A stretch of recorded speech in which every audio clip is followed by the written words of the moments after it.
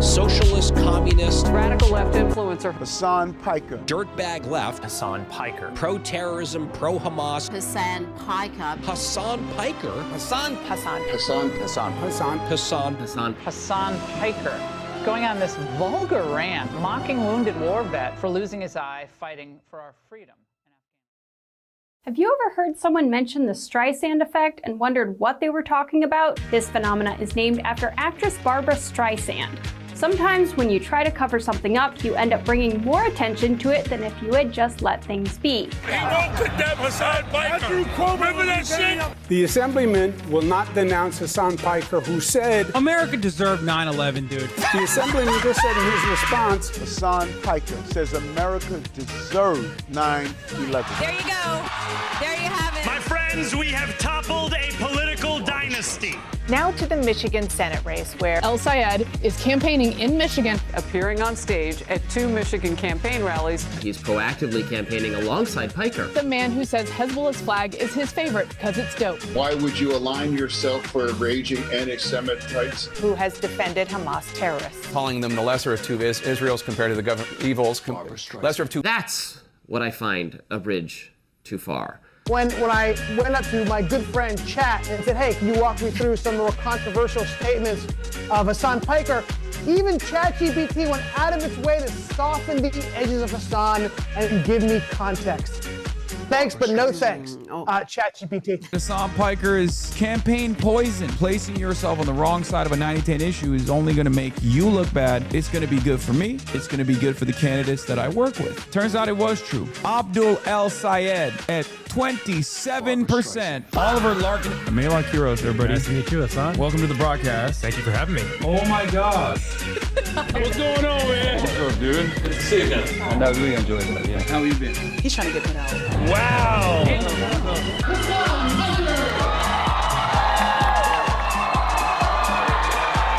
What's going on, everybody? I hope everyone's having a fantastic evening, afternoon, afternoon, no matter where you are in the world. I'm Hasan Piker, and this is the HasanAbi broadcast coming to you live from not so sunny, partially sunny, California, Los Angeles. Folks, we're live and alive, and I hope all the boys, girls, and MBs are having a fantastic one because today's a beautiful day. Today's a wonderful day. Today is Saturday. That's right, folks. It is Saturday, June 2026, June 27th, 2026. And we're live, and it's a fun day, and you already know what it is. It's going to be a fun one today after we do a little bit of news, okay? After we do a little bit of news, we will move on from the little bit of news, and we'll get to some fun stuff. We'll get to some drama. Probably no drama, actually. Just mostly fun stuff. But before I get into any of that, this is part of the broadcast where I tell you about my personal news, about what's going on in the world of HasanAbi Piker, in between the time period where I press the stop streaming button and press the start streaming button.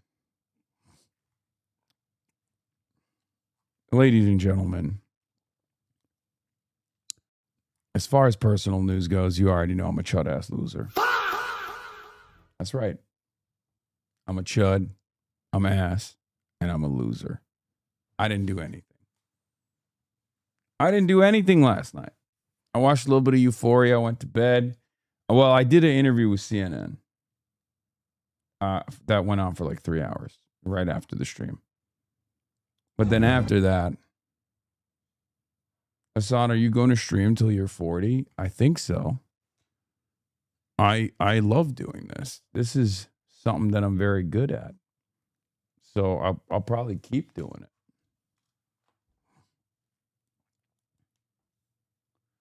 Yeah, I did an interview, and then after the interview, I went to sleep. I watched Euphoria. I went to sleep. I'm a senior citizen. Woke up early, and then after that, worked out, showered. I'm here.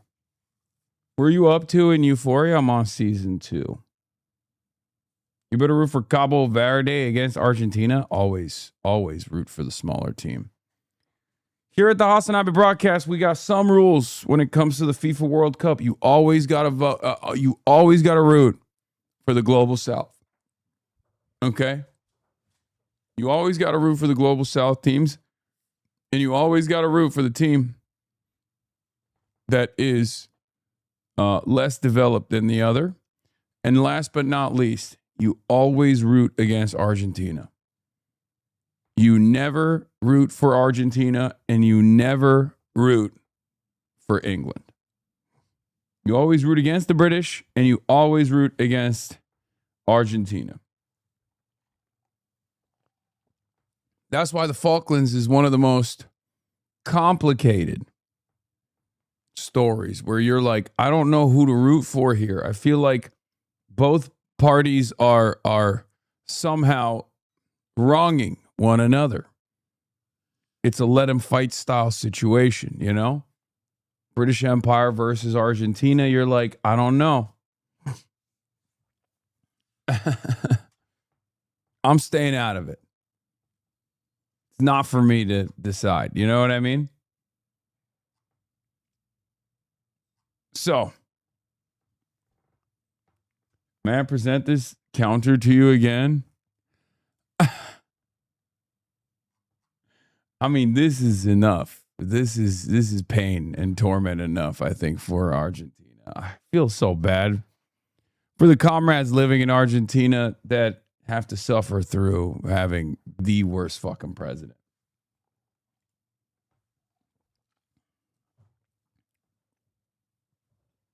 Is this what watching Euphoria feels like? Rue happy moments, 1 minute long? Yes. She's only happy when she's in the hospital after overdosing or whatever. And that's what's so crazy. The show is crazy. I feel bad for the youth.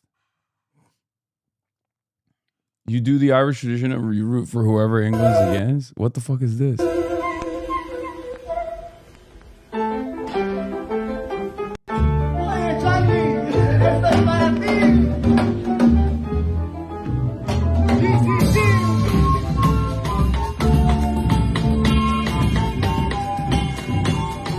Ay, ay, ay. Para usted, para ti, Charlie. Charlito.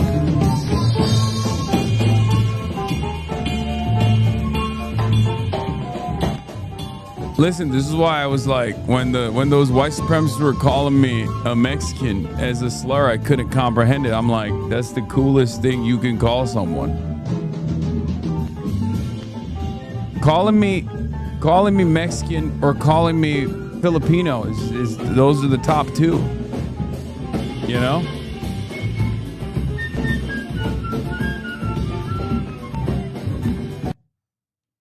You know what? The suit is really nice. What is this?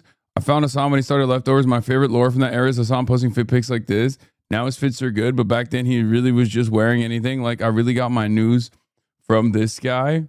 Still can't believe I missed out on Puppy Kai because I thought this motherfucker was racist, which is why I love when y'all drop lore and tea about that era before and now, 2024, because I have bad FOMO. Yeah, I was dressing like shit. Okay, I mean, that's not even from that era. That's like way worse. But this is the Oibra fit. God, I really was putting on everything. My most hurt era. This is officially my most hurt era, the buffalo hair. The buffalo hair. That's the worst one. Clavicular supporting trans people with actions over words. Yeah, I saw. Don't worry, we're gonna get to that. That's he's the pro trans goat. Suit era is the best era. Okay, let's be real. Nobody liked me before I put on the suit. Okay, nobody cared about me until I put on the suit. Ever since I put this suit on, I've been moving prime Jordan, prime LeBron style when it comes to politics. I think the infrastructure. Don't get me wrong, I generally. I think the infrastructure chatter you were beefing with yesterday made a TikTok. I like Hasan Piker, but he tweeted this last night after. If you and Hasan have essentially the same beliefs about public transit, what are you critiquing? I'm a transplant, but I'm a public transit girly. Everywhere I live before LA has a really robust transit system, and LA isn't as fleshed out as it needs to be for more people to use it. Yeah, guys, I'm sorry. Los Angelinos who love public transit, I need you to understand something. If it's not fast and frequent and reliable, it's not true public transit. I don't know why people think public transit implies that there is a bus. Okay? Like, this is such a strange thing that a lot of people in LA do because they're like, yo, this is really messed up. Like, there are buses. I know. I'm not one of those guys who's like, oh, there's homeless people on the buses, so it sucks. Like, that's not my argument either, right? My argument is very simple. In order for something to be considered an adequate substitute that will lower traffic density, an adequate substitute to car-reliant infrastructure, it needs to be reliable, it needs to be efficient, it needs to be fast, it needs to come on time, it needs to come a lot. And there needs to be a diversity of options as well. Unfortunately, Los Angeles does not meet any of those standards. And that is precisely the reason why I critique it. I'm not saying there is no, is there some kind of public transit option in Los Angeles? Yes. Is it reliable? No. Is it fast? No. Is it an adequate substitute for car commutes? Not really. Therefore, it's functionally non-existent.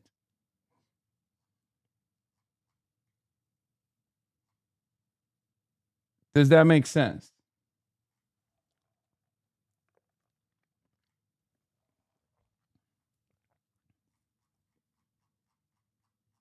Like, there are some bus routes, but that's not enough.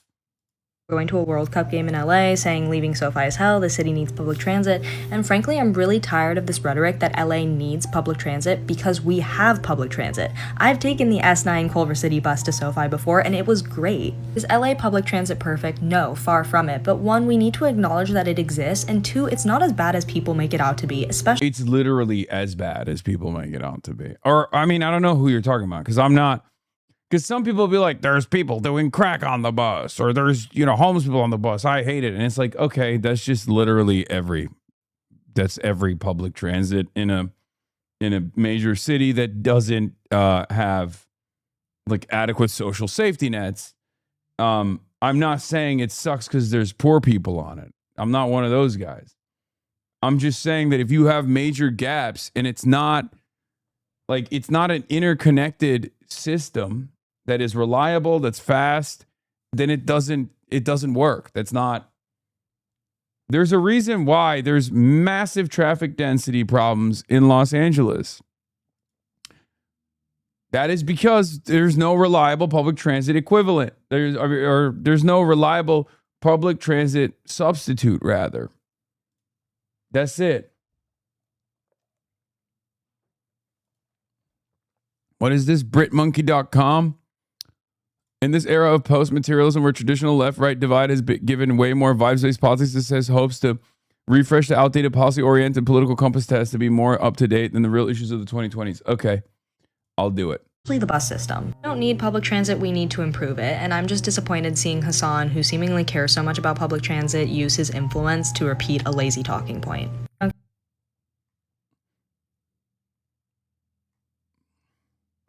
Sorry to nitpick, but he said we need infrastructure, and buses are not considered infrastructure unless it's something like BRT. The K line is over a mile away and a 20-minute walk, plus unless you're a competitive power walker. It exists, it's just not good enough, and that's clearly what he's saying. The infrastructure cannot handle the capacity of SoFi, let alone if these events are other spots right there.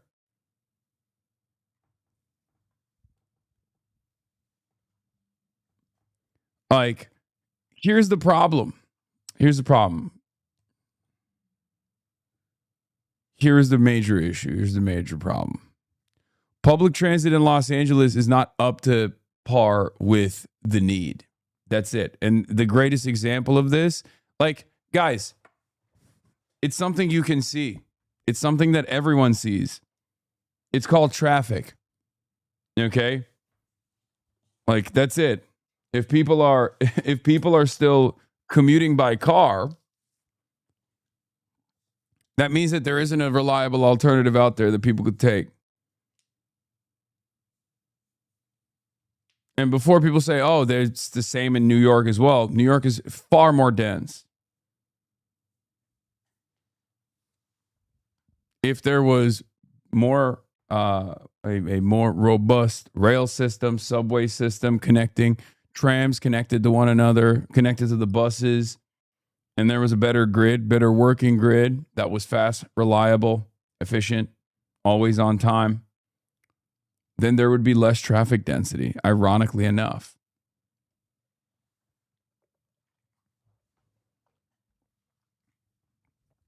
It's that simple. Meanwhile, the American mind cannot comprehend these sorts of realities, and the only thing the American mind understands is one more fucking lane, bro. One more lane, please. Please, please, please. One more fucking lane. Just one more lane, bro. Give me one more.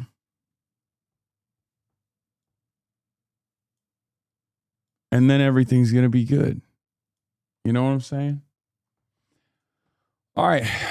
Personal news-wise, that's pretty much it. I'm really proud of you guys. 110,000 phone numbers were called last night in the Melot Quiros phone bank. Okay, that was incredible. Congratulations, good job. Proud of you. Okay. That's more than what we did for Dari the first night.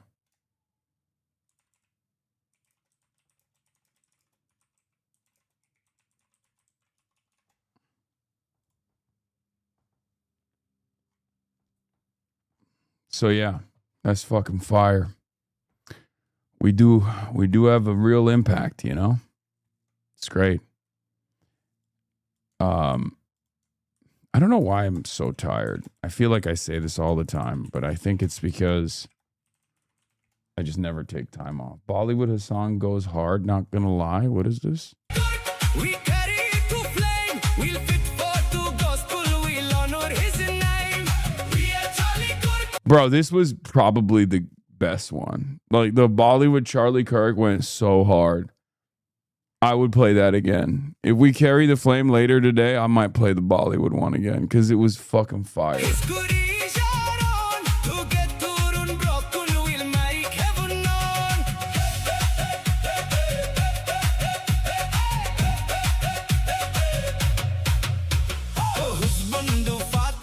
It's not right now. I'm gonna. Husbando father.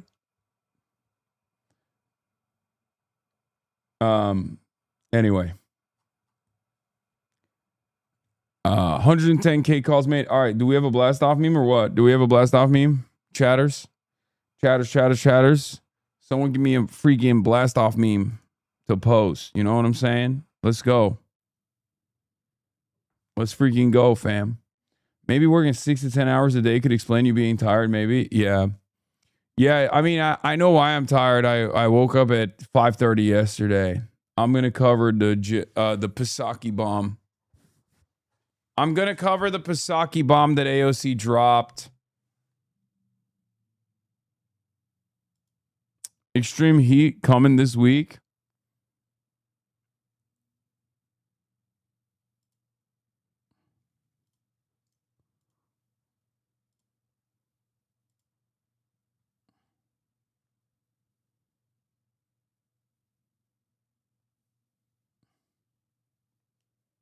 Serbia is free. Vucic is new Noah on Asmon. Asmongold's terrorist propaganda. We'll watch that. Are you going to be speaking in Denver on the 30th? I'll do a canvas lead probably. That's what I'll do. I'll do a canvas blast off on election day. Can we finish the Jube? Yeah. Yeah, we're going to do that today. You're almost 35. Your fetus viability is down. No wonder you're so tired. No, I'm tired because I think yesterday I woke up at 5:30 and I did not stop. Like I literally woke up at 5:30, went to work out. After the gym, I went to work out, and after the gym, I went to I did an interview with an outlet, and then after the interview with the outlet, I actually did the podcast for 2 hours, and then I did the stream for like 7 hours, and then I did another 3-hour interview with CNN. So that's why I'm cooked.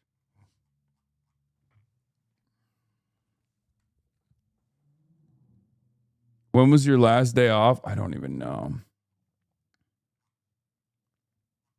I do think I travel a lot too, though. That's what it is. I do so much. All right, do we got to blast off or not, man? What is this? This is why you're tired? Look at days live. Past 3 months, man, take a day off. I took 3 days off in the past 3 months. That's unacceptable. Yeah. Look. 1, 2, 3, 4. That's 4 days off since the year began. That's an unacceptable number. I don't like that number.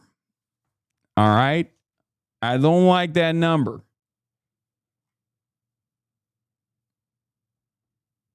Are you afraid to go on vacation because the cuck right will use it against you? Dude, low key, I think like there are we've made significant gains in terms of like getting people to understand like anti-Zionism, what it means and what Israel's doing. But if there's one avenue that we have not made a single fucking dent in, it's socialism but rich. That shit is catnip for every broke boy on the planet. Okay? Every person making $35,000 a year, when they hear someone go, oh, this guy's a rich socialist, isn't that hypocritical? That is catnip, dude. Okay? I swear to God.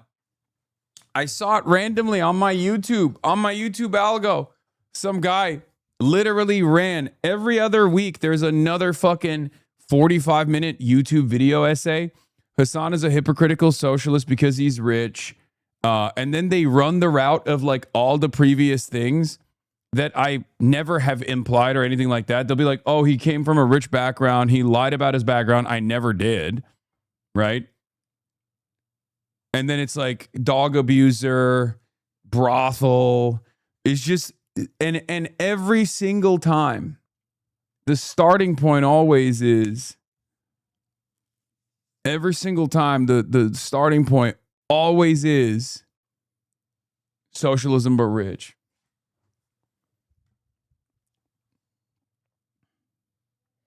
Tom Steyer unironically might have been kept out of top 2 just because billionaire. Yeah.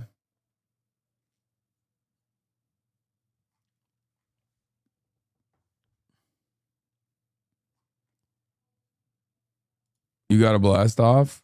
Okay, I'm going to use that one. Fuck it. Why not?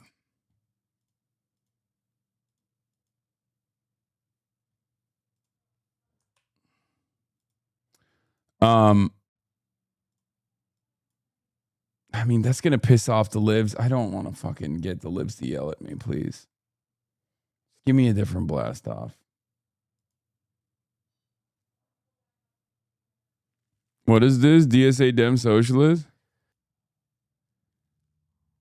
Our entire organization runs... Dude, DSA, stop posting random clips from my stream, please. Like half the time I'm memeing, people don't understand it. There's a lot of inside baseball here. I mean, you can. I don't mind it. But like I get worried when clips like this go up and then people will be like, who's just fucking... Hasan doesn't understand how the DSA works.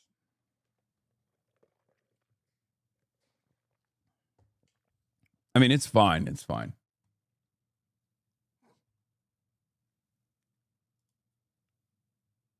What is this? That's crazy.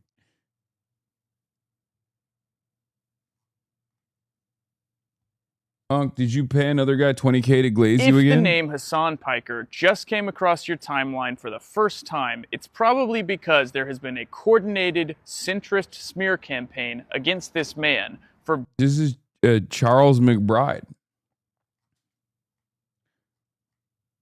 And it's from 4/3. This is from months ago.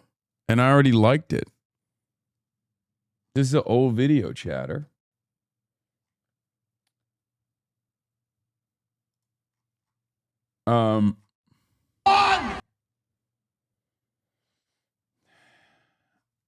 But okay, no one's got me. No one's got me on this. We got nothing. We got no blast offs. Wow. Okay, that one's fire. That one's fire. That one's fire. Wait, someone said Patrick Bet David responded to me. Is that real? Did my goat respond to me? Did my numbers goat respond to me? This is fire. Thank you for making this in Photoshop, but there's also a real photo out there that exists as well because I own all of the Future Looks Bright merch. I'm a numbers guy. As you guys know, as you guys are supposed to know, I'm a numbers guy. Of course, I have all of the Future Looks Bright collection made in Toscany with Tuscan leather, but also designed in Florida, America. Lol, Summit still mocks you in numbers. As far day streamed, yeah, I think so. I mean, Summit is a dynamo. He's a machine. Yes, Patrick Bet David responded. He's a clip. Okay, shut up. That's not. I'm so grateful to earn the endorsements of my dear friends Daria Lisa and Claire for New York. We believe in a future where no one goes bankrupt when they get sick, where parents don't have to take out a loan to send their kids to college. Hell yeah. Terrible photography, sorry. Excuse me. The photography, what's important about this kind of photo is that the future looks bright. David Sirota trying to be you? Okay, don't say that. David is the GOAT. He's the OG. He's been there before I was shitting in my diapers. Did a weightlifting interview session with Abdullah say early this morning. It was absurdly I was absurdly outmatched. The dude was gracious. He did not weak shame me. Here we discussed his time at University of Michigan.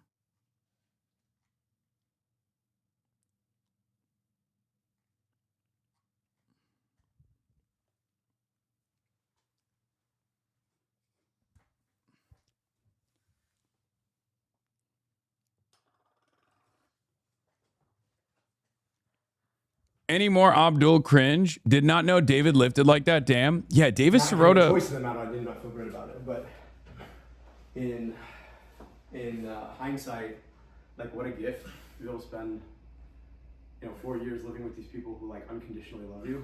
Yeah. And can give you the long range on things. You know what I mean? Yep. And like the nice thing about grandparents versus parents is that they do a much better job of listening, non-judgmentally about you. You know what I mean? Your grandparents just totally care that you're happy. Totally. And like if you have a problem, they're like, huh, that's an interesting thing, I'm sure you'll figure it out. Better biceps than you, to be honest, since we haven't seen yours in weeks, Suit Guy. Next Fear End on Monday when it comes out, I'll be wearing a Malak Kiros t-shirt, campaign shirt. And sometimes they'll be like, you might want to think about this without your parents being like, you did what? How? Right? So it was actually great. I loved it. I mean, in-state tuition in your family, yeah, I mean, at Michigan is like. I think one of the lesser discussed aspects of Abdul is the fact that as an Egyptian American, at this stage in his life, his hairline should have perished, and it has not. Okay? I know he complains about his beard and like the fact that he can't grow a big one. But honestly, I think that's a totally fair trade-off. I would rather have the hairline intact in the way that he does and then not be able to grow like a full beard.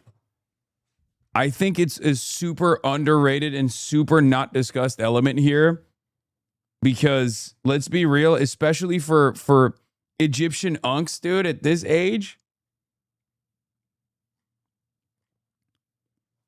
you know, past the point of like 31, 32, if you're Egyptian, you're going bald.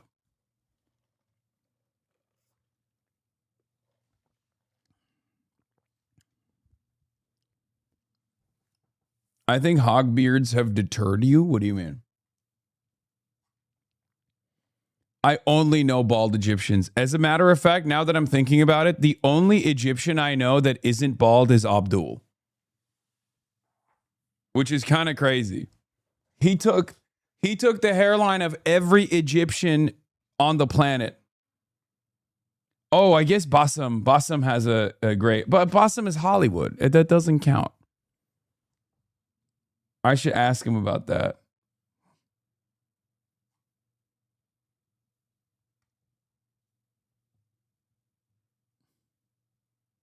Hamawi slander? That's true. Hamawi has hair too. All right.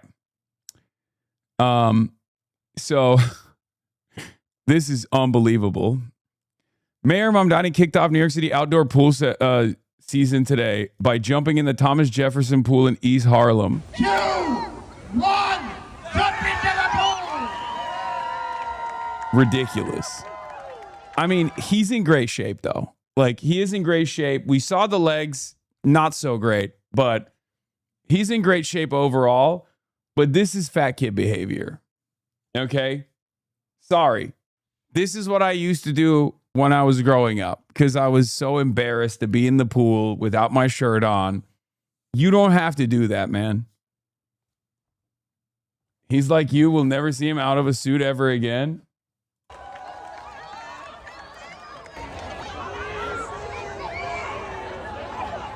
Bro, that's so funny. Dude, this is so funny. He's in a suit, in the pool, shaking hands with his constituents. Okay?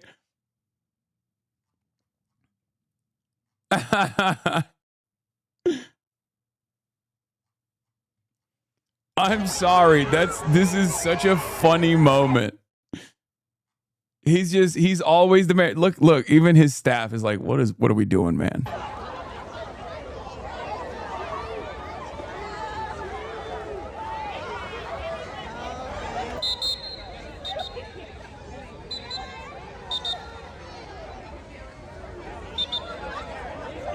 He has the greatest optic sense in politics, no question. Yes, he's killing it.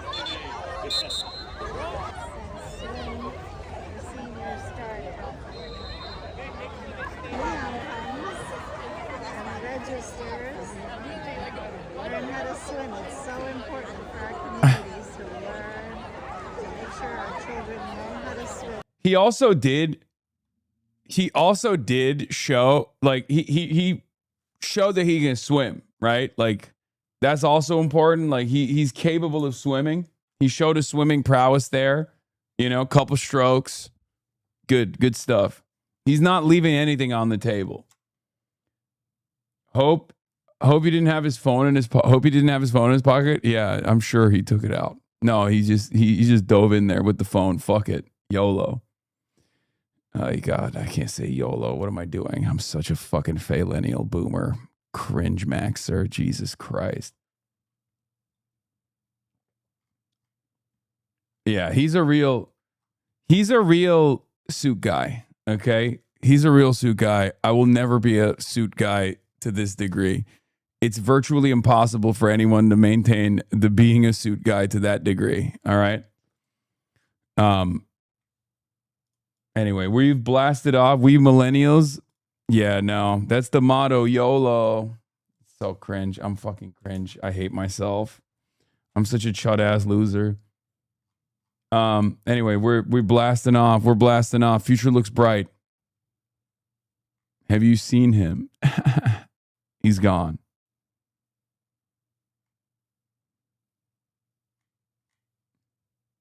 Most of this chat is millennial. I mean, millennials are kind of making socialism hot in a big way.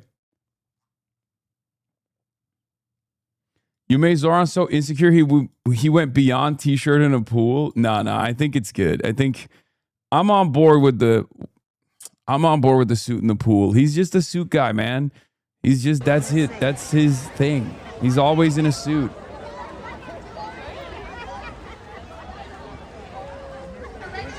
You know, thank you to Goodwill. Appreciated the suit that we got. It's actually not as cold as you'd think. It's perfect. Do you think TYT helped you in being known? Yes. I hate you suit motherfuckers. Bro, it's the new meta. Okay?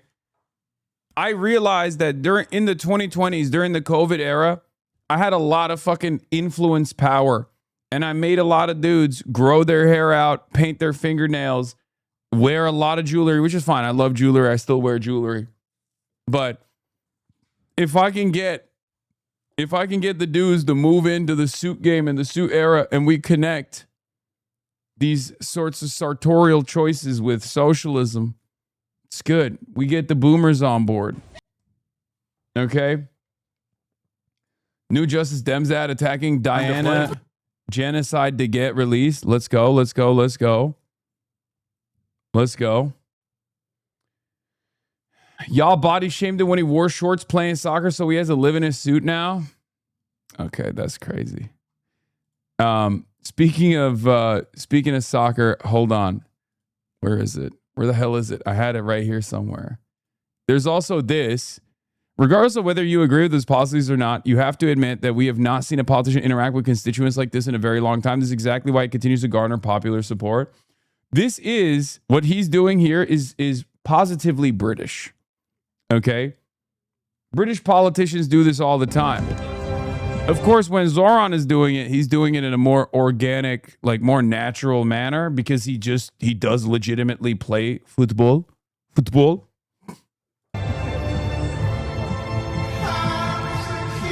This is also very risky because you can have a cool moment like that, but you can also have a very bad moment where you fall on your ass. As a matter of fact, there are a lot of people that have had, football mishaps.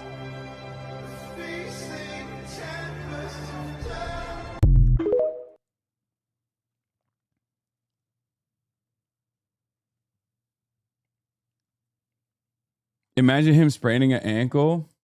Yeah, here it is. This was one of my favorites. Boris Johnson tackling a little Japanese boy during a rugby match. Just absolutely trucking him, dude.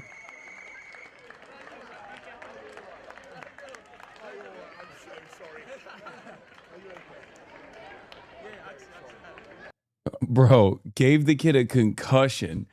Beast mode.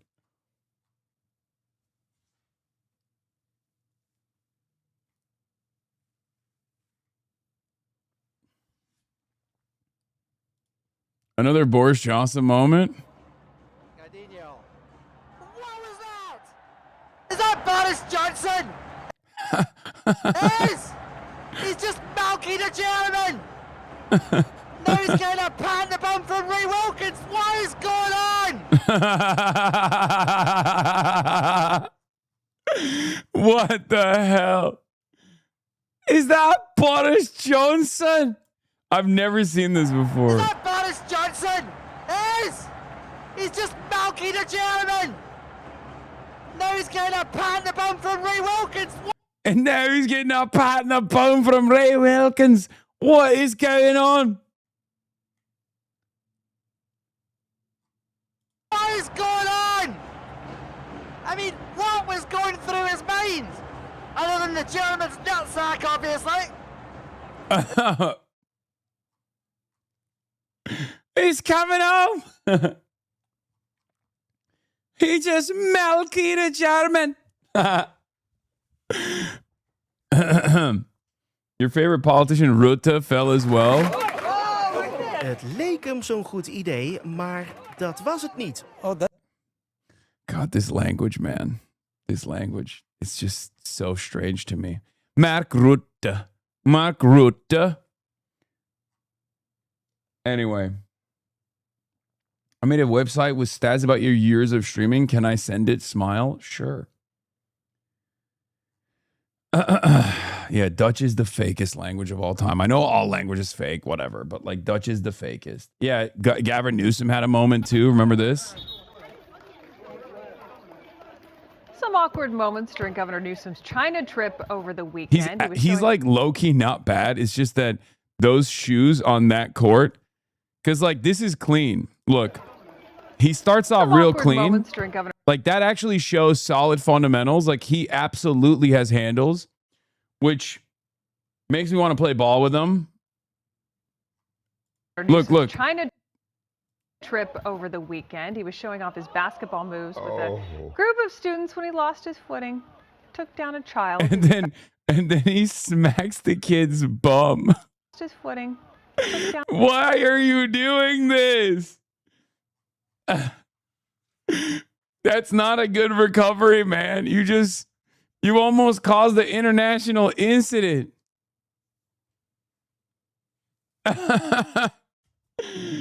He took out a child on the way down, a Chinese boy. And then he immediately rolls with him. with a group of students when he lost his footing. And then he just starts smacking him in the bum.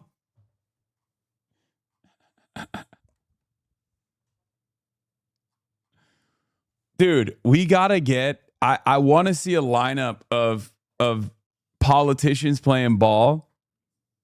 Like starting five. Barack Obama has to be there. I mean, he's clean. He's cold. He is a lights out shooter.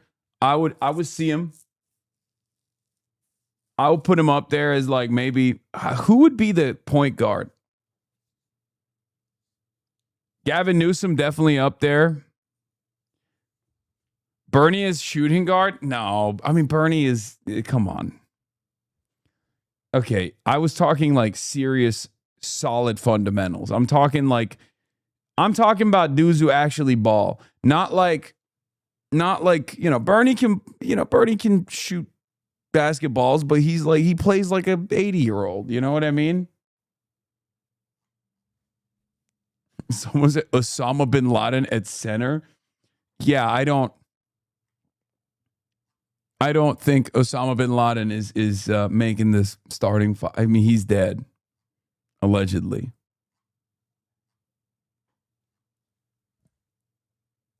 Hakeem the Dream Jeffries. I don't know if Hakeem Jeffries balls. I don't think he's a basketball guy. I think he might be like a baseball guy.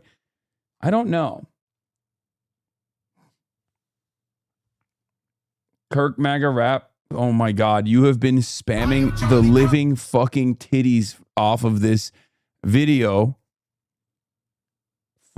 are you the guy who made this video, Jay Mershon? Oh my God. You have been spamming this so much for like the last week.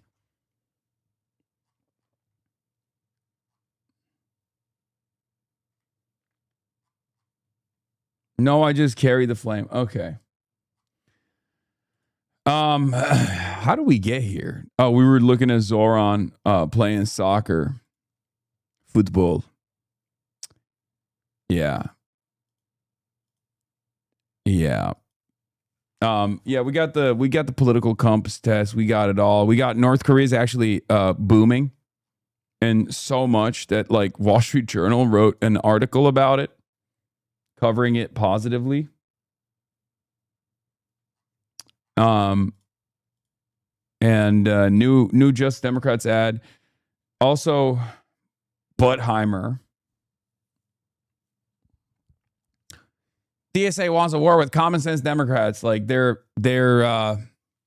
running around saying that they got the alternative, they got the solution, and they've set up a new caucus against the DSA. Another one. Okay. Mamdani, crazy socialist, focus on sowing chaos, delivers a 2-year rent freeze as promised. Gaheimer, common sense, focused on affordability. Torpedoed Biden's Build Back Better agenda for lower cost childcare. Obsessed with censuring Hasan Piker and Rashida Tlaib. These guys have never had any common sense. They've never delivered results, and they don't give a rat's ass about affordability. They're obsessed with big donor networking, self-promotion, and factional infighting. Everything they say is projection is true. 100%. Please talk about the Venezuelan earthquake situation as dire as you can, please. Yes, I will talk about it later today. I already talked about it yesterday. I have talked about it. And we're looking to set up a fundraiser as well.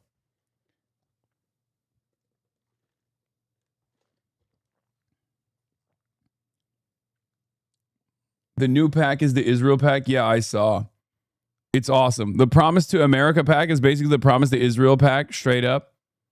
Comrades, congrats on our big close primary win in a district. Kamala won by 59 points. We'd love to hear your objections to the content of the Promise to America. Let us know a time that works for you to Zoom next week.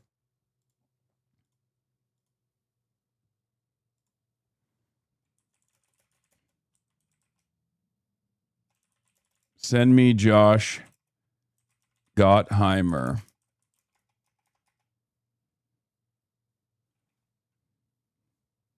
Send me Josh Gottheimer, Playboy.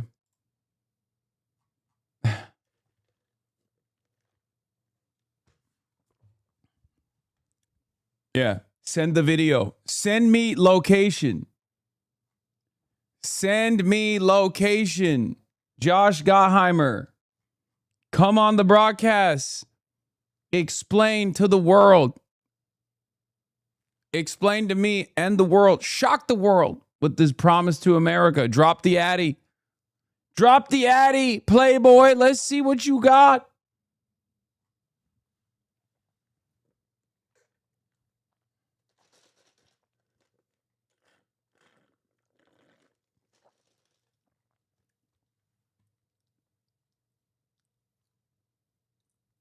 Anyway.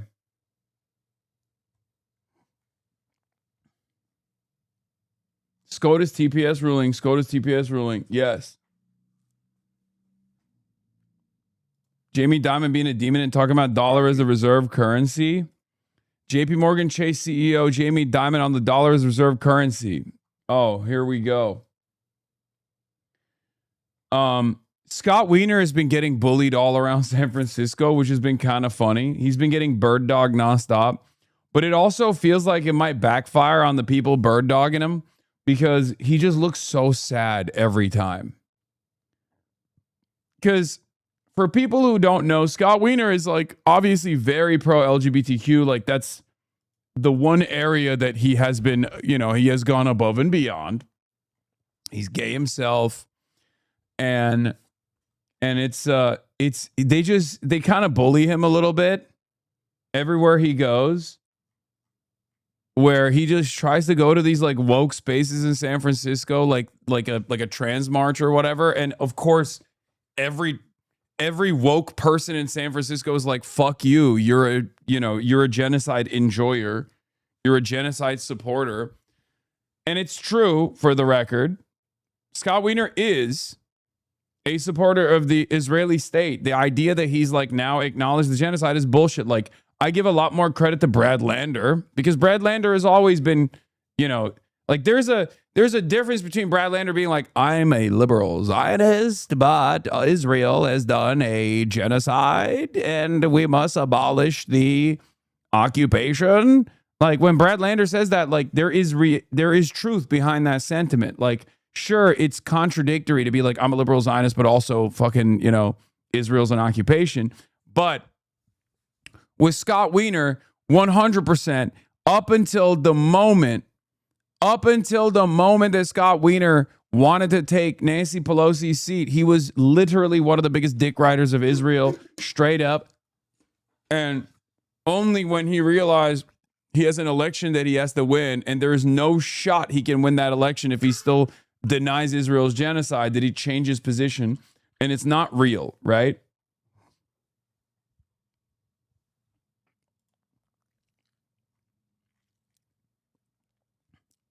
Scott Wiener recently came around to acknowledging the genocide in Gaza after being critical but not explicit. His acknowledgement provoked outrage from Zionists, leaving him to resign from the Jewish caucus. He's been repeatedly bird dog recently, each time non-reactive. It honestly reads to me like he's letting it happen to give people who are upset their space. Like he's on an atonement tour. The rage is a challenge. Will he backtrack as they think he will, or continue towards diligent advocacy regardless of what pressures may come? I don't trust him at all. I don't trust him at all. Okay? I think it's bullshit. I think it's total bullshit. His acknowledgement of genocide comes in the context of electoral campaign, which has colored his pivot as politically advantageous rather than authentic realization. I assume the only course correction acceptable would be for Weiner to end his campaign. Consequence for not calling it genocide sooner? No. It's because it's not just an acknowledgement of genocide. It's everything that he did before this acknowledgement of a genocide that is totally like shit that Brad Lander never did, right? Like Scott Weiner after October 7. I'm going to give you an example of Brad Lander, who is a liberal Zionist, a self-described liberal Zionist, and like all of the things that he has done that is very critical of Israel and very good overall, really pushing the conversation in the direction of truth. And then a person who is simply doing this for optics. Scott Weiner is doing this for optics, and here's why. Because Brad Lander never, flew to Israel after October 7 and hug and kiss the president of Israel, right? Scott Weiner did do that. Brad Lander never pushed for a bill within, the confines of his power to censor pro-Palestinian speech. Scott Weiner did that in the California state legislature, right? So there is a truth to, I think, the way that Brad Lander operates in this space. There's an honesty to it, and I will defend that. I will defend his sentiment, and while I will still be very critical when he makes critical investments into Elbit systems to the tune of $1 million of New York taxpayer money, which is completely unacceptable, right? And even back in January, Scott Weiner could not come to terms with the fact that Israel had done a genocide. Like Israel committing genocide in Gaza.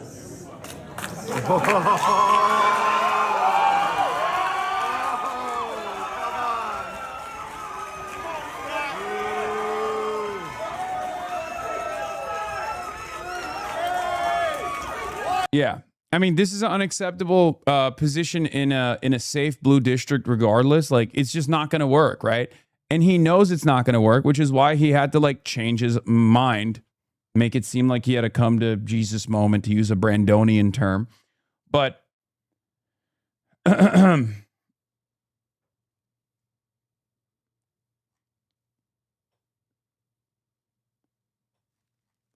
the thing is, now he says it is a genocide, which is, annoyed a lot of the Zionist groups as well, where they're like, you're sucking up to these Jew haters and they still hate you because you're Jewish and blah, blah, blah, and all this stuff.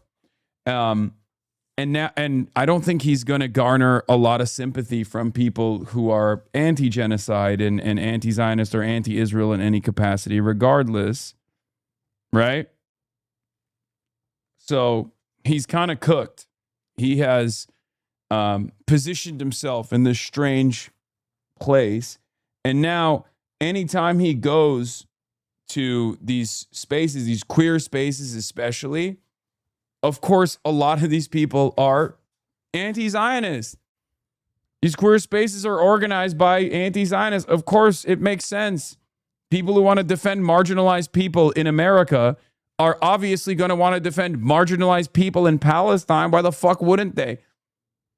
We are morally consistent on this stuff. A lot of reactionaries don't understand. They're like, if you're gay in Gaza, you'd be thrown off of a roof. It's like, first of all, that's not true. Okay? You just made that shit up because you're like, they're all Muslim and all Muslims do this. All Muslims are ISIS. It's a fucking heinous, racist ass statement to begin with. And secondly, the number one fear for queer people in Gaza is not Hamas. it's fucking Israeli munitions. Okay? That's it. Yeah, they can't do a pride parade in Gaza because Israel blew up all the fucking roads. So I don't believe that, I mean, the arguments against this stuff is very stupid. It's very surface level. And unfortunately, that kind of stuff works for a lot of people who haven't really considered these issues at all. But yeah, Scott Wiener is otherwise a very progressive guy, for the record. Like, he has a lot of progressive legislation in his track record, but his position on Israel is beyond the pale, like completely unacceptable. He also is favored by the real estate lobby as well, and you know, that to me is also not great. I don't think he's like, I don't know if he'd be a strong advocate for like Medicare for all and things like that, but I certainly do not believe his change of heart on the issue of Israel. He isn't adopting a position of Jewish victim to distract from or minimize genocide. Right-wingers are trying to apply that framing to him, but he isn't. While right-wingers point to these videos as proof that anti-Zionists aren't worth appeasing, what I think this is, and why I think Wiener is remaining neutral but clearly listening instead of fighting for it to stop, is this him taking his lumps. They yell at him because he's accessible and takes it because he was slow to call a spade a spade. And this path of non-reactivity lets those hurt by his choices express that hurt. It's not a response we generally see from politicians. We've come to expect a sort of dismissive hostility. Pelosi, for example, called local anti-genocide protesters puppets of China and Iran. Cynical or genuine, Wiener seems to have chosen a much more human course. Yeah, I think this is very charitable. Scott is the most arch pro-Israel politician in California government, especially in the wake of the genocide. His reluctant use of the word was in response to being booed at the debate and his pure self-preservation. Why Disassembler is one of those like unironic like schizo crypto leftist posters on Twitter, but you know, he's like a fucking pit bull. He's like a piranha on the Scott Wiener shit.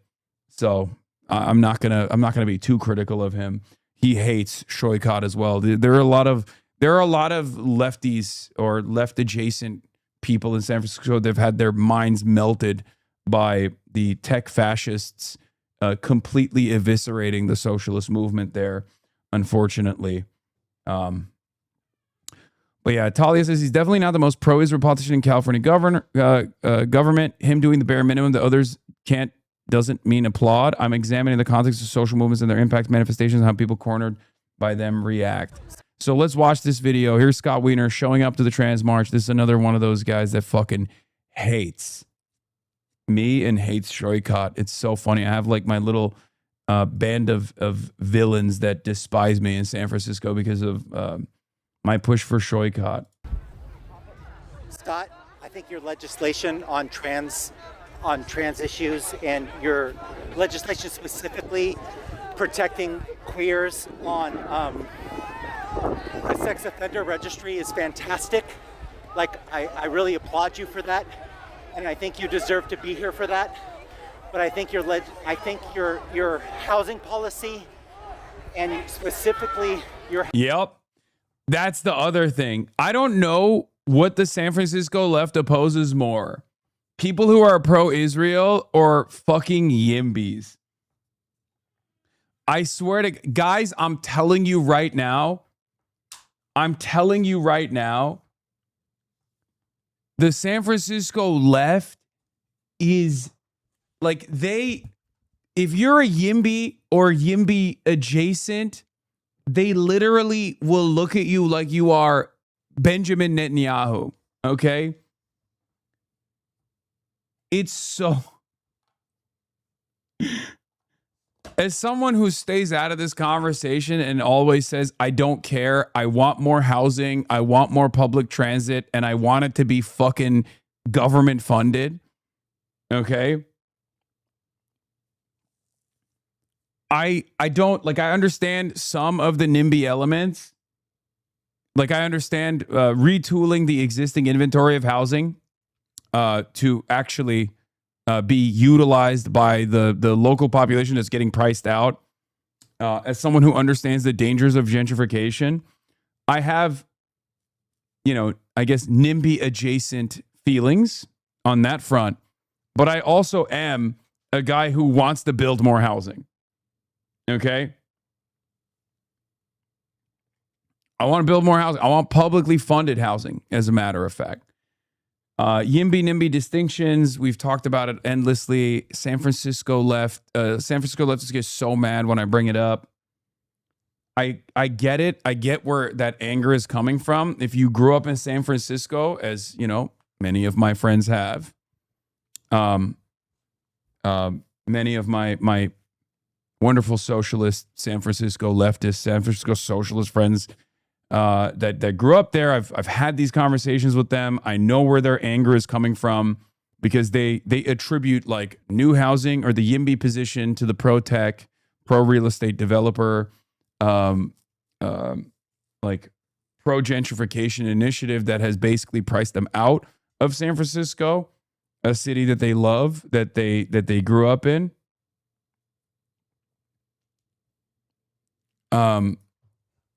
And for them, they associate all kinds of YIMBY positions, or any kind of any kind of push for more housing development to be like the tech fascist, the neo-fascist, tech feudalist, the neo-feudalist tech overlord position. Housing policy aligning with YIMBY's. And I think your policy, and I think your policy on the genocide in Gaza, and I think your policy on the genocide in Gaza is terrible. I think you do not belong here. I think you do not belong here. You do not belong here, Scott, anymore. By the way, John Levine posted this fucking photo and said this is just like anti-desegregationists, like white supremacists yelling at like a black woman during the period of desegregation. And it's like, no, it's not actually. Like, that's literally a visibly queer person flipping off a fucking a member of the state legislature over their position on Israel, Palestine, on a fucking genocide. It's actually the exact opposite. You can't just literally run this meta over and over again sincerely. You can't just like actually consistently claim that people who are pro-Israel are actually just like black people in the Jim Crow South. I don't know why people are so confident. Matt Lieb had a very funny meme about this, which, harkens back to the correct position from Julian. Same energy, says John Levine.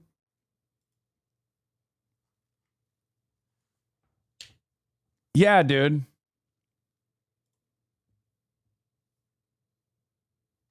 Yeah, Julian Casablanca's vindicated once again. American Zionists get the benefits of white privilege, white privileged people, but talk like they are black people during slavery.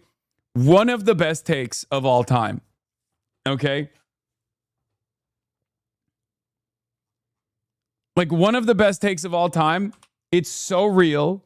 It's so funny. I don't think Scott Wiener would agree with this. Okay, this is such an insanely out-of-pocket tweet. Yeah, really.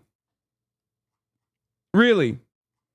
The person with the privilege here that is yelling at a member of the state legislature is actually the privileged party here. That's what you're saying. All of the power is in the hands of, like, NB Vemperors in San Francisco that are fucking baristas who have an opinion on Israel's genocide.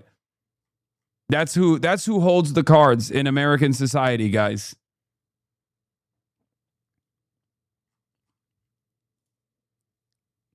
It sucks because you've been wonderful. You've been wonderful for trans people, and you've been terrible. And you've been terrible. You've been terrible. You've been terrible on Gaza. You do not belong here anymore, Scott, and it breaks my fucking heart. It breaks my heart. It breaks my heart. I don't know why he thought he could go to one of the most woke spaces. One of the most woke spaces in San Francisco and think that it would be fine. I don't know. Maybe he wants these videos to exist. Maybe he's getting his licks in. Like he's just getting people to yell at him. Maybe he's farming sympathy. I don't know. I don't know what's going on here, but like, of course this is going to happen. What are you thinking? This is like if I went to a Klan rally, okay? They would probably kill me, all right? This is like if I went to fucking CPAC. You know? I know what's going to happen if I go to CPAC. They're going to yell at me quite a bit.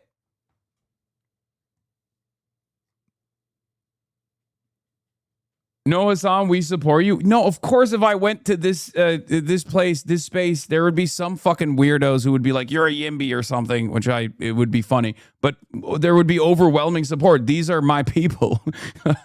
I'm saying, like, Scott Wiener going to a trans parade or a trans, like a pro-trans rally in Dolores Park is like me going to a fucking Klans meeting, okay?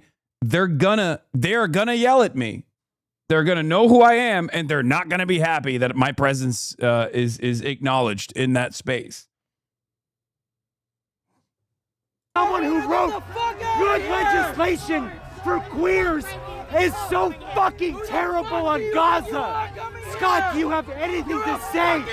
Do you have anything to say about Gaza? How could you do this to San Francisco? How could someone like you do this to San Francisco? Scott, say something. Redeem yourself. Do something. Scott, I want to like the If Hasan went to a gamer convention, okay, shut the fuck up. person who had such good legislation on trans rights. You're a piece of shit. We fucking hate Scott, you. I want to support someone who's so positive on trans rights, but you're a piece of shit on Gaza. How could you do that? How could you betray queers? How could you oppress people? Yeah, I mean, this is catnip for like the centrists who were very shy about revealing their position on Israel because it's pro-Israel. Because they see this video and they go, see, you can't appease these monsters. You can't appease these monsters. They'll harass you endlessly, right? Like that's basically what this is for a lot of like the reasonable liberals who are pro-Israel, right? Like all these people are being so uncivil to our big, beautiful boy. There was also the restaurant one. That's another one. U.S. congressional candidate Scott Wiener has been was harassed by a Free Palestine activist. Scott, who is Jewish, had changed his stance on Israel, parodying the typical Free Palestine rhetoric in order to get easy votes. It turns out, to nobody's surprise, that he still isn't spared from falling under the Zionist label that the Free Palestine crowd uses. One of the funniest parts about this, by the way, there are varying degrees of I guess, anti-Zionist advocacy and activism in this space. I think these guys would probably lose their minds if they heard some people say, I'm a normalizer or I'm a Zionist, right? Especially considering that, you know, for Hen Mazik and a lot of the big donors in the Zionist movement, I'm public enemy number one, right? I'm Mr. HasanAbi. And yet there are plenty of people who yell at me because I'll say stuff like, I think Brad Lander is sincerely critical of Israel, and yet there's an inconsistency born out of his, social conditioning. And I think, he's on his own journey. And that, for a lot of people, is automatically enough for them to be like, no, you're a normalizer. You're a fucking Zionist. You love Israel. You're basically doing genocide. Right?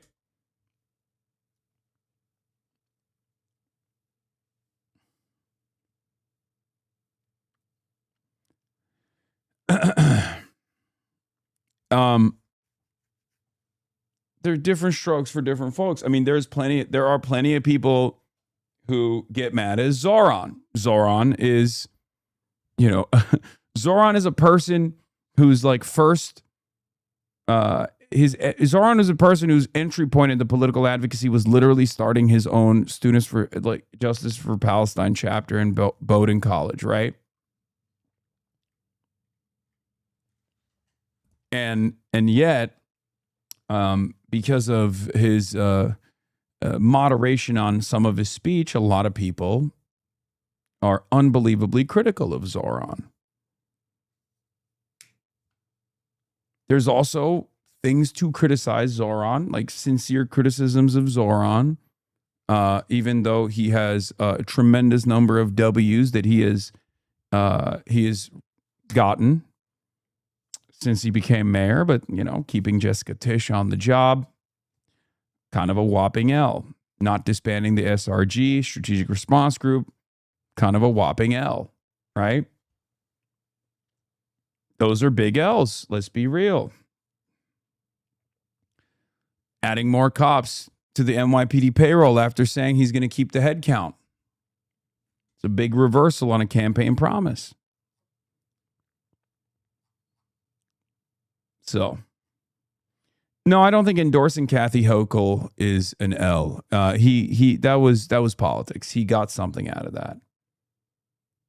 The question is the Tisch allegiance worth it? Maybe we'll find out in the future. He's done a bunch of things that I've been critical of, and then he's actually proven me wrong. So maybe. Criticizing Zoran for NYPD policies while understanding why it makes sense. Criticizing Zoran for not being sufficiently pro-Palestine doesn't make sense to me. No, there have been some instances where Zoran has fallen short or I think gotten too scared about revealing his position on the pro-Palestinian cause. I think like him hyper-focusing on the anti-Zionist protesters outside of a synagogue that were saying, pro-Hamas chants, while the Kahanas were literally on the other side talking about how they want to rape Zoran was fucking insane. That was a massive L. Okay? The real issue in that moment is the fact that there's a settler fair taking place inside of yet another synagogue in the city of New York. Okay? That's a far, far larger issue than the Kahanas even saying they're going to rape Zoran Mamdani. I think that is the issue, right? Anything that takes the attention off of that and criticizes the optics of people protesting against that is ridiculous. I don't agree. That was a big big criticism that I had.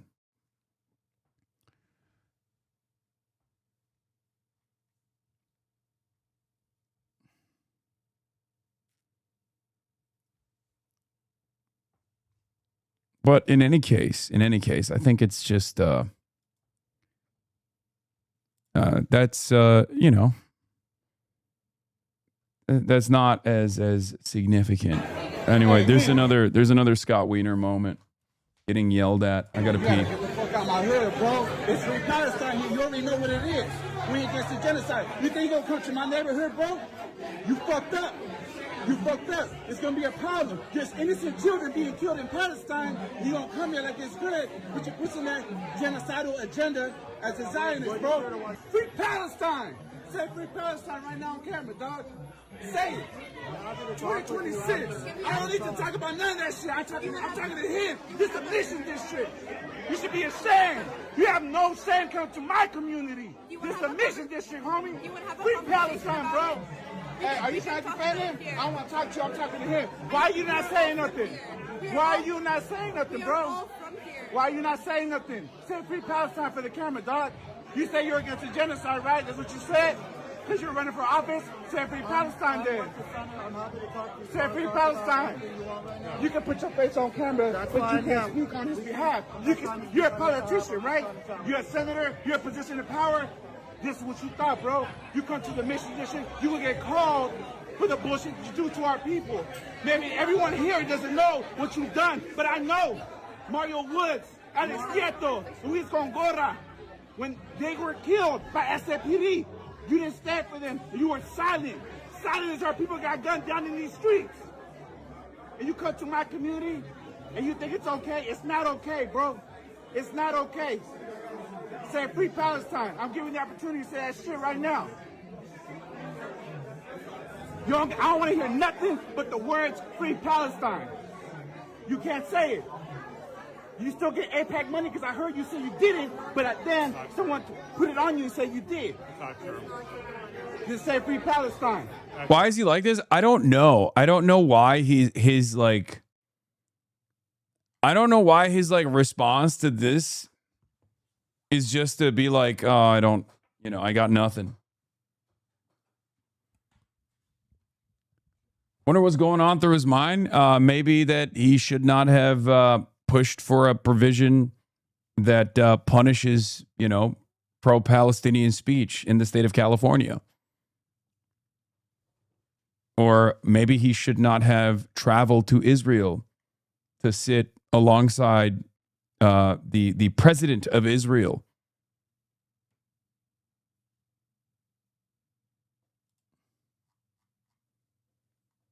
What do you want him to do? Fight the person? I mean, he's getting bird dog, right? It's an awkward strat. There's not. I mean, this has happened to me too from nuisance streamers, right? And it's just like it's an awkward situation.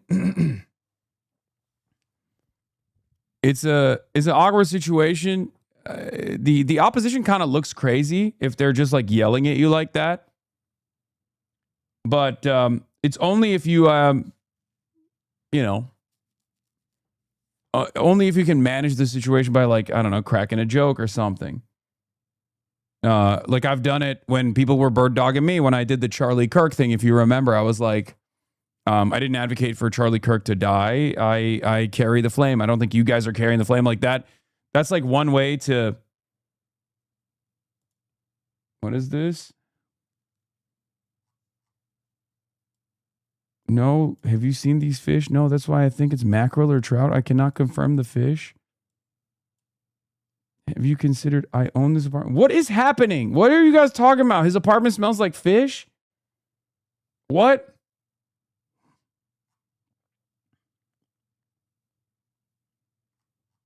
Are you against the murders of innocent children, innocent people getting killed in Palestine? If you are, then you will say free Palestine. If you're not, then you'll stay silent like you are. There's no other words. You want to talk? I want him to leave. No, I want him to leave. Look, can we have a conversation like face to face? I want him to leave. No, I think we all should have a conversation. conversation. This is my hood, bro.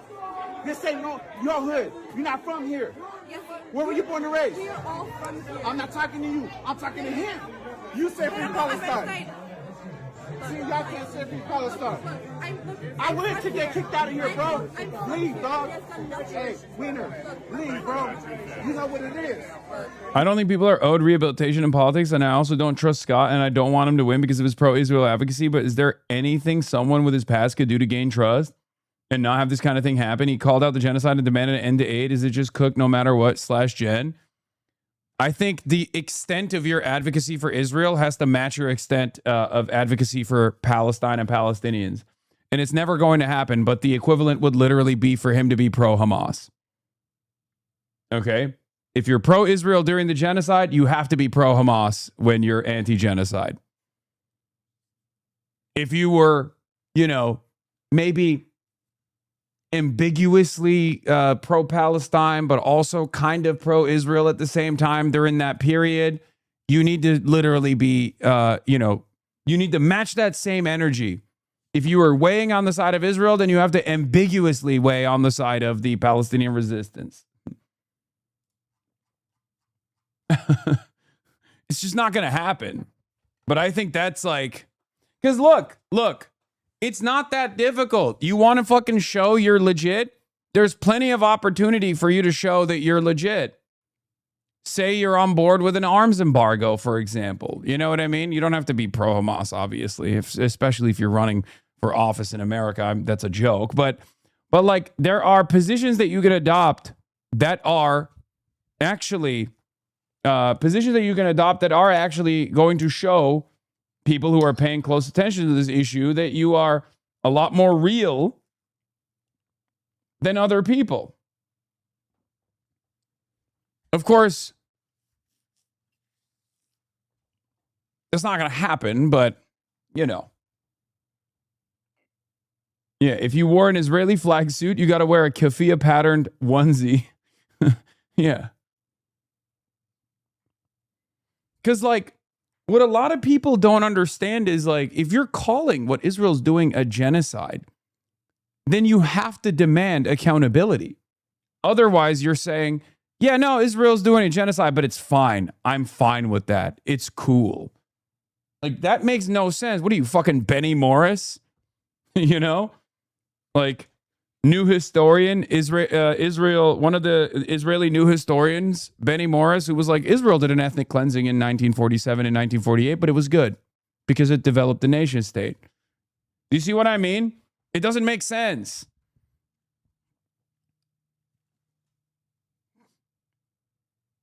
You know what it is? Nah, bro, nah. If I leave, you gotta leave with me, dog. Hey, bro, you think if you don't leave, we're not gonna wait for you outside? Say free Palestine.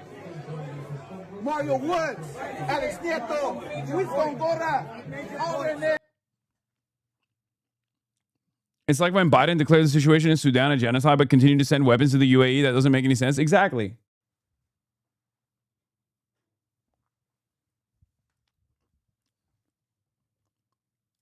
Well, shit, that applies to Lander.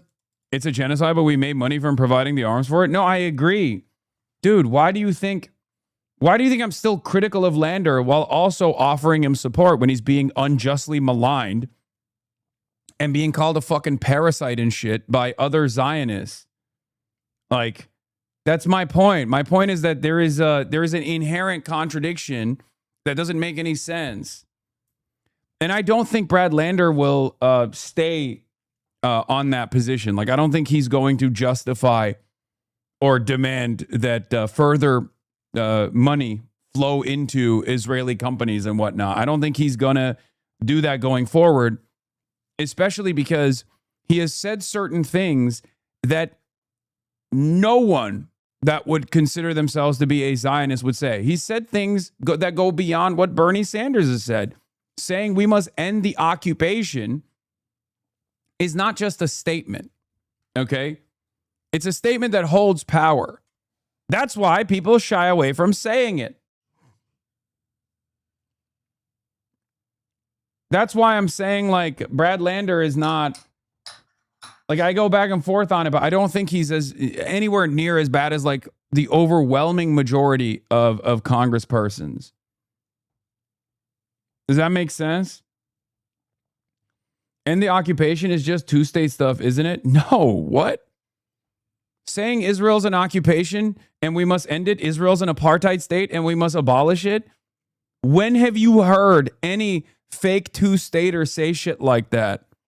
No, not at all.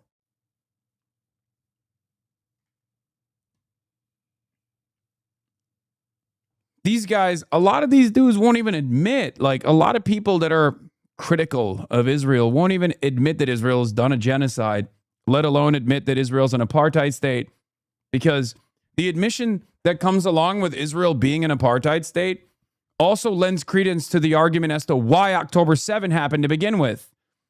Those are the reasons why a lot of people that want to maintain some kind of, like, I'm critical of Israel, but I still love Israel ass attitude.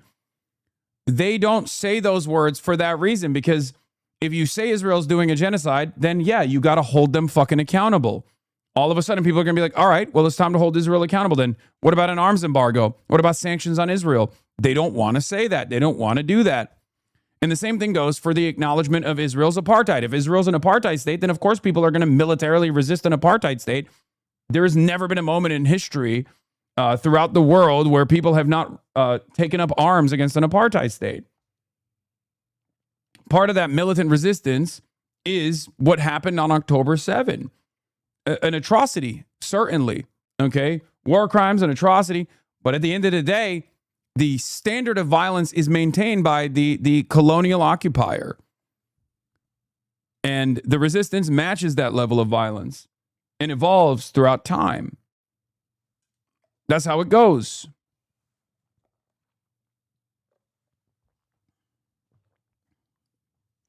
I used to fall asleep to you playing Red Dead at 11 p.m. with 300 viewers. Hell yeah. Hasan, I got the 8 years following notification last night. Shout me out, please. Damn, follow me for 8 years, only subscribe for 5 months. That's crazy. No, I'm just kidding.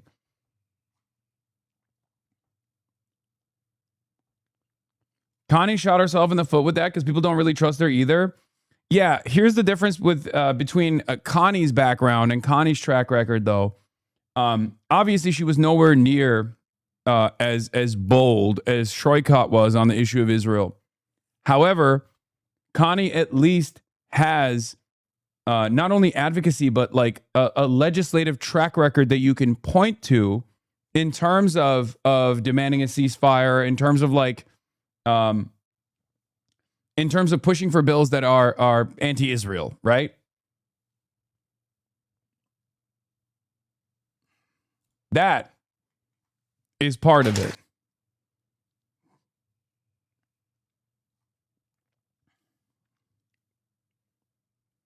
I think he has concluded that Israel must be stopped. However, he is unsure of how that just fits in his lifelong indoctrination on the topic. Ergo, he just concludes that it must be stopped now. The rest he can figure out later. Yeah, you're talking about Brad, right? Yeah. Huh. Anyway.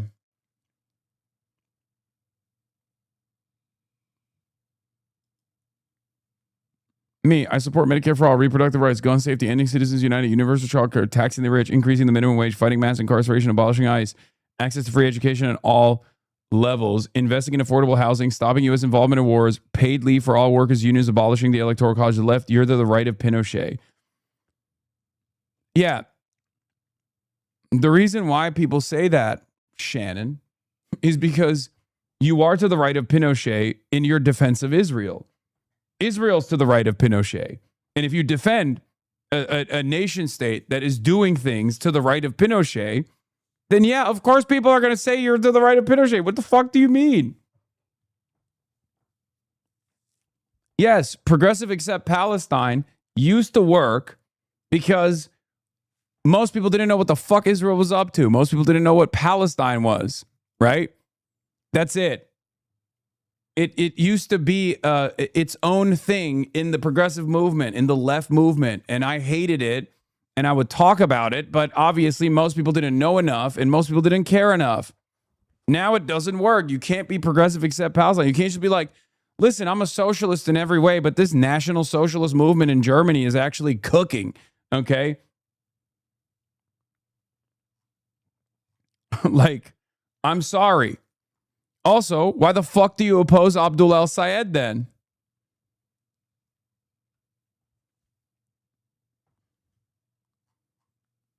You know? Because Shannon Watts opposes every politician that I work with, every candidate that I work with. It's a shame that Connie Chan said that you were a racist because I think she would need a huge grassroots surge to beat Wiener. We could help with that. I feel the same way about Nithya being so tentative. She also always attacks every politician that supports the policies he's in favor of the most centrist. She's in favor of the most centrist them. She's lying. Yeah, I know.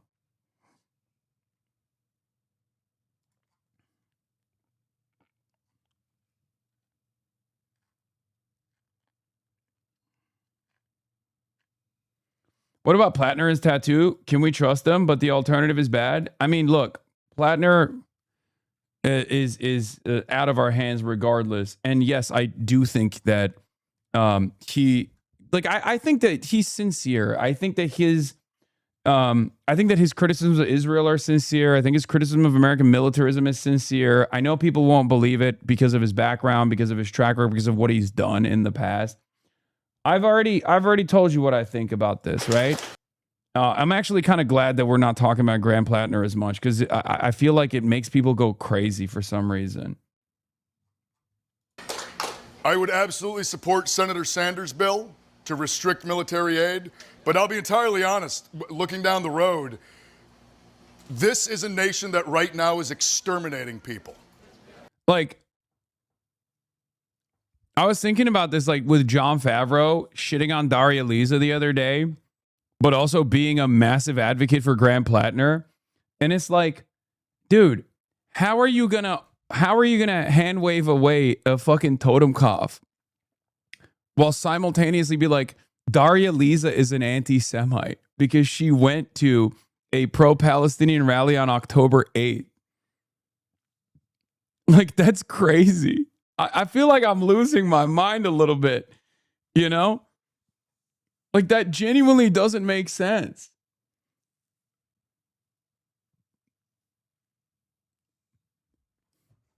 Right? It's kind of crazy, right? Like, because the thing is, I mean, misogynoir is how you do that. Stop playing. I guess that's part of it for sure.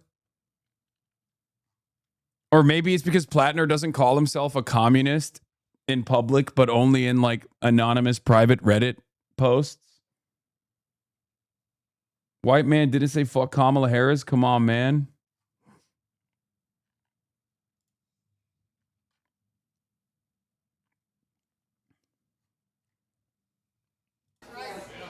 But yeah, he cooks here, by the way. This is so good. It is going to be very difficult for me to ever be able to look at them again and see someone that we should be working with closely. An immense amount of work is going to have to be done, in my opinion, to fix that relationship. Because what I am witnessing now is the height of horror. And the fact that it is being done by bombs that are built in this country and paid for with our tax dollars is utterly unconscionable, and it needs to end. John is just racist and Plattner is not a threat to the establishment at all. He's a cookie cutter progressive. Daria Lisa is way more radical than Plattner. I mean, I don't think Graham Plattner is I don't think Graham Plattner is a cookie cutter progressive. Sorry. I don't think Graham Plattner is a cookie cutter progressive. I think you're wrong. I think Graham Plattner, especially with his with the way that he talks about issues on the campaign trail, is not cookie cutter. Like Connie Chen is a cookie cutter progressive. Or Diana DeGette used to be considered a cookie cutter progressive. Graham Plattner is on a way different frequency and probably a lot closer to Daria Lisa on many issues than you give him credit for. Okay? It's Graham Plattner's background and personal experience that actually is the red flag here. Not what he's saying on the campaign trail. What he's saying on the campaign trail is great.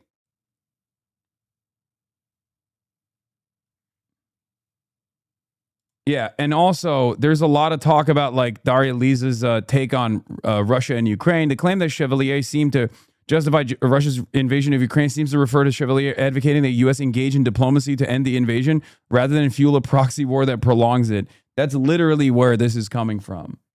Yes.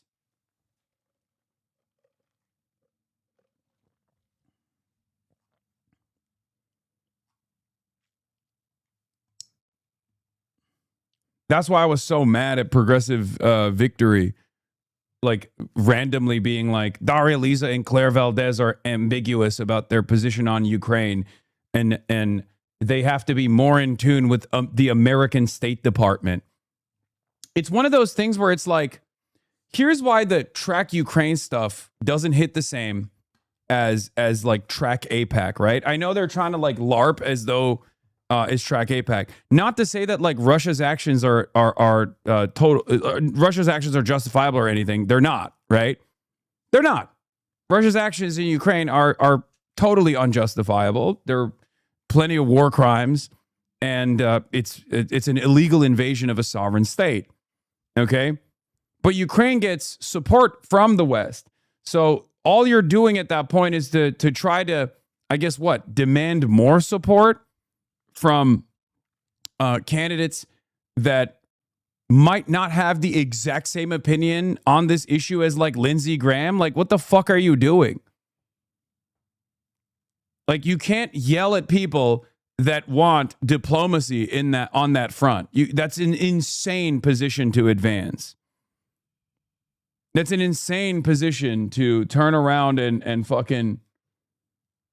What is this? New official AOC alternative tier list. You should add a true wild card like Hasan Piker. Okay, guys. You guys want me to get fucking assassinated, I think.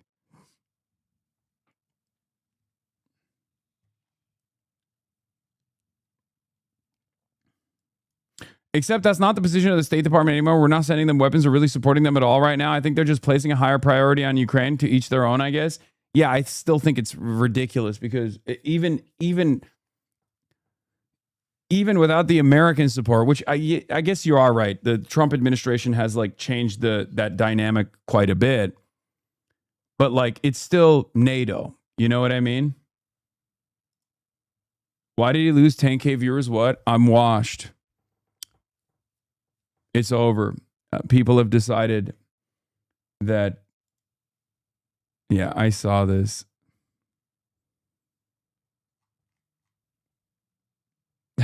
Content nuke. Hasan Piker becomes president.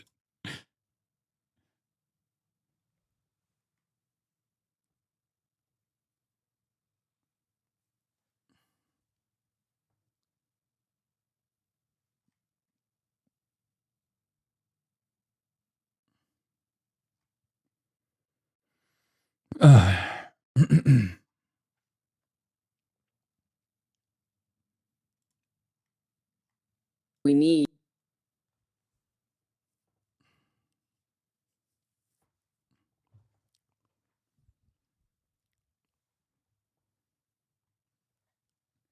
I love that Uncle Jank has a legal case to make Mamdani president theory. Yes.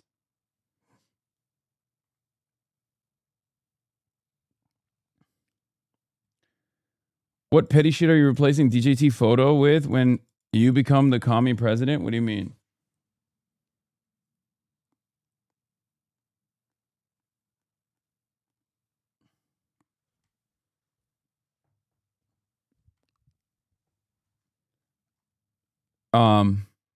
What is his mentally ill reply to tweet? I don't know. But I hope people understand, like, I also personally think that the Russia situation is more so the failure of Biden. And even then, there's like only so much that Joe Biden could have done in that situation as well. It's just like kind of outside of America's hands, if that makes sense. Because like it's kind of not dissimilar to what has taken place in Iran, right? It's more so America's downward trajectory as a declining empire that limits its enforcement capabilities, if that makes sense. Like, America and NATO are not going to go to war with a nuclear armed nation, and I don't even think that would be a good thing regardless. And obviously, Vladimir Putin is taking advantage of that and taking advantage of the diminished capabilities of Western empire to make regional decisions that benefit him, benefit his legacy. And America has real limits that it's hitting in terms of its sanctions regime, for example, because we've deployed it so much. We've deployed our economic sanctions so much that going up against an energy providing state, you know, a state that's a part of OPEC plus, a giant state with nuclear arms in this way, and waging a proxy battle against them in this way is obviously going to destabilize the power that America has on you know, the dollar being the global reserve currency. Saxon Merch, the last few weeks say it looks like RU is prepping to strike an EU country, especially after Ukraine drone strikes on RU knows NATO is helping with. Yeah. It's a terrifying prospect. And I think it's a mistake. I think Russia expanding the field of battle and trying to punish the European countries for its allegiance to Ukraine is only going to make the situation worse for Russia. I think the greatest thing that Russia could do right now for its own benefits. Not saying that I'm in favor of like, Russian irredentist actions or whatever, but I think the smartest thing for them to do would be to hold the space that they have and then come to the fucking table and negotiate with all of the European partners and create like a multilateral commitment.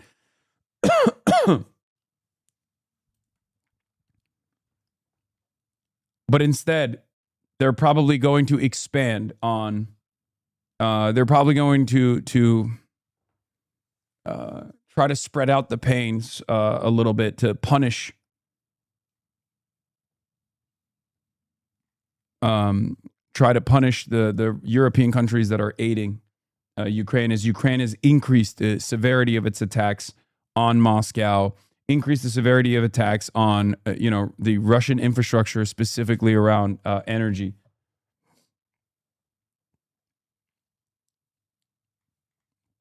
I think a funny binary you can point to is how your fans obsessively beg you to run for office due to your strong political convictions, like Roach, DDG, and even Hutch fans would literally never suggest such notions. Oh, that's, yeah, I mean.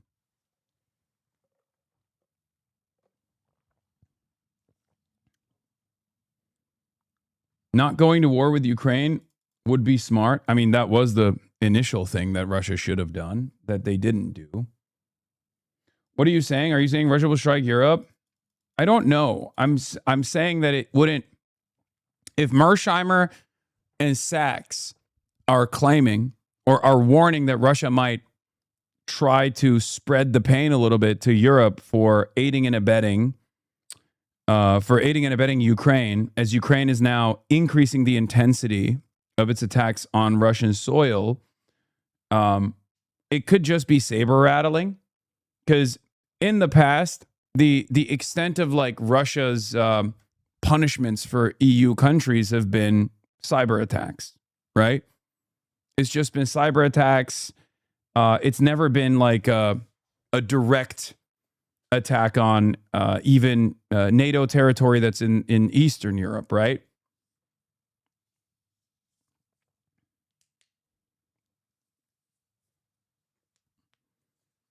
I just don't know. I feel like it would be a stress test for America. Like, to what degree will America defend the Eastern Bloc NATO countries? I don't think there's a lot of interest from America to do that. I don't think America would do that, honestly. I don't see them doing that.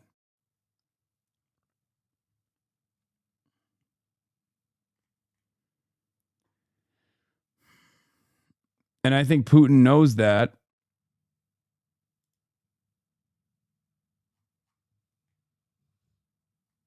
And I think that's what he's stress testing.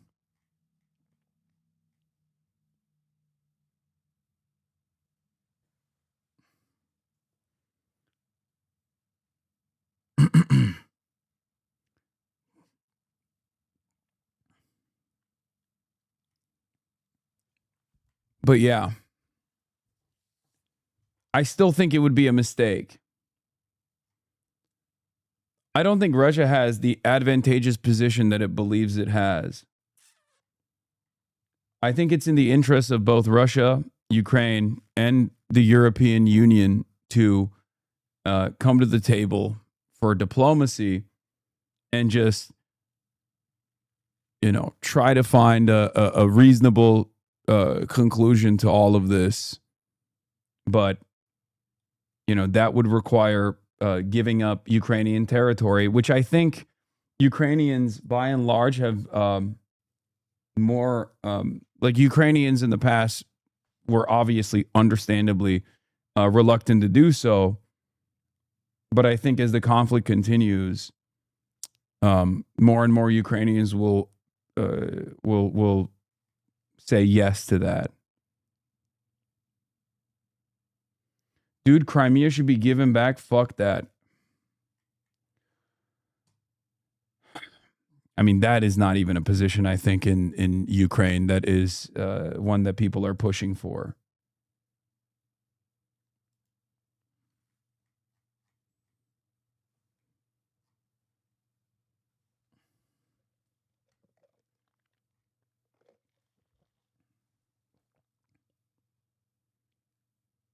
Now that Ukraine has gotten so good at drone tech and has largely weaned itself off U.S. support, not their choice law, their hand is stronger than it's been in for a long time. They're still not going to take back all the territory, but this keeps up. They could probably negotiate from a better position where they don't have to cede territory Russia doesn't control, for instance. Yes.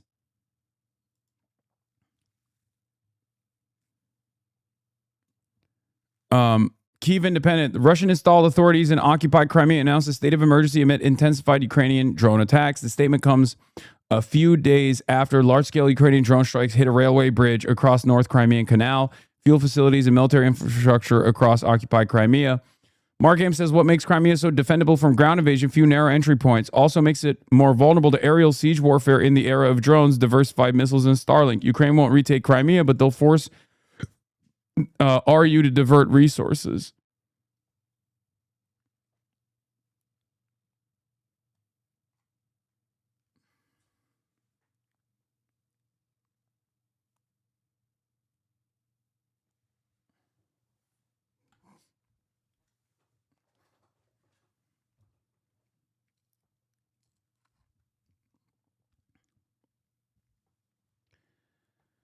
I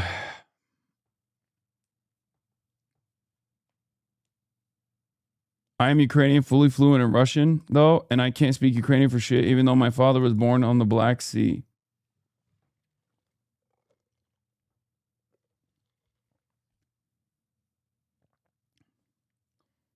Ukraine is exhausted and war-weary, but the strategic strikes on Russian energy is starting to bring some parity to the exhaustion. There are regions of Russia which are now rationing gasoline to single-digit gallons per week per person. I think as far as like the game of attrition goes, Ukraine dishing out penalties to Russia of this sort is hopefully not going to lead Vladimir Putin into doing more dangerous escalations. But there is a likelihood that he will, because he's fucking insane. Okay? And the escalations in this circumstance would be to striking civilian areas, Israel style. Okay? Striking civilian areas, more civilian areas in Ukraine, expanding the conflict into Western Ukrainian territory, as Russia has done already and has been doing for the past couple of months. But then also on top of that, maybe even escalating into European territory to see if America or the EU would do anything about defending NATO territory against Russia without hitting Article 5, which they won't.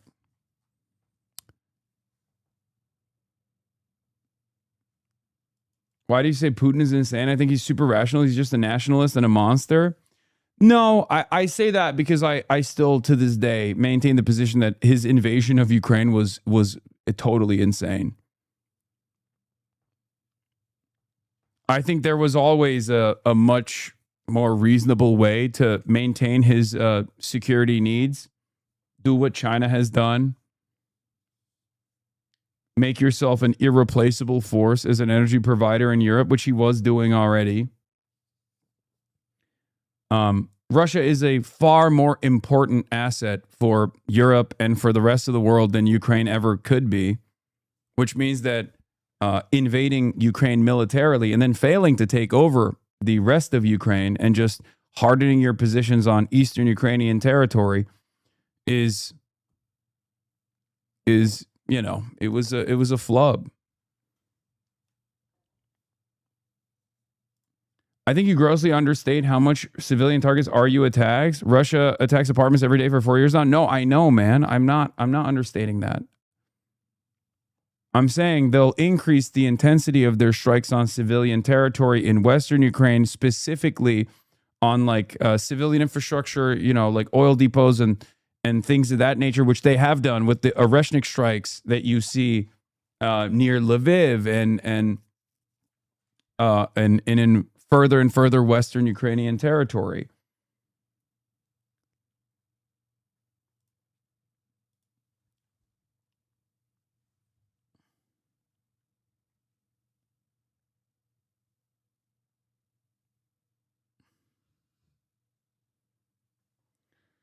Yeah.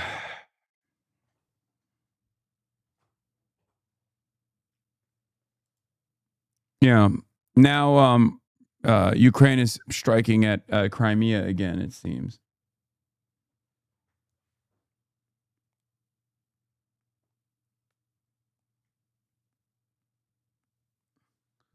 At least I don't see many Z chatters anymore. That's true. Not a lot of people are pushing Z nowadays. Or maybe they are, but they've like quieted down a little bit. Is the plan for European states to continue supplying Ukraine with the ability to strike into Russia, homeland, a nuclear armed country, then expect no escalation? Seems like there's no plan. Yeah.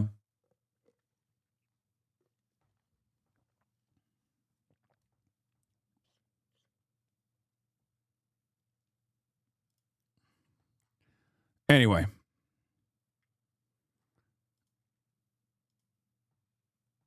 Here is JP Morgan Chase CEO Jamie Dimon talking about the dollar as reserve currency, which is America's greatest weapon. And obviously a part of the reason why America no longer can deploy this weapon or a part of the reason why this is now in contest is because of America's sanctions regime, specifically against Russia, that has tested the dollar as reserve currency, especially because they've created, like, it's not even just Trump, by the way. The greatest weapon that Trump seems determined to kill them out. No, it wasn't Trump.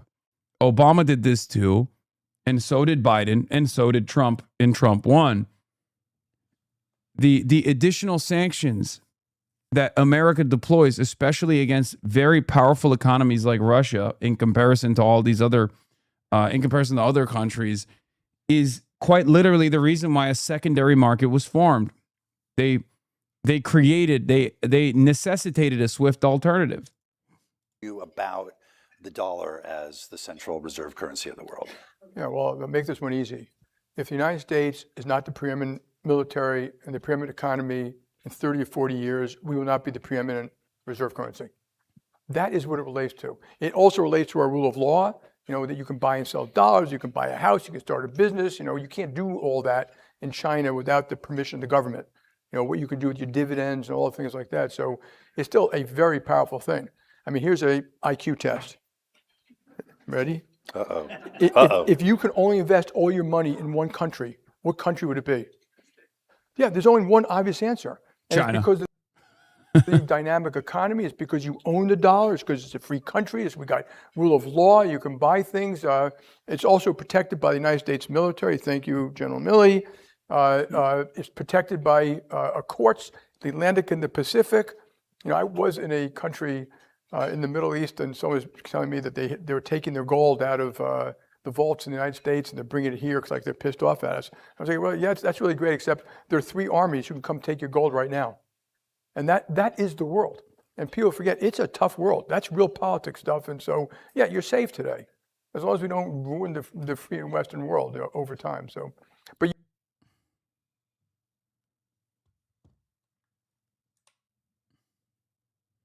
This is indistinguishable from right-wing conservative propaganda on fucking Twitter. Yes, when push comes to shove, when we're talking about hard power, of course everyone, no matter how woke they are going to arrive at the same conclusion, because it's true.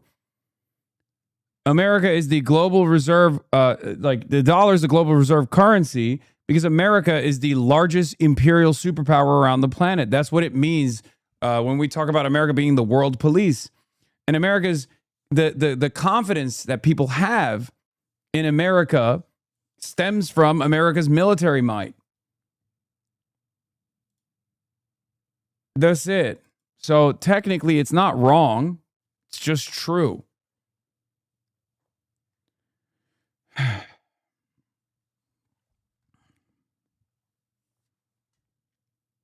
I love China. I'm the biggest China fan, but their capital export restrictions stop them from being the reserve currency inherently. They're open about it and don't want to be the world reserve currency. I agree.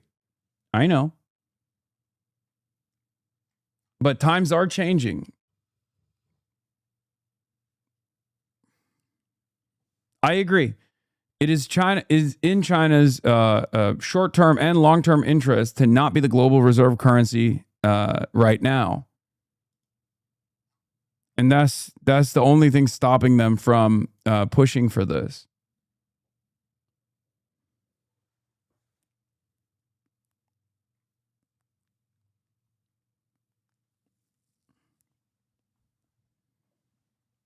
Yeah, China is too short-sighted. Come on, dude. You can call them many things, but short-sighted you cannot. They believe that in their developmentary process, they still cannot maintain, they still don't want to be the global, the hegemonic superpower in the same way that America is.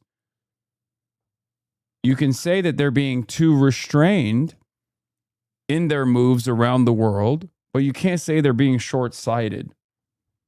That's unironically, that's the opposite.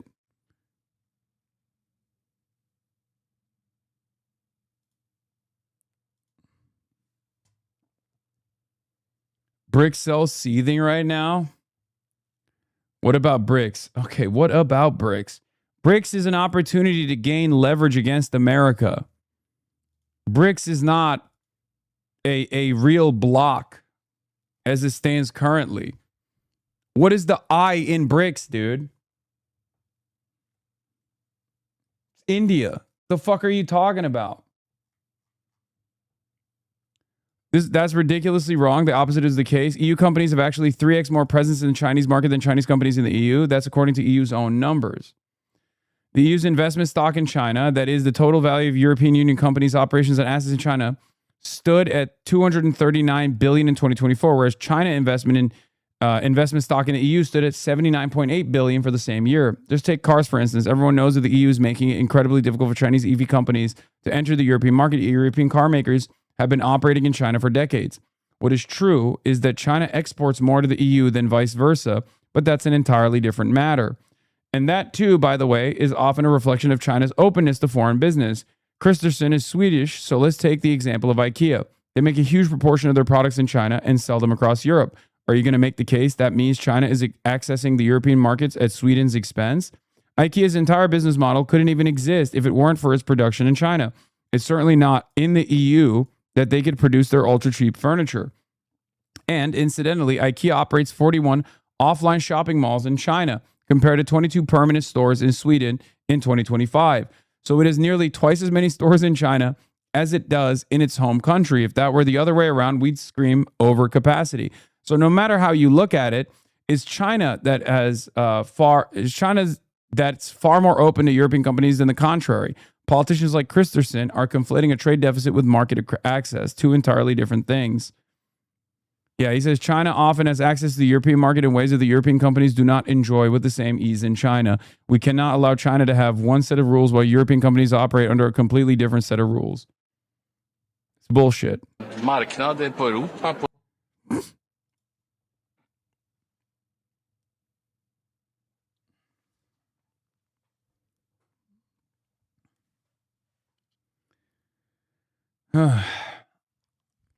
The reason why every European leader complains about China is because European capitalists, Western capitalists broadly, okay, went to China and built it as the manufacturing hub of the planet. And now they're annoyed by it. They designed it for their own personal profit-seeking benefits for decades and decades. The problem is, unlike India, China took all of that foreign investment and developed itself to become a competitive superpower. That's the problem. As long as you take the foreign investment and then recycle it back to either, compradors or Western capital in some way, shape, or form, then it's good. But if you take all that foreign investment and develop your country and engage in even development, then that's an issue. Now you're actually a competitive power. We don't like that. That's where the factor of communism comes into play. That's where central planning comes into play. That's it. That's literally the only reason why these guys complain all the fucking time. China played the game that the Western capitalists had designed. They played it to their own benefit. What is this? New York Post finally got him. Zoran Mamdani jumps into New York City pool to kick off summer tradition while violating dress code rules. It doesn't matter if it's true, it feels right, and that flattens the Western chauvinism of Europe. The alternative is recognizing China's qualitative superiority. There's also the other side of this story. Europe wants to maintain a industrial base. And if you want to maintain an industrial base, if you want to keep developing things in Europe, then of course your allegiance with China is going to be on shaky ground. I don't know how to solve this problem, okay? I believe in diplomacy and I believe in working with China, but I also understand why this yields a totally separate problem. Totally separate problem for the European economy, the European markets, but also for America as well. For example, I'm in favor of the UAW. I totally understand why America maintains some level of trade protectionism when it comes to vehicle manufacturing, because it's one of the only remaining domestic industries that we have that isn't directly dealing with, new ways of murdering brown children.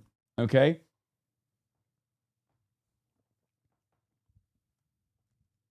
So I don't know how this works. I don't know how China keeps being the manufacturing base of the world and then develops better trade relations with Europe, for example. Because as long as China floods the market with affordable and competitive technology, specifically cars, for example, okay, then it's understandable that Europe is going to complain about it. Especially because there is no way for Europe to outcompete China when it comes to car manufacturing. China's technological proficiency in manufacturing is far above and beyond Europe. It's not even close. BYD is manufacturing everything, every component internally. They make one car every 58 seconds in one of their fucking factories. There's no comparison in Europe, and there's certainly no comparison to that in America. It's fucking over. Okay?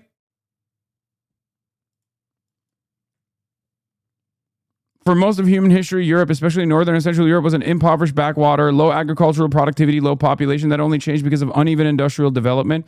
When the rest of the world develops equal industrial productivity, why would Europe stay relatively rich? I'm not even saying that Europe should stay relatively rich. I'm just saying every country is obviously interested in maintaining its, maintaining its competitive standards, maintaining its quality of life, and maintaining its industrial capacity. It's an inevitability that China will destroy it. Europe return to Euro poor is not, you can't advocate for that. That doesn't make any sense. Why would any politician be on board with that? I'm thinking about it from, look, I'm not personally a Mersheimer head who believes in like offensive realism or operate off of a realist framework when it comes to international relations. But I also do understand that there is legitimacy to that framework. And I do understand why countries would make the decisions that they're making. Okay?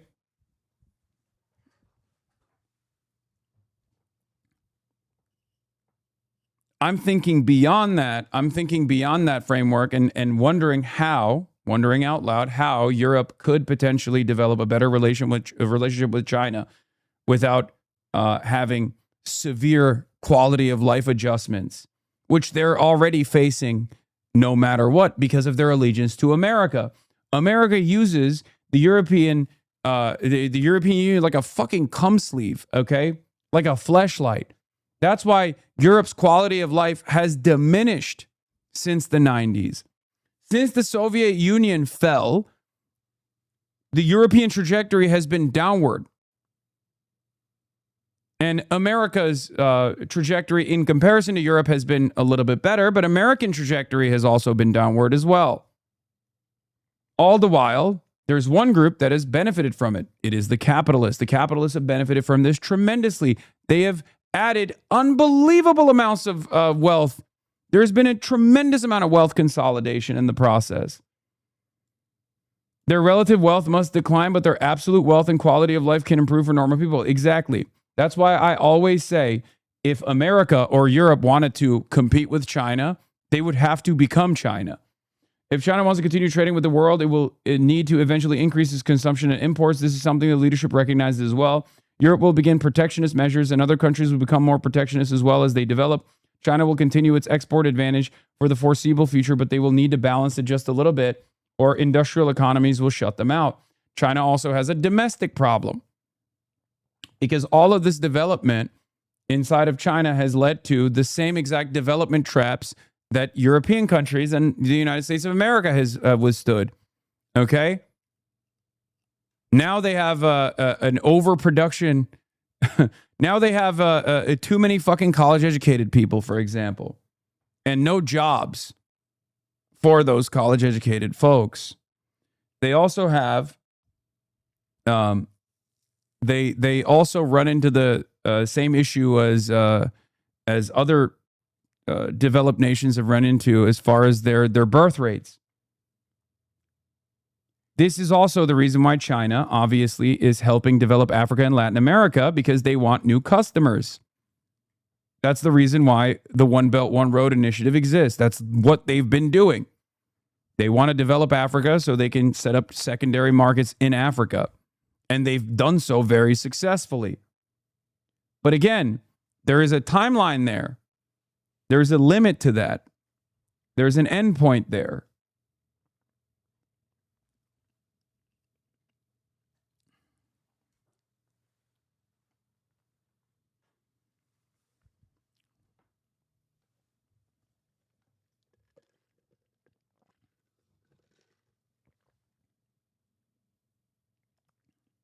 Lights out. What? Are you referencing Xiaomi's dark factory and tooling and medium assembly automatically overnight 24/7? Yes.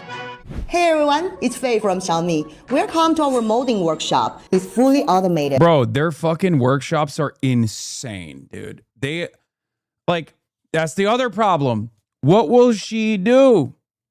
Okay, this whole idle hands are the devil's work mentality that Xi Jinping has, his anti-welfare mentality, unironically is going to cook the next generation, because what the fuck are they going to do? They can't even work in the factory anymore. That's also a problem. People need jobs. Even runs in the dark. These machines read data in real time and adjust as they work. Robotic arms pick up every part. AI cameras check the surface. No missed spots, no shortcuts. And the result? Every plastic part looks almost the same. Honestly, watching this line run by itself, I cannot stop looking at it. Next, I will show you how steel takes shape. Stay with me. Lights out. What? Hey everyone.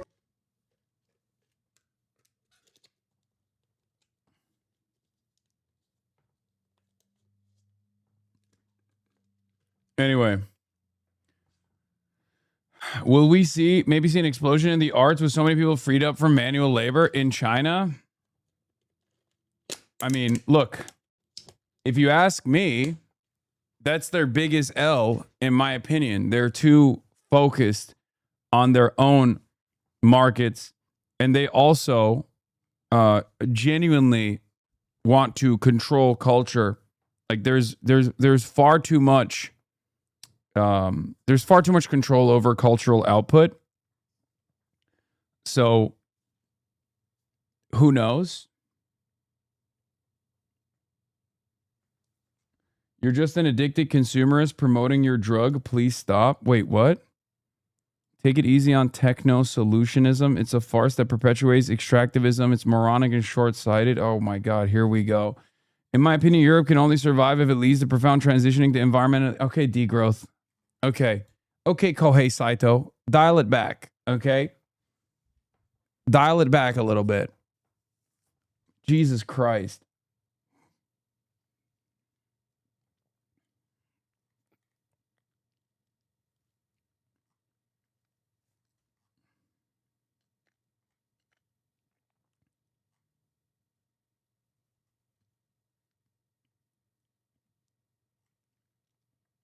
They know that, and that's why youth unemployment was a prominent point in the newest 5-year plan proposal. I know. I'm just wondering out loud what they will do to solve the youth unemployment crisis, because it is a fucking crisis. I have confidence. I have perhaps too much confidence in not only Xi's vision, but I have too much confidence in the Communist Party of China. As far as like what they've done so far, I look at their track record. I look at the development in China, and I do believe that they will solve these problems inevitably. I just don't know how they will do so. Okay? Like, if China is a transitional socialist state, as they claim to be, okay, what shape does socialism with Chinese characteristics take in the next decade? How do they solve some of these issues? There's also a lot of opportunity, like, because there's a lot of sectors that still need a lot of investment in China. Healthcare is one of them. Okay. I think elder care will probably be another one, as the Chinese population continues to age. So there's a lot of opportunities for internal investment, and we shall see where they go with that. But I always wonder, if you have a youth unemployment crisis and you're steadily automating your developmentary process, where are these guys with college educations going to go? Where will they work? They need work, especially in the absence of any kind of welfare system that the Chinese government has always been against, right? You're kind of a cunt for bashing degrowth. No, man, I'm not. But that chatter is...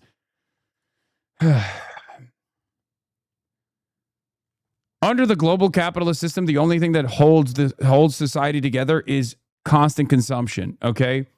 Unfortunately, it's too idealistic to be like, yeah, we should just make people not want to consume things. Like, that's crazy. Americans especially rioted with weapons because they couldn't get a fucking haircut during COVID out of necessity, okay? Like, I have short-term goals here as well as long-term goals. Okay? Degrowthers sometimes come across as like, you know, prison abolitionism tomorrow chatters. You know what I mean? Can you imagine going to the countryside and being like, excuse me, we have to really reconsider our consumption choices. Like, people literally lie about the Green New Deal and make it seem like AOC is going to come to your house and beat you to death if you eat a hamburger. And you're over here talking about degrowth.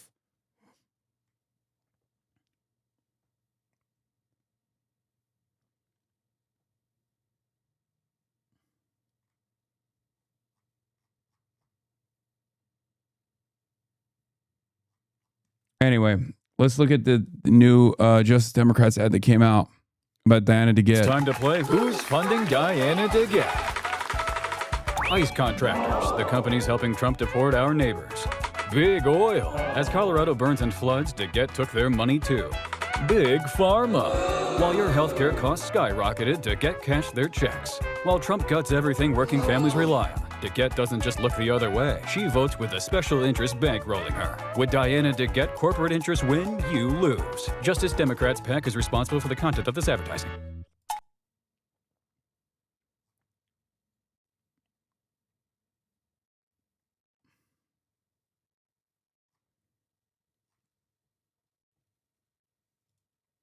Anyway. No, talk about China's move to apply its laws to ethnic Chinese living outside of China. Wait, what? I want to know what you think about China's plans on applying its laws on ethnic Chinese living abroad. Wait, really? I assume you saw this. I wasn't here. Yes, I did. It's not, I mean, it's the most expected outcome, of course. We put socialists, we bring in socialists and then they grow the movement and they help elect other socialists. That's how it works.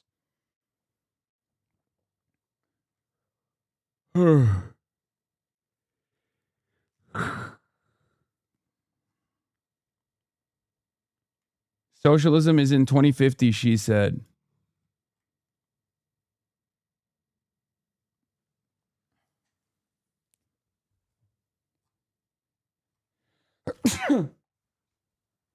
Are we just sheep being led where the financial sector wants us to be led? They want Israel to be abandoned. Oh my God, this guy is literally, yes, dude, certainly. One of the fucking sectors that is perhaps most involved with Israeli investment and is totally secretly trying to abandon Israel. You got it.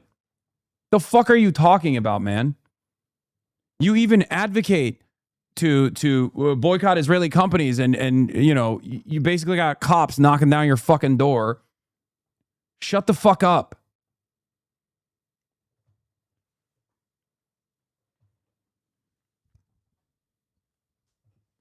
Contentious day to day. Weekends are always like that because the crazies come out because there's not like the usual 30K in here.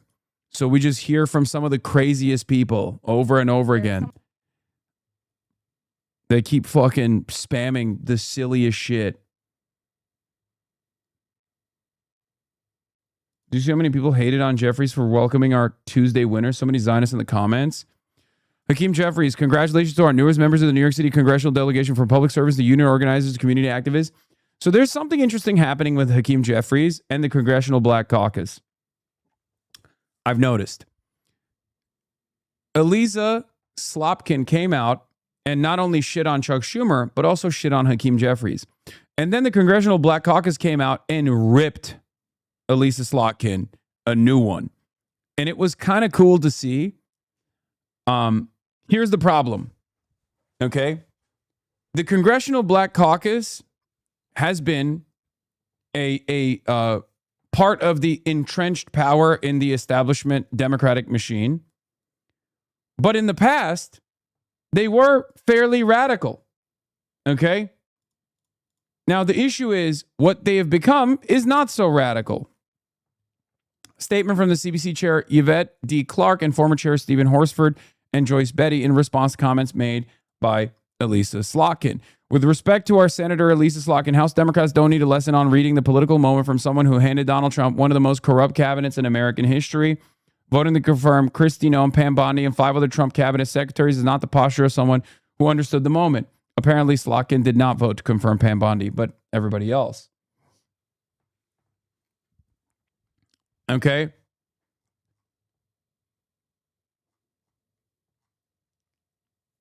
Never forget, the Congressional Black Caucus chose Hillary Rodham Clinton over Barack Obama.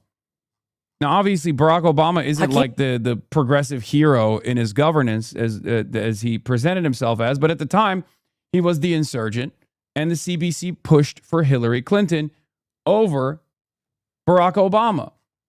That shows you exactly how the CBC operates, okay? Now, will the CBC change its attitude and go back to more historic radical roots? I don't know. Only time will tell. I don't think so. But as you have seen, the Democratic Socialist movement is actively working to refill the ranks of the Congressional Black Caucus with true radical Democratic Socialists. Ironically enough, this is the same dynamic that I have maintained. This is the same dynamic that I've mentioned, right? That like there are other Democrats you've never heard from, that are just like regular establishment Democrats that are in the Congressional Black Caucus, for example, that will just as easily caucus with the new plank of power within the Democratic Party because they're not as like ideologically minded and diehard defenders of third way neoliberalism. So if things move in that direction, who knows? I just don't think Jeffries is going to be the guy who will push for that change because he is specifically groomed. He is specifically groomed by Nancy Pelosi for this position.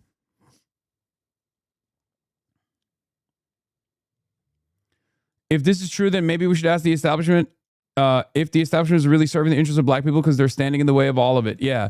One of the biggest problems with the CBC, with the Congressional Black Caucus, is that it's one of the biggest like boomer coalitions out there, and they have been an impediment to new black voices coming into Congress, or at least the type of black voices that are coming into Congress being, you know, establishment Democrats for the most part. Okay? Like there's less young black voter participation. There's young black participation in politics in general. And I do think that the entrenched power that the Congressional Black Caucus represents within the Democratic Party is unironically a big factor in that. For like the last couple of decades, the CBC has been pretty fucking aggressively a loyal soldier of the entrenched power within the party. Clyburn is obviously a great example of this, but the way that the Congressional Black Caucus has moved has been another great example of this. Now, this is also true, though. Here, this is something that Michael Hardaway brings up.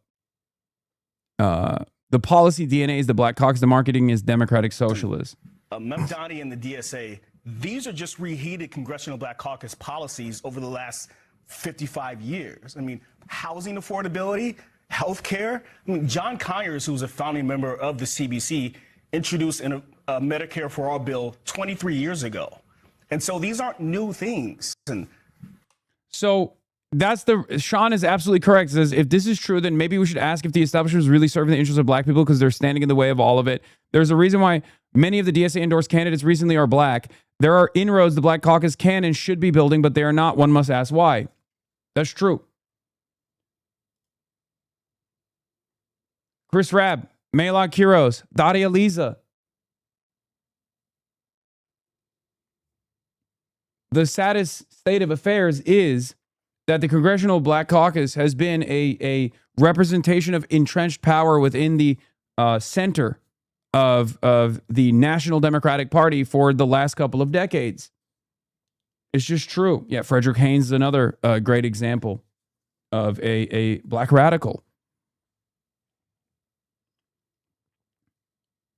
Like, younger black voices that are not invested in the continuation of third-way neoliberalism have been totally fucking cast aside. There is an expression of this exact enmity that you see with Black Zionism on Twitter. It doesn't exist in the real world that much, but you see it on Twitter all the fucking time. There's like a fedayeen of black academics who hold on to Zionism for some fucking weird reason when there is no real expression of that sort within the actual black working class, right?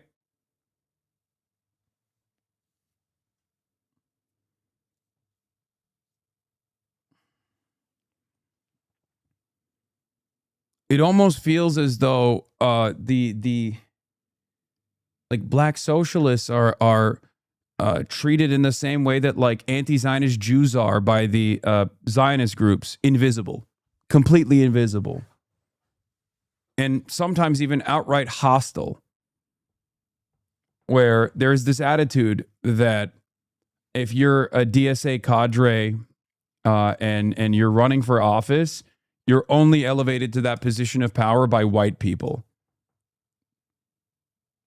Like, maybe I'm being a little too harsh, but I've seen, I've been on the receiving end of a lot of these attacks. And it's interesting, like, you know, Jamal Bowman is a great example of someone who was cast aside and not defended. Cori Bush is another great example, right?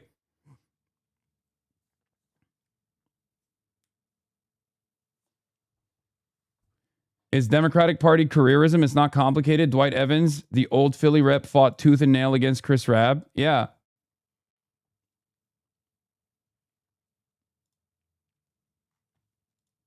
Yeah, Gregory Meeks fired up after DSA wins big in New York City. Meeks is upset by Espaillat loss. The goal here is to win the majority, not being in a permanent minority. Even though the mayor endorsed someone else, is a huge loss for the mayor in trying to get the resource from DC. Like, that's crazy.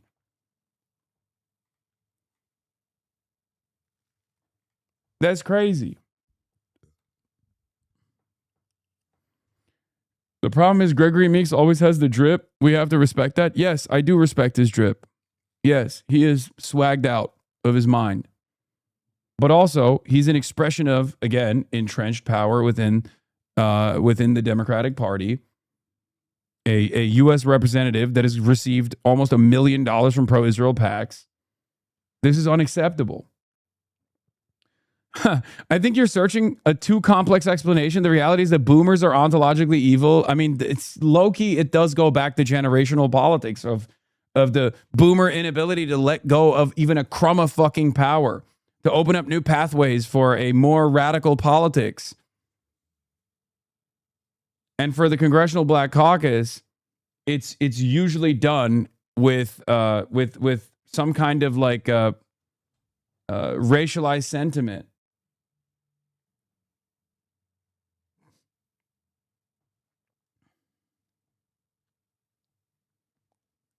I've seen that online a lot. Lots of black Democrats saying that Jamal Bowman and Daria Lisa are tokens. Yes, they despise, they despise Cori Bush.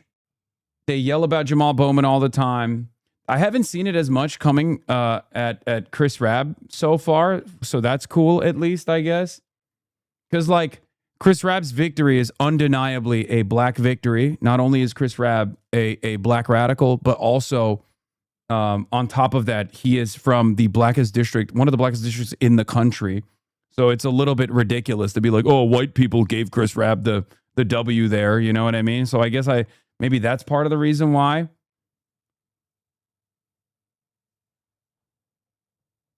But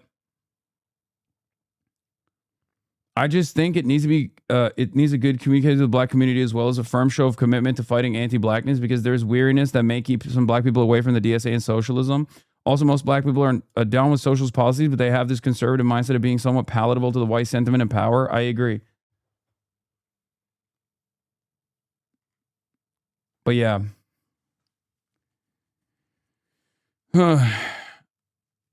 Chris Rabb also won the plurality of black voters in his district. Yes, I know.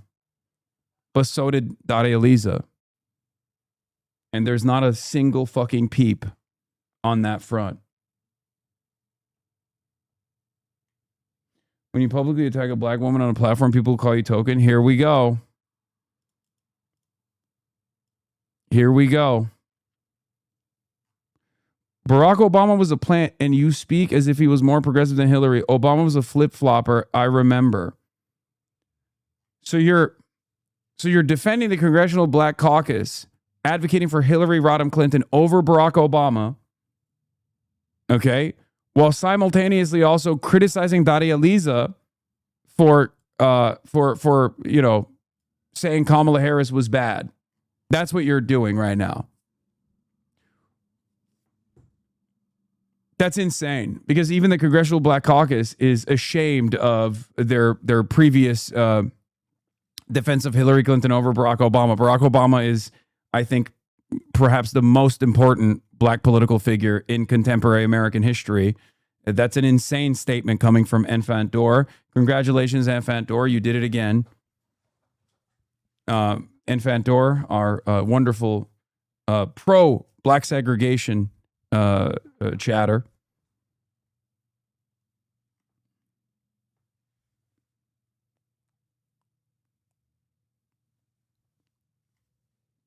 Your retelling of events is inaccurate to me. What's inaccurate? What is the point of the inaccuracy?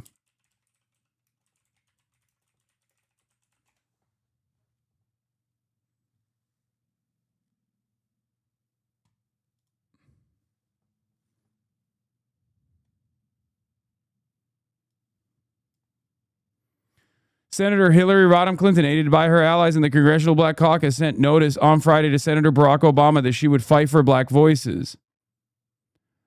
Representative Carolyn Kilpatrick, chairwoman of the Congressional Black Caucus, invited Clinton to speak to activists and youth voters taking part in the Congressional Black Caucus Foundation's annual legislative conference. Obama will host his own forum on climate change and global warming later in the day. Clinton's event led to complaints from some black lawmakers supporting Obama who consider her appearance divisive. Under CBC rules, Only its members can hold forums. They argue that Kilpatrick and Kendrick Meek, chairman of the CBC Foundation, paved the way for Clinton to have her own forum. Kilpatrick has not officially endorsed Clinton, but Meek has. While introducing Clinton, Meek dismissed criticism of her appearance at the What's at Stake in 2008 event. This is just a continuation of her public service, Meek said, adding that Clinton has attended the event in the past years. Clinton, standing between Kilpatrick and Meek on a stage with a midnight blue background lit up tiny white and blue lights, took questions from the audience members, the first of which concerned environmental racism. Perhaps a subtle acknowledgement that Clinton would cede no issue to Obama either.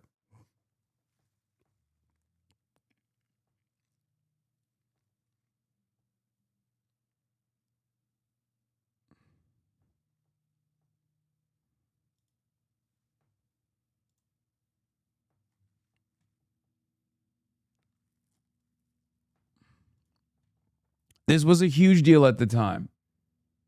And there was a split. There was a split within even the leadership of the Congressional Black Caucus because of their interest in endorsing Hillary Rodham Clinton over Barack Obama.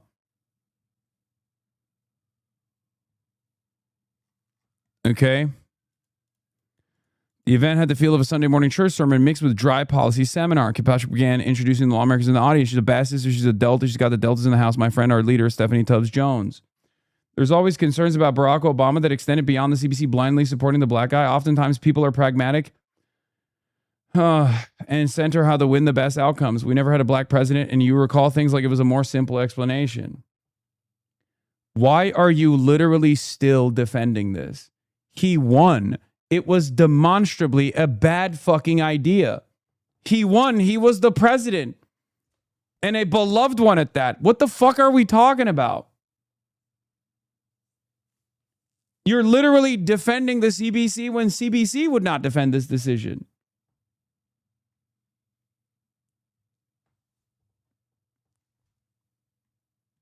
What the fuck?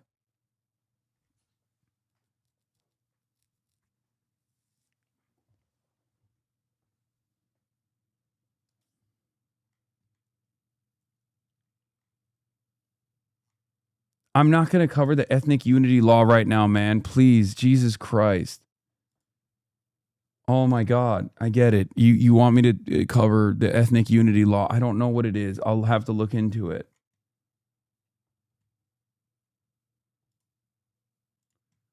It's so funny to defend like this. Like I'm literally talking about the CBC defending entrenched power and making far more conservative decisions than the constituency that it serves, okay? Because the constituency it serves demonstrably voted overwhelmingly for the first black president, okay? I'm literally bringing up their conservative maneuvering here and how they were at odds, with their own constituencies that they are supposed to serve. And you're literally saying, no, it was the right decision when the CBC currently doesn't think that it's the right decision or did not think that it was the right decision at the time. It was controversial. They were wrong, but there was no way to know that he would win. My only point, you are insufferable sometimes. I'm insufferable. You're a fucking idiot. You literally are making my point for me, but you're doing it in a contentious manner and defending it. When the institution would not defend this decision now, with hindsight. The whole point of this is the CBC's inability to give up on entrenched power and adopting more radical policies that would be beneficial for the constituents that it's supposed to be serving. Jesus Christ.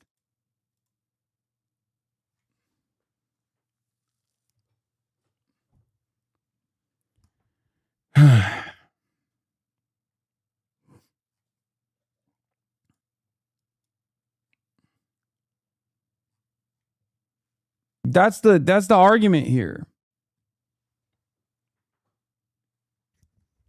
I never defended it. That was your framing to get your rocks off.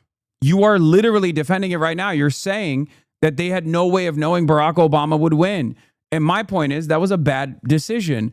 and it also went against the interests of their constituents, and it also went against the voting patterns of their constituents. That disparity is the problem here, and they're doing it again. Instead of adopting a more radical framework coming from younger black electeds, okay, that are rising through the ranks of the DSA because they saw no way of getting that expression through the regular mainstream black political route that the CBC is still defending and endorsing. And that is at odds with the base. That's my point.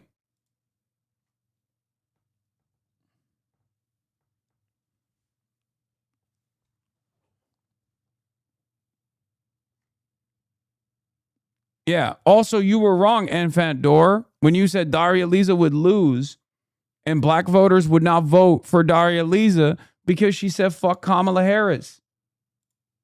Remember that? And you were wrong about that. So why do you keep finding yourself on the wrong side of arguments? Perhaps you should focus on that a little bit.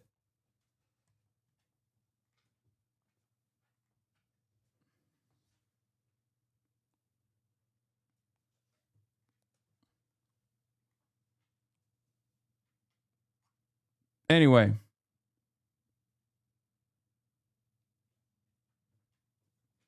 By the way, streams are no longer in your list by number of concurrent viewers, but instead how frequently you watch them. I do believe that's another nail in the coffin. Arguments against multi-streaming. That's what's going on. Is that why people don't see me on their fucking playlist now? Or as they used to in the past? Is that what it is?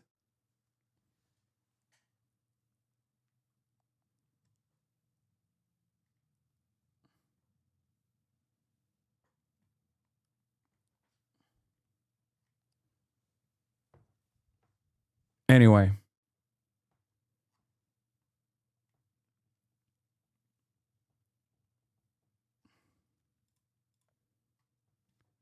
Like I don't want the Congressional Black Caucus to represent the worst elements of entrenched power within the Democratic Party. Now, people, no matter what I say about this, people say, oh, of course a white guy would say this, right?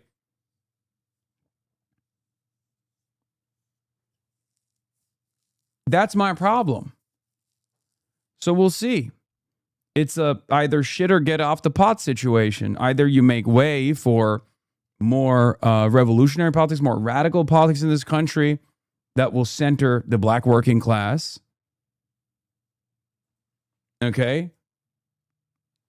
Or you'll constantly find yourself making the wrong decision over and over again, opposing these new black candidates that are coming into power. Now, of course, the CBC is on the right side with Elijah in Florida against Debbie Wasserman Schultz, who is making an unbelievable decision that even Hakeem Jeffries can't fucking defend. So he's at odds there with the CBC is at odds with what the establishment candidate is trying to do.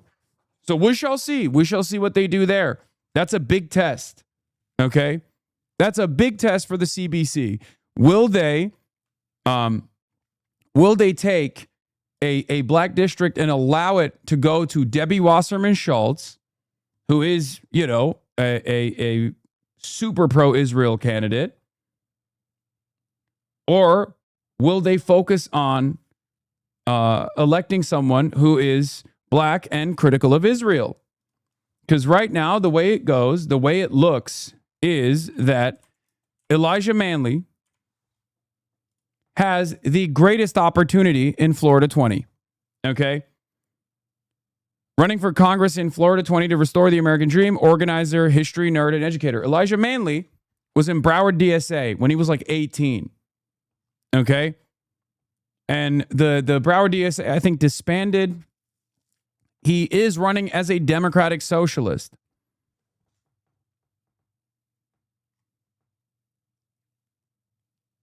Debbie Wasserman Schultz is carpetbagging in Florida 20, a black opportunity district, instead of running in her own. Debbie Wasserman Schultz is everything that's wrong with the Democratic establishment, from insider trading to payday lenders. I look forward to retiring her from public office permanently. Okay? Elijah Manley is openly running as a Democratic socialist in a black opportunity district that Debbie Wasserman Schultz has moved into.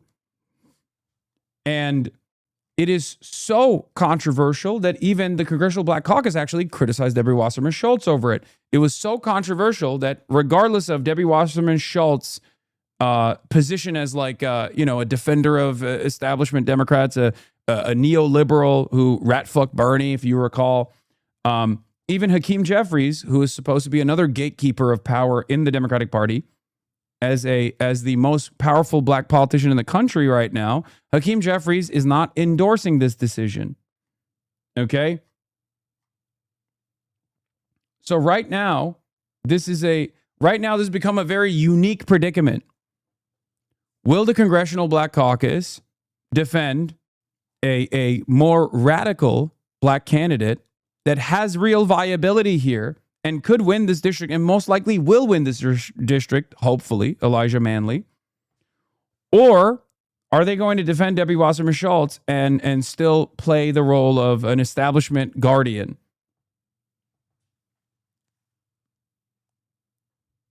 Because this isn't like, I mean, it's pretty obvious what's going on here, right? It's pretty obvious what's going on here. Do they have alternatives to Elijah? None of which that have, none of the other candidates have actually made an impact on this race in the same way that Elijah has. Elijah has been leading. Okay?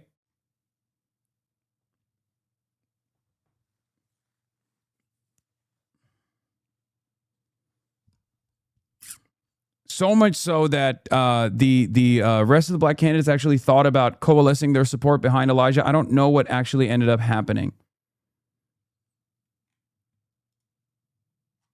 But he's running on a anti-Israel platform. He's running for Medicare for all.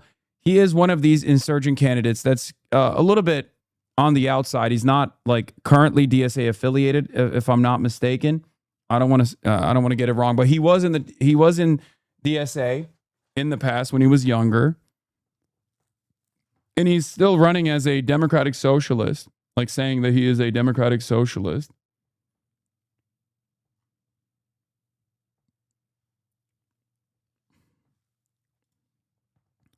Yeah. Everything Wasserman Schultz says becomes a bit funnier when you remember that she's carpetbagging to a plurality black district. Yeah. Also, got the nod from Ro Khanna as well. Once again, I'm Congressman Ro Khanna. I am so proud to be supporting Elijah Manley for Congress. I'm supporting him for two reasons. One, he's standing for black political representation. At a time of Calais, we need to be making sure that young African Americans are winning seats that are majority African American in the South. We can't have people carpetbagging into these districts. We need to stand up against the Supreme Court for black political representation. This is going to matter not just in Florida, but the entire black South. What do you think? I mean, yeah. So my two plays in the South, if you want to consider Florida to be the South, which it is, right, is obviously Justin Pearson in Memphis and is Elijah Manley in Florida. Like, I think those guys represent a change. I hope they don't disappoint me, but I do think that they represent a significant change. Obviously, Oliver Larkin. I'm talking about guys. I'm talking about black candidates in the South. Okay. Charles Booker as well.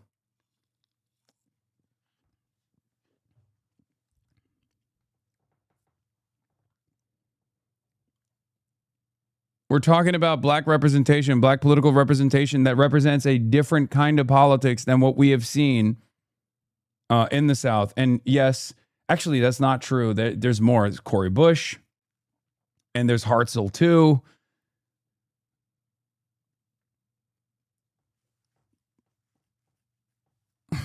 Booker's in the Midwest. But you see what I mean.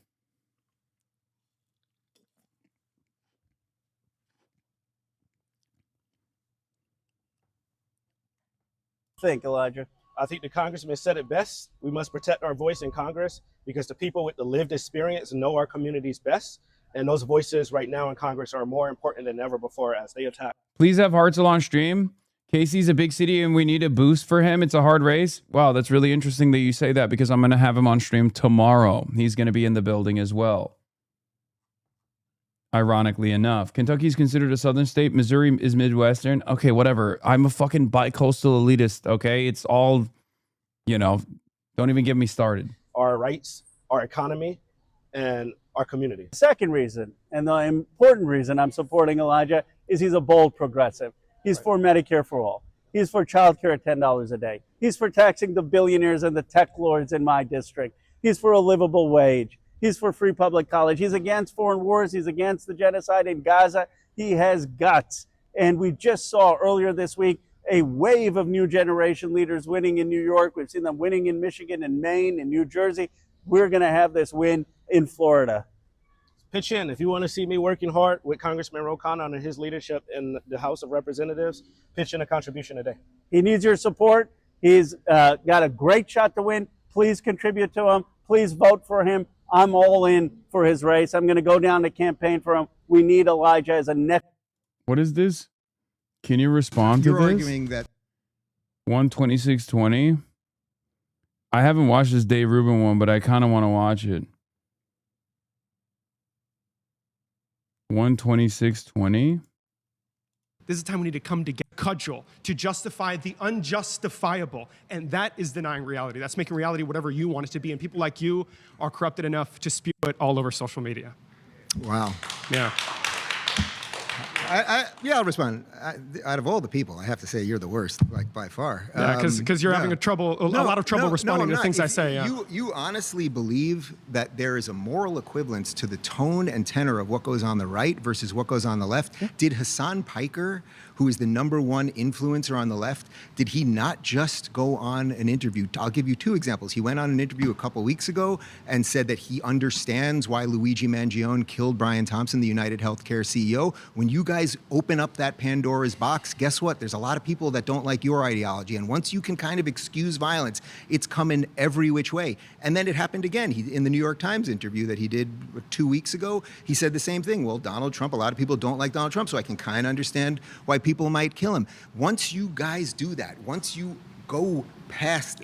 This is what you want me to respond to? Yeah, Dave Rubin is a fucking moron. And I didn't say either of those things. Analysis is not endorsement. And that's it. I oppose adventurism.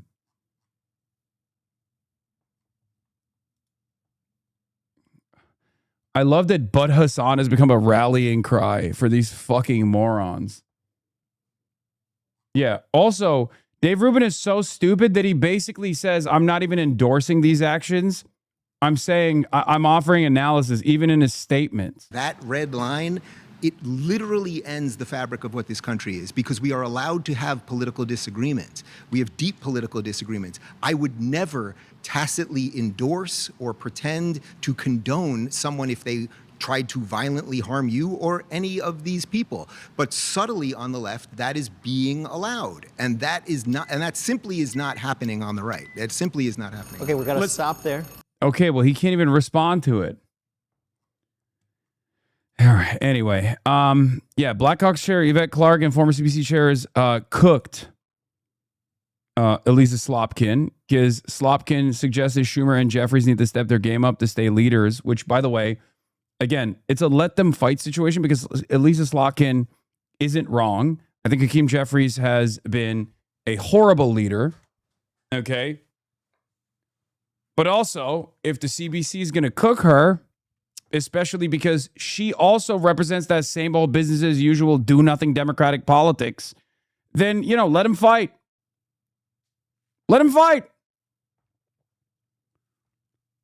It's ironic that someone who is also representative of the same old type of politics is turning around and complaining about Hakeem Jeffries and Chuck Schumer. It's literally you. You're doing that. You have done so. So then the CBC turns around and cooks her, and I'm like, all right, I'm on board.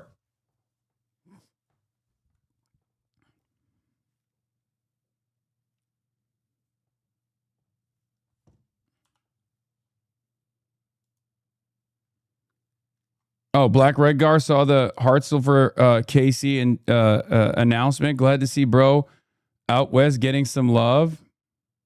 My face when I already raised them 20,000. Money Mike. Yeah. Yes. Listen. I'm gonna have him on. I'm gonna have him on the broadcast. We're gonna talk. I mean, I've already had a conversation with him before. With on the progressive victory thing.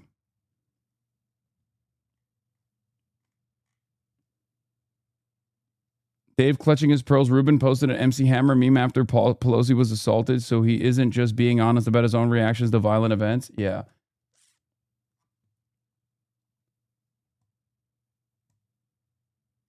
There's also AOC interview on MS Now. I know we're gonna cover that.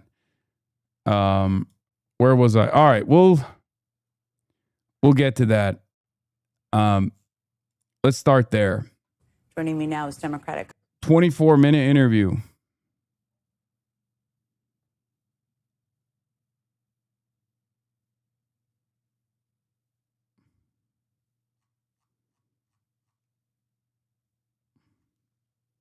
With Psaki. I call that a Psaki bomb, baby.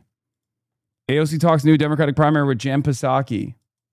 Congresswoman Alexandria Ocasio-Cortez of New York. Hasan, I misjudged you. You're an actual socialist. Thank you. Where did this come from? What made you change your mind? New York. Congresswoman, thank you for being here with me tonight. Of course. Thank you for having me.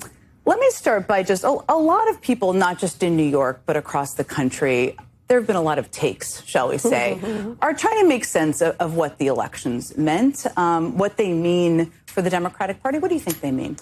You know, I think that these elections mean, of course, they are reflections of the constituencies and communities that elected them and that rendered them. And I can say absolutely, at least in the city of New York, voters are just really ready for a Democratic Party that stands for something and has a very strong agenda to make our lives easier, to tackle corruption, to lower costs, to make healthcare a right for every American, to raise wages, to make unionizing easier in the workplace.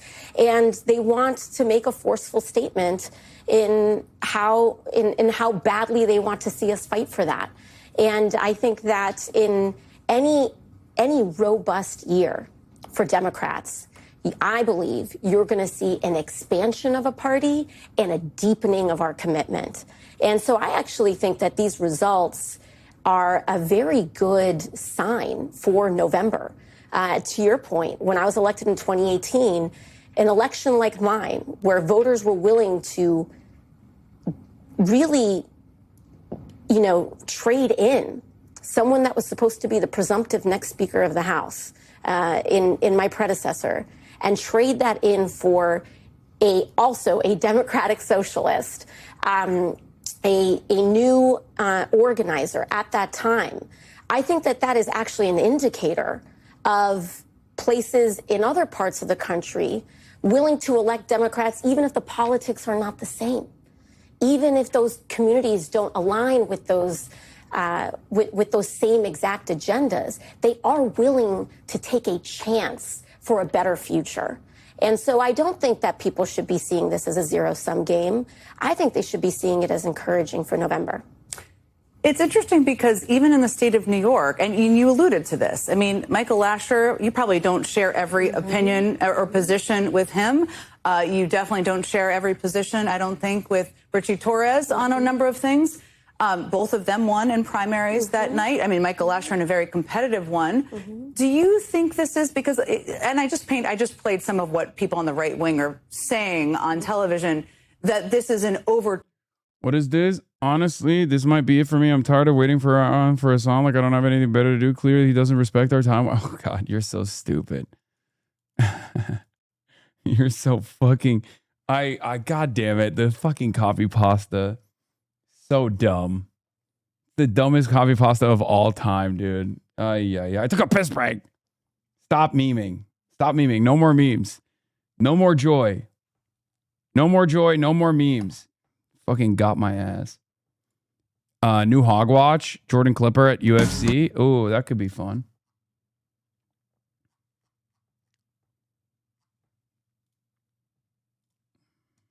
Torquing of the rise of democratic socialism and not enough of a focus on the broad people who won? Or how do you see that? Because you're a democratic socialist yourself. I mean, I think that the one thing that we know is that the Republican Party's brand is fear. And they have to constantly churn what they want people to be afraid of. To be afraid of socialists, to be afraid of immigrants, to be afraid of women, to be afraid of... They constantly want Americans in fear of somebody.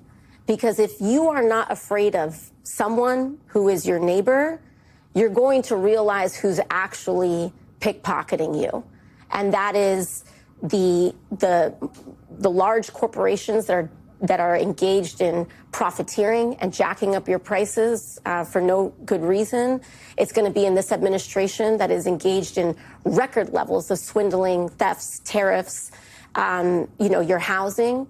And so this is kind of their new thing of the day. But I think that people are feared out. I think that everyone's nerves are shot in constantly being taught and told of what country, person, community to be afraid of, and they just want a solution. They want their groceries to be more affordable. They want to figure out how we're going to get health care. They want our housing to get under control.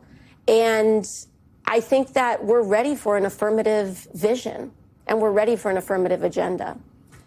You talked about this week kind of how the fear-mongering, you had deja vu, I think is how you described it. And you just alluded to that and what you just said now. What advice are you giving or would you have for these new members who are coming in and are already being painted in a certain way? And I want to talk about them too, but what advice do you have for them about how to get things done while still shaking up the system at the same time? Yeah, I think new and incoming members have no shortage of advice that's being given to them. Well, but you lived it. Yes, you lived it in a very different way. Yes, and I mean, I'll get to them, but I actually think the more important advice that I would give would be to my incumbent colleagues, which is you will create a self-fulfilling prophecy by deciding who these young women are before you've met them. And if you are already panicking and sending little messages in your group chats about how these people need to be reined in and tamped down and shown their place, you are creating the antagonistic dynamic that we do not need.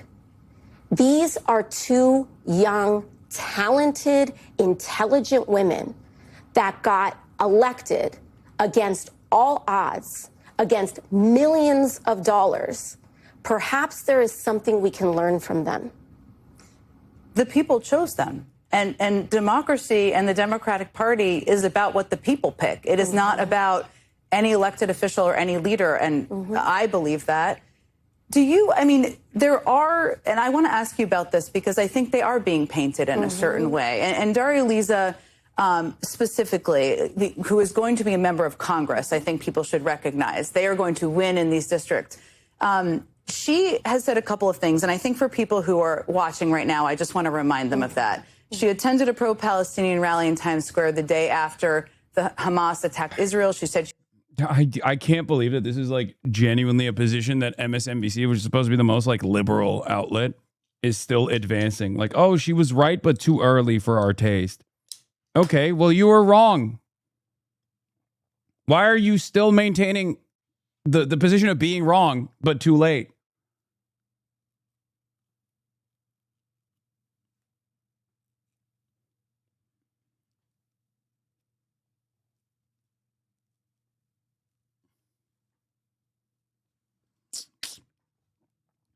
It's so strange to like punish people for being right, but too early. I think it was Kavernickel that said any day after 1948, where you attended a pro-Palestinian rally, you would be on the right side of history. Okay? Any day. It doesn't matter if it's October 7, doesn't matter if it's October 8, doesn't matter if it's October 6, 2023. Any day past the point of 1948 where you attended a pro-Palestinian rally, you are technically on the right side of history, okay? Doesn't matter. So what are we talking about?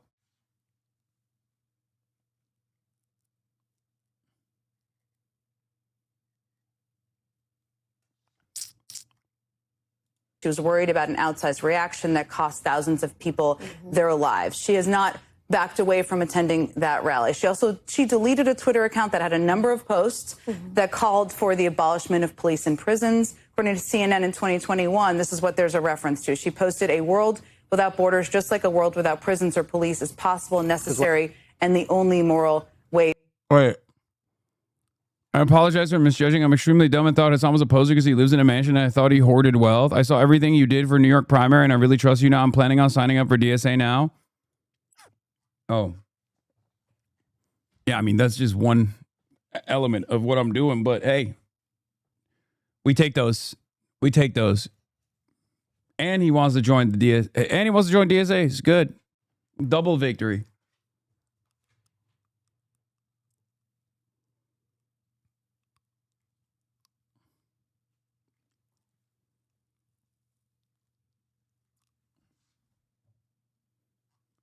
Forward. She's again has said those posts don't reflect who she is today. You do not speak for her. You speak for yourself. And I know she's tried to distance herself. She's probably under a greater level of scrutiny she's ever been in her life. But does any of that give you pause? I think that, as you said, she has indicated that she has regret over the way that she issued those statements. And I genuinely believe that the gravity and the responsibility of this role has a way of inhabiting you. And I genuinely believe that we have to give people the opportunity to occupy their beliefs within the gravity of becoming a duly elected member of Congress. And I think that in the process of running for election, in the process of getting to know your constituents, it's very different than when you're only speaking as an activist or years ago or whatever that may be. But I think where we are right now is that the people of New York's 13th district have elected her. And she is responsible and has absolutely, I think, expressed a sense of responsibility in how she wants to lead. And so, again, I would say, I think it's important to not issue a verdict before these folks arrive. And controversial take, maybe in this community. I think that's a good statement. You have no idea what she's going to do. You have no idea how she's going to govern. And you're trying to make assessments off of like a 20-year-old shit posting on Twitter on how she's going to govern. It's so stupid. It's so ridiculous. It's not a bad answer at all. She's not going to be like, oh, Daria Lisa was based when they're accusing her of being anti-miscegenation. I think a better answer on top of this would be like, these are the statements of a 20-year-old organizer who's like understandably frustrated with the way politics is unfolding, right? An inability for our elected representatives to actually make these changes that Daria Lisa was demanding. Her frustrations being expressed in Twitter only show that, only expresses the desires of not just Daria Lisa, but millions, tens of millions of Americans who are sick and tired of business as usual politics. And unlike those tens of millions of Americans, Daria Lisa actually chose to be the change she wanted to see. And now she's going to become a wonderful congressperson, who will push for those bold changes. That's it. Your statements are more concise. I'm sorry. AOC and I have the same exact problem. We are never concise. The one who does this best is Zoran. He is the fucking LeBron James of quick and quippy messaging. I wish I could hold a candle to his level of skill in this field.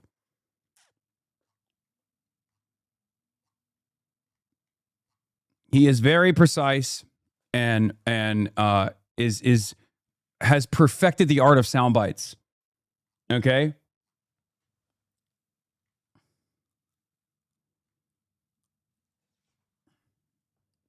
Why are you so rude? It's just true. I know my skills. I'm very good at filling time and filling space for 8 hours. I'm very good at, I think, convincing a lot of people on the way I see the world, especially the way I see the world that is like totally unique and new for many Americans, or used to be, becoming not as unique now. So that's good.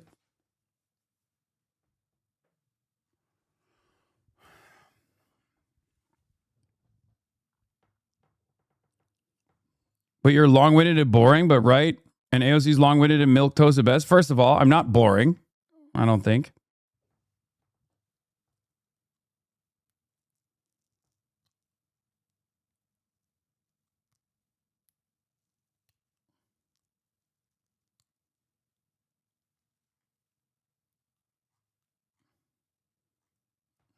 That's crazy. You watch me for fucking 8 hours a day and find it to be entertaining and find it to be educational. And then you turn around and say, I'm fucking boring. Fuck you. You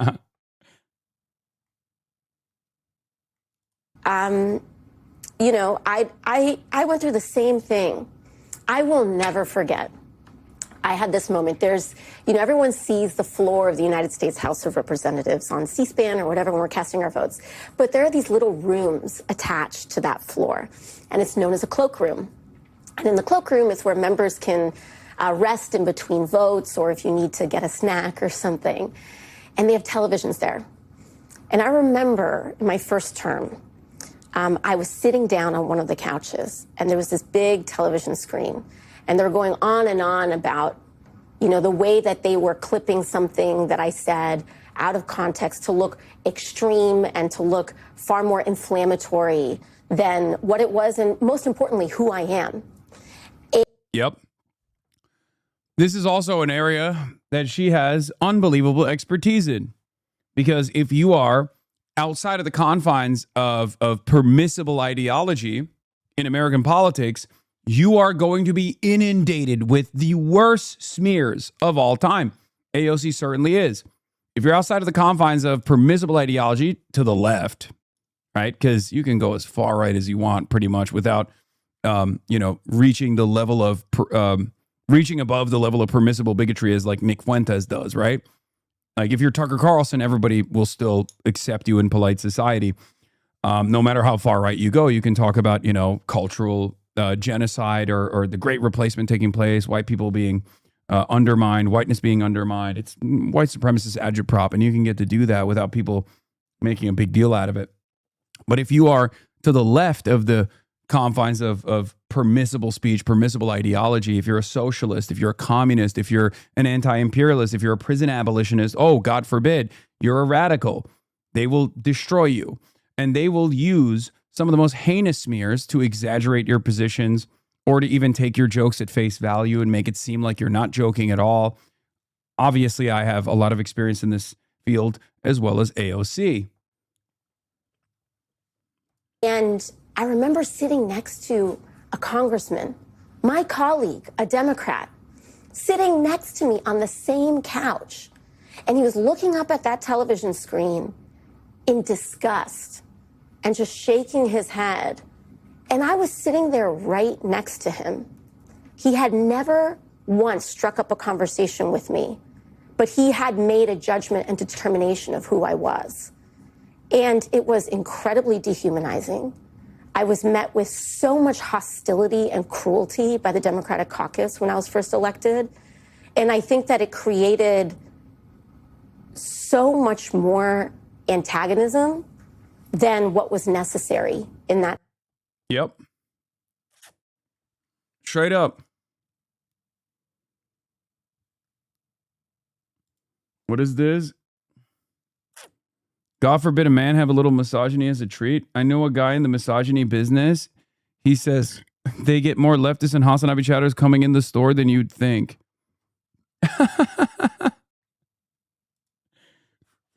Guy who's at the misogyny factory giving me props for creating a robust market of more misogyny enjoyers. Time. And so I think that both ends of this. It's so funny, by the way. Like, obviously, this doesn't mean this is not a defense against misogyny, but like, I've almost exclusively worked with female candidates this season. Like, there are far less male candidates that I'm trying to get elected than female ones. Not that that means anything. Obviously, that's not the end all be all. It's like saying, oh, how could I be misogynistic? I wanted Hillary Rodham Clinton to be president. That doesn't mean that you're not misogynistic, right? That's not a good enough. That's not a sincere academic defense, but it's one that actually probably works with a lot of people. I'm the one man working at the misandry store. Yeah.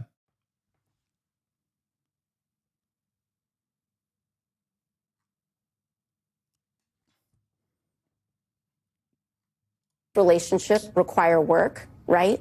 Both ends require a stepping up and a certain magnanimity for us all to get what we want. Yeah, if anything, no white candidates recently either. Hashtag noticing. No white candidates, only women of color. What's going on? Back in the day, the Democratic Party's caucus was filled to the brim with white men. White men were powerful. White men were on top. Nowadays, you go on the HasanAbi broadcast, and all the candidates that he's advancing and endorsing are women of color. What's going on? Are we being erased? I certainly think so.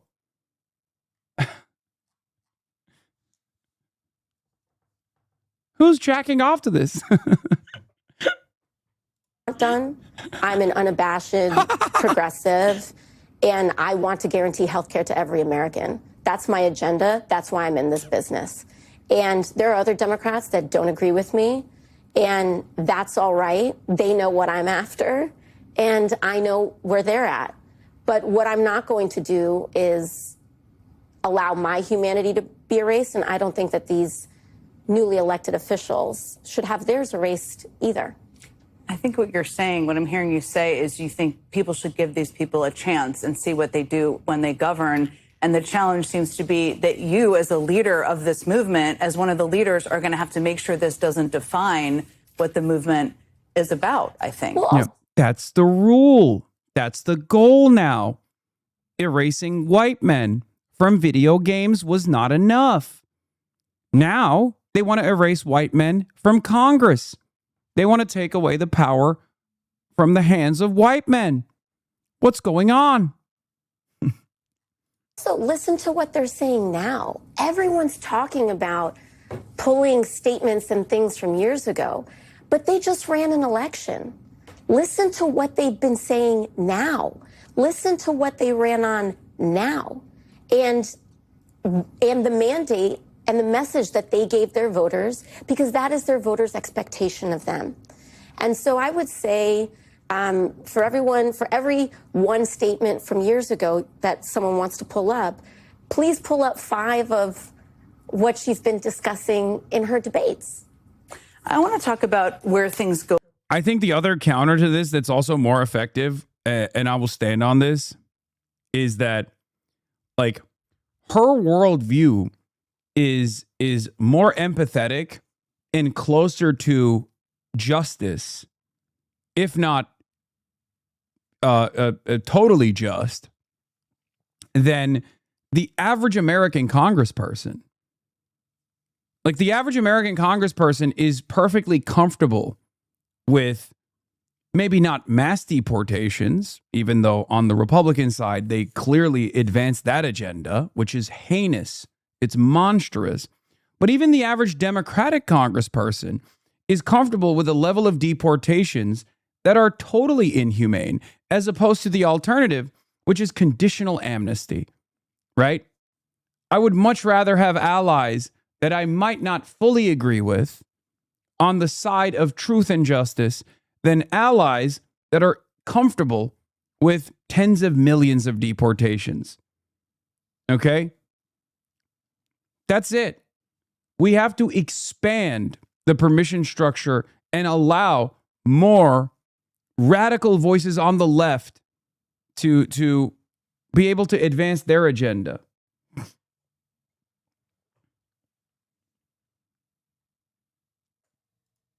What is this?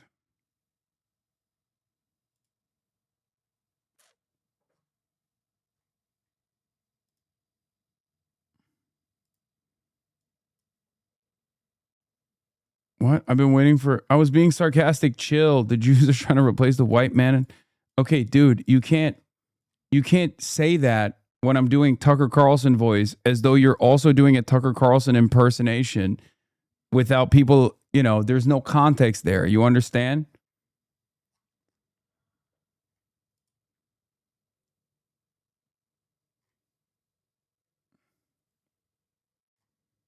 From here, because I think there are so many hopes probably from every person watching, people, anybody out there who's concerned about what they're seeing from Grandpa in the Oval Office to happen right now, about what Democrats will get done. And I know you've said in the past you would support Hakeem Jeffries for Speaker, and you can tell me again if that remains the case.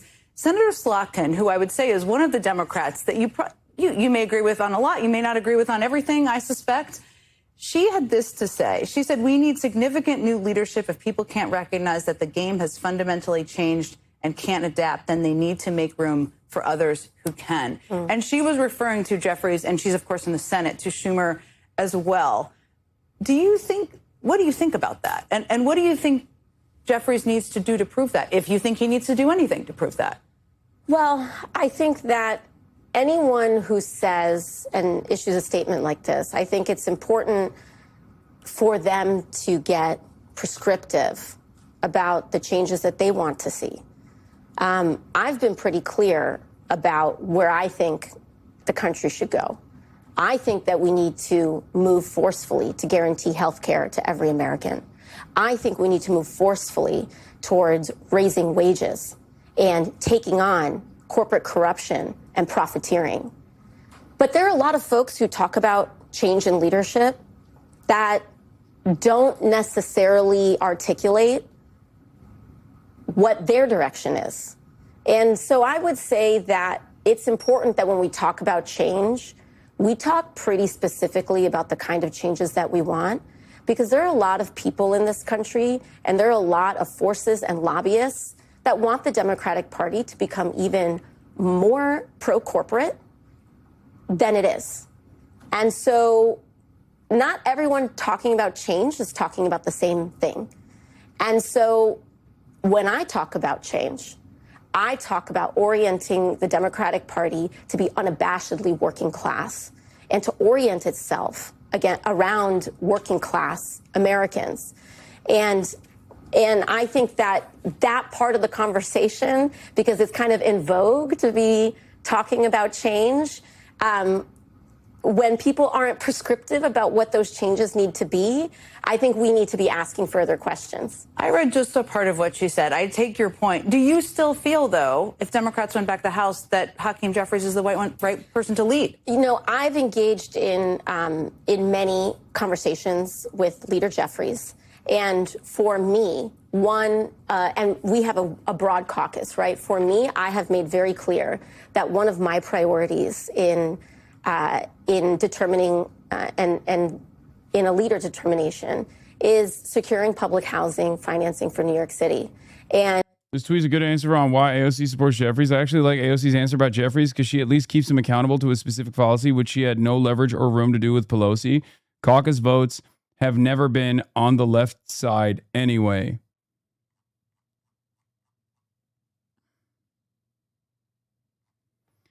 Yeah, I mean, I think the biggest issue I have is that she's not like ambiguous about.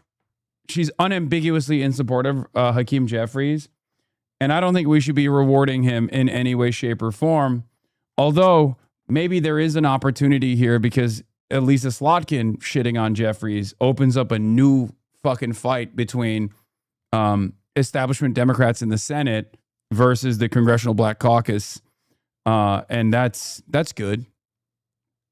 I like that. Because The Congressional Black Caucus is an unbelievably powerful force in Democratic Party politics. Okay?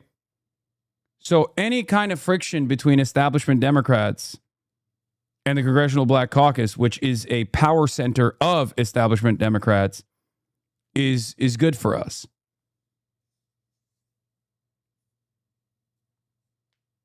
It's great for us, as a matter of fact. Established Democrats are ideologically centrist, so that friction means nothing. You don't know that because I just showed you another serious battle taking place in Florida 20, where the Congressional Black Caucus is at odds with the other factions within the establishment Democrats. Debbie Wasserman Schultz carpetbagging into a black district to be the face of this black district instead of black representation.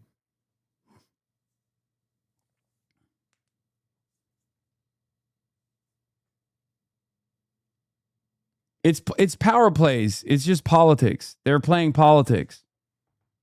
And Leader Jeffries has made his prioritization for the residents of public housing very clear. And for that reason, I will be supporting Hakeem Jeffries for leader.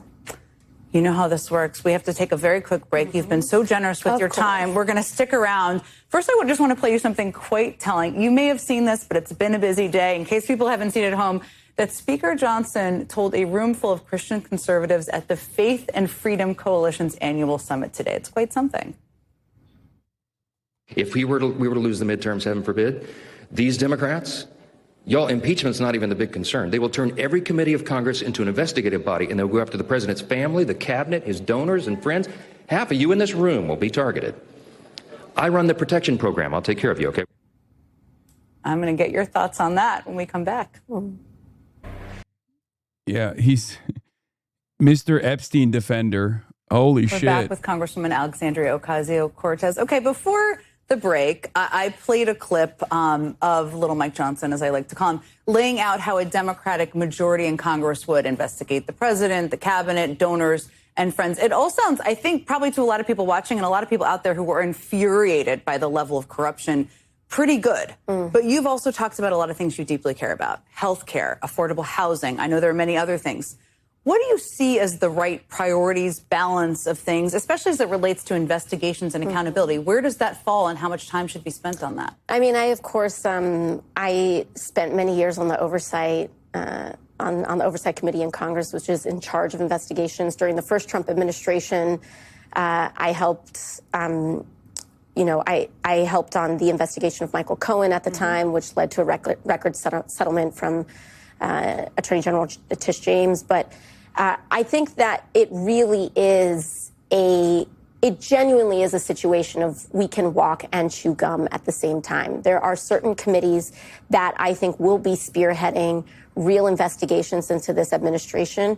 There has to be accountability, and it has to be because we cannot allow this level of corruption to consume our public service in our government ever again. And the only way that you allow that, or the only way that you set that precedent, is by aggressive investigation and consequence. And oftentimes, some of the things that do come out in congressional... Josh Gottheimer is dodging you? Yeah, I know. I saw. So, that is the promise to America. Okay.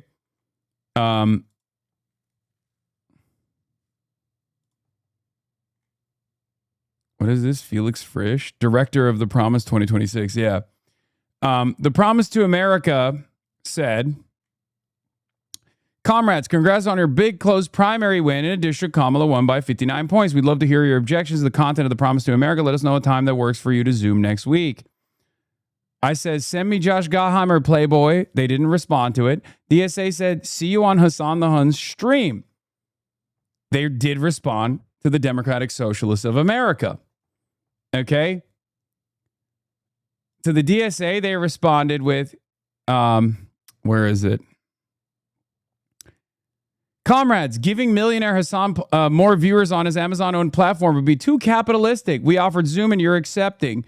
We celebrate July 4th over here, but anytime Wednesday works for Felix Frisch, when works for Ashik Siddiq. Okay? To which I responded with, you can't platform someone that has a bigger platform than you. I'm sure Josh Gottheimer would appreciate teaching a bunch of young radicals a lesson in electability and the importance of moderation.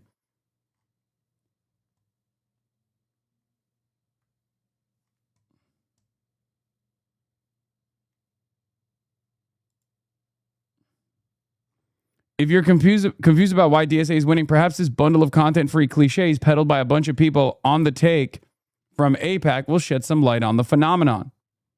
Yeah, Joshua Reed Eagle, who does communications for Liberalism Organization, liberalism.org, who's on the board of Project Liberal.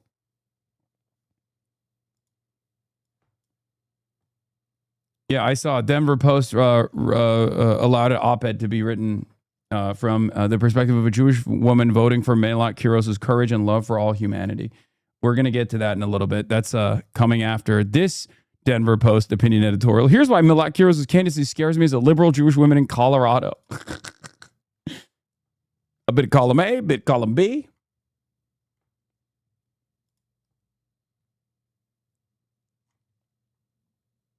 Check that first reply to the, what is it? Ha ha ha. You are so angry you got called out on your grift. Always a big, strong communist until those capitalist dollars come calling in before a bunch of chode riding sycophants storm in defending Hasan's honor. Father, husband, Catholic. I feel like this is a bot. No? But yeah. Will they respond to this? I don't think so. But we shall see.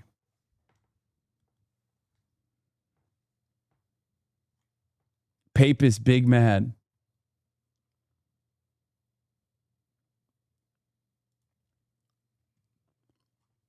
What is this? Are the Democratic Socialists winning Democratic primaries actually Democrats, or are they just using the party infrastructure to get on the ballot? Democratic Socialists of America co-chair Ashik Siddiq joins Katie to discuss.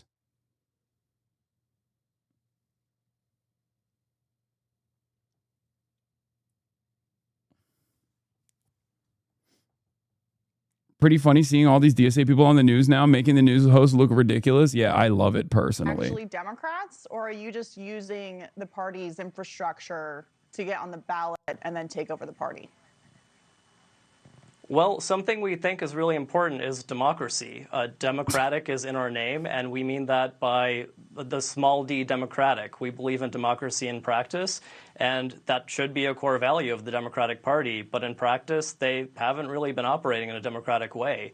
The Democratic Party, especially in recent decades, has become pretty beholden to mega donors, to people representing big tech, representing fossil fuel industries, representing the military-industrial complex, weapons companies. So that is increasingly distant from the voting base of the Democratic Party. We think that the Democratic Party is its voters, or it should be. But in practice, it's been all these donors who are shaping what the politics are in Congress and in the federal government, and increasingly in local politics. So we mean democratic. Like we want to organize democracy at every level of our society. Democrats. We want the. I mean, we're running as Democrats. We're operating in a winning as Democrats, not just running, winning as Democrats. Democratic way. So if the Democratic Party leadership feels like that's a threat, then I think they're the ones who aren't Democrats.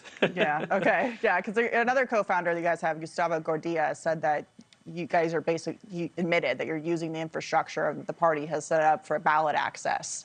And that's what you're doing. Is that fair to say that that's what you're doing? You're not actually Democrats. You're using the process that's already in place to gain power. No one cares about the brand, okay?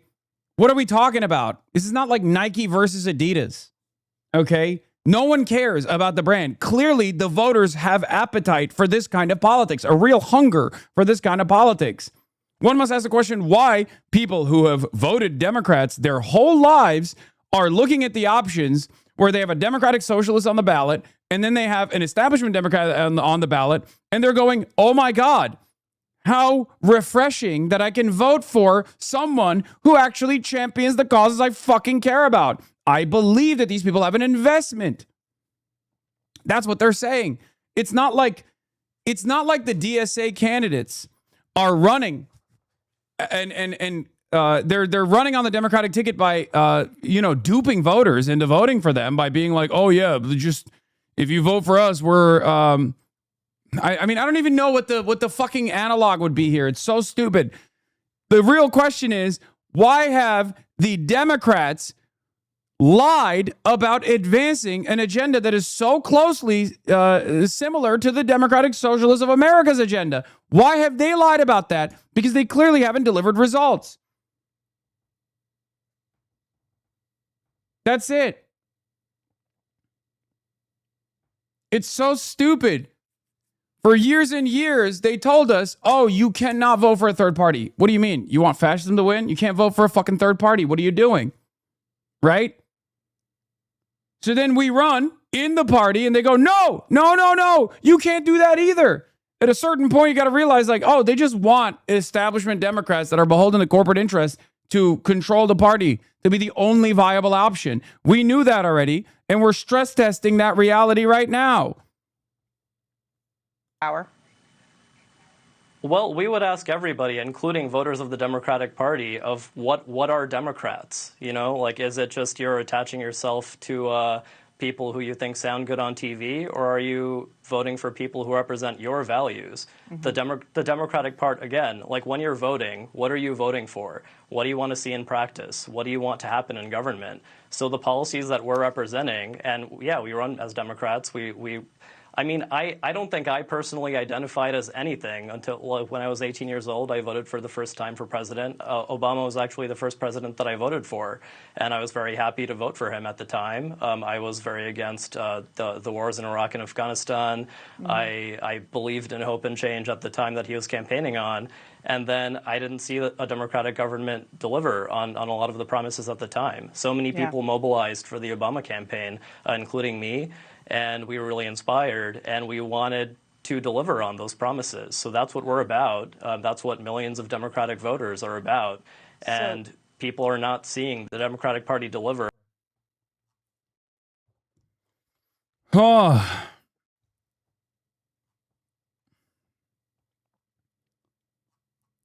It's about the policies, man. That's it. It's about the issues. It's about the policies. And it's clear that more radical politics is something that the base wants. Turns out it's not so radical. Okay? About expanding democracy in every part of our lives, and we want to democratically handle how militarized our society has become. Why does the United States spend $1 trillion on a military budget while we can't repair roads and bridges, while we can't provide for childcare for everybody? We should be funding babies and not bombs. Why does our government spend billions of dollars per year on the state of Israel while it's doing genocide, while it was already enacting apartheid? Israel's not committing a genocide. You know, like I was raised to... Oh, that's awesome.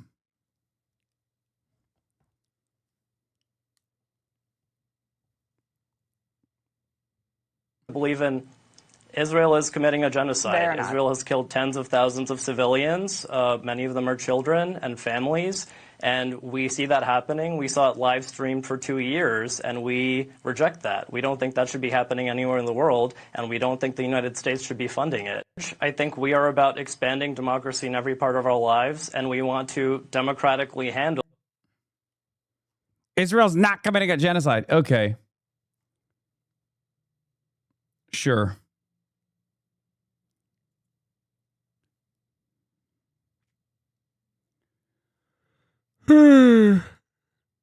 Yeah. Classic now.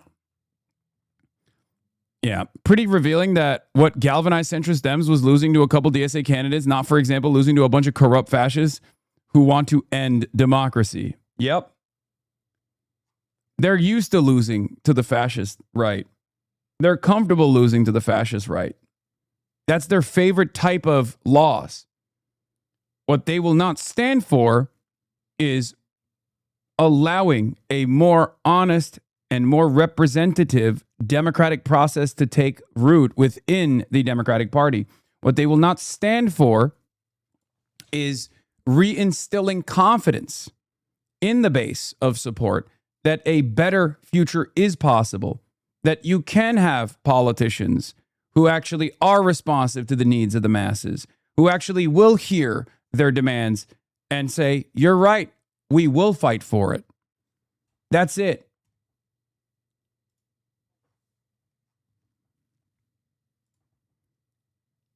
Branko Marcetic writes, one of the notable developments from Tuesday's elections is the DSA and Democratic Socialism becoming a distinct and positive brand among voters. This was not the case even a few years ago when candidates and door knockers weren't always leading with their DSA association. This is a major change, and I think even more so than AOC, even though she obviously was operating in a very different political environment initially, Zoran's unapologetic brand of democratic socialism as a cadre candidate and now a very successful and very popular mayor is what has done, what has played a major role in flipping the script, where now people are trying to associate themselves with democratic socialism because democratic socialism has become a popular association. What did I tell you? Even in the early stages of Zoran's campaign, what did I tell you? The goal here is to run democratic socialists, have them win as democratic socialists, and then have them govern as democratic socialists so that the association with democratic socialism is an association of good governance. So when they think about democratic socialism, they think about fast and free buses. They think about delivered campaign promises like freezing the rent, which Zoran's team and the DSA delivered 2 days ago, right? And then from that point on, you bring in more people into the fold. You bring in more people into the DSA, the Democratic Socialists of America. You engage in political education and you foment class consciousness, and you simultaneously continue electing more and more democratic socialists into positions of power, and they are all good at their jobs. Hopefully, they're good at governance. They're responsive to the needs of their base, of their constituents.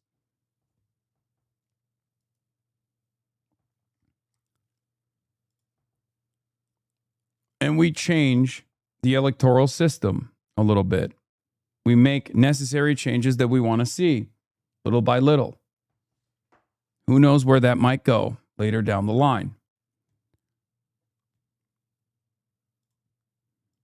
Here's what Zoran said about being the poster child for the Democratic Party. Poster child for the Democratic Party.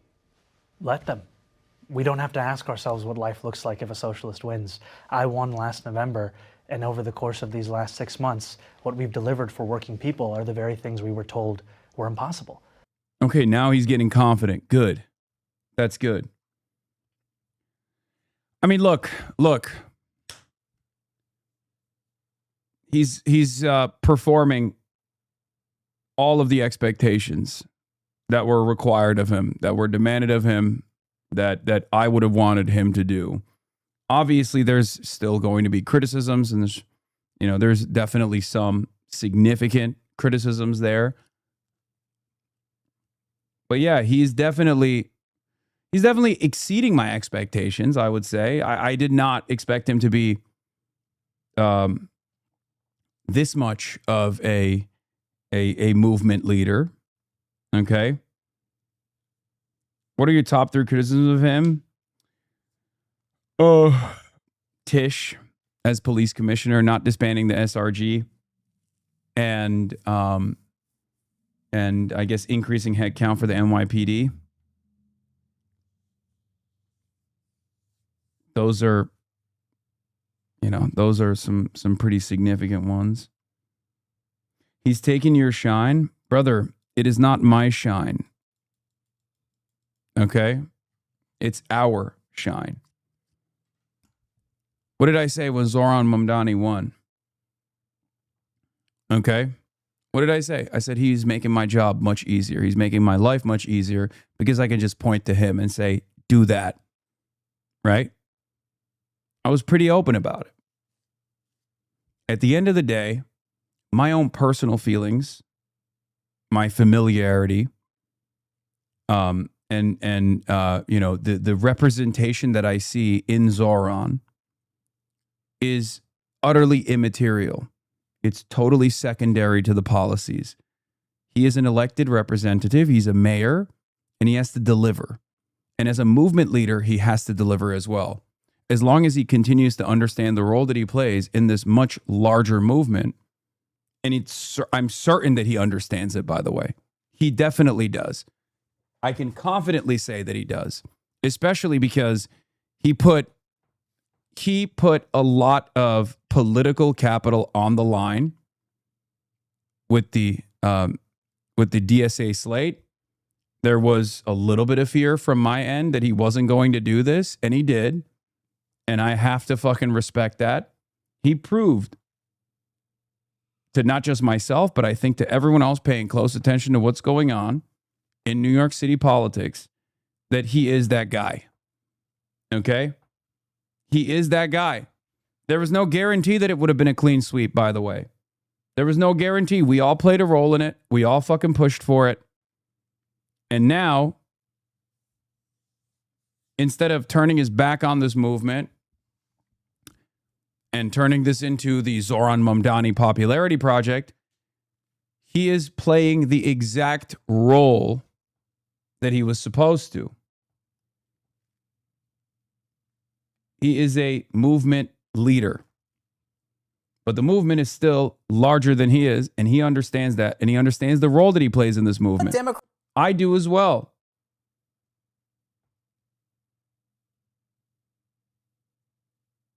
Do you see what I mean?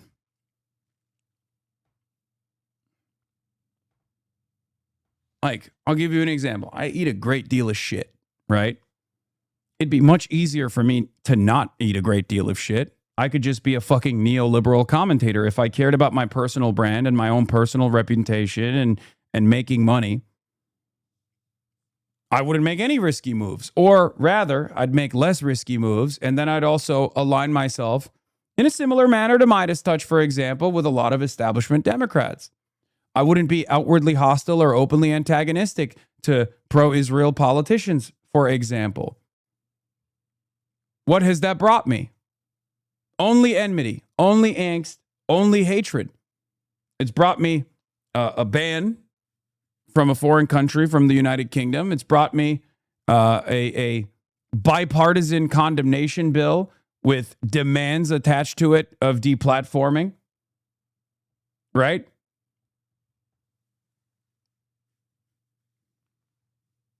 But I understand the role that I play in this process. It's brought me literal drones to my house. Shouts out to Rupert Murdoch. You know? But I do it because I understand the role I play in agitprop.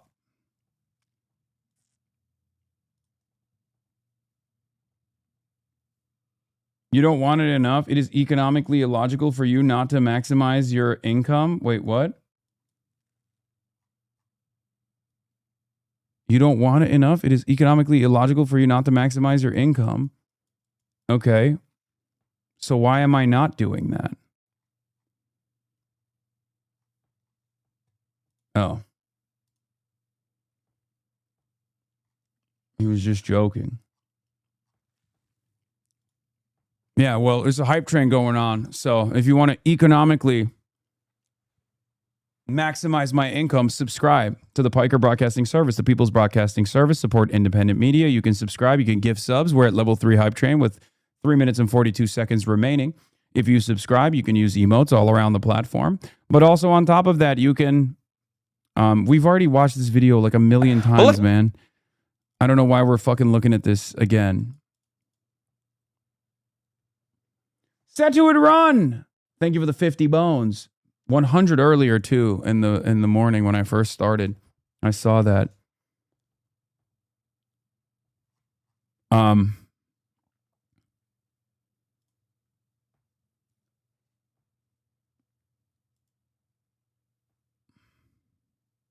New York's outdoor public pools open today. Luckily, I'm already in my swimsuit. 5, 4, 3, 2, 1.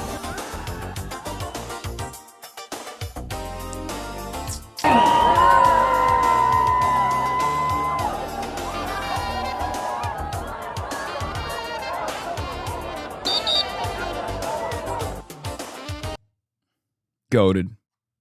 Don't you dare talk shit? No, dude. No. Look.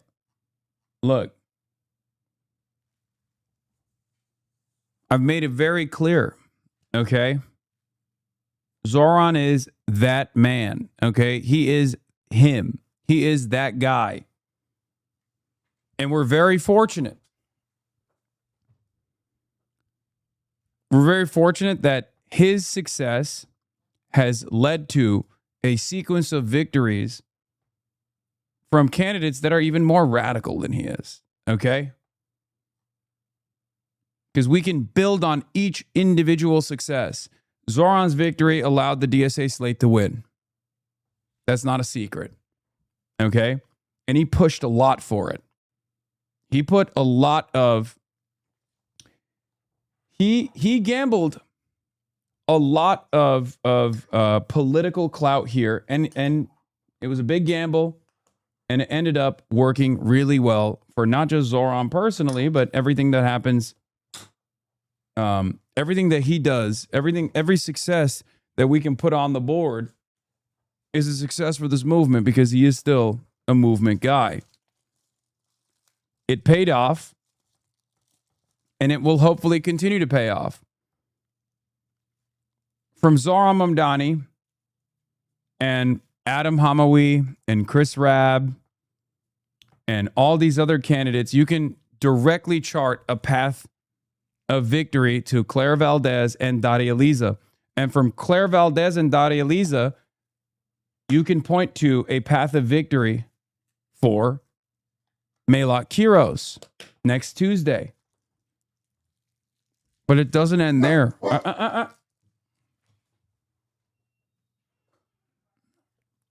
It won't end there. From that point on, we will keep building on this momentum. Abdul Al-Sayed. Okay? Abdul Al-Sayed in Senate. Oliver Larkin, hopefully. Elijah Manley. Hartzell in KC. Maybe Charles Booker. Justin Pearson in Memphis, which is going to be a very tough battle. Some of these are going to be very, very tough battles. Okay? Graham Plattner.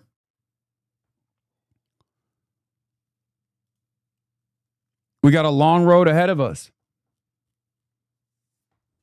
Toby Durden in South Dakota, running for governor of South Dakota, the only man who can build a wall between South Dakota and North Dakota. I know he's a Republican. Anyway, speaking of which, if you want to carry the flame, we're at level 6 hype train, at level 10 hype train. We will carry the flame once again at the Piker Broadcasting Service, the People's Broadcasting Service, sponsored by you, the people, for you, the people, and nothing else.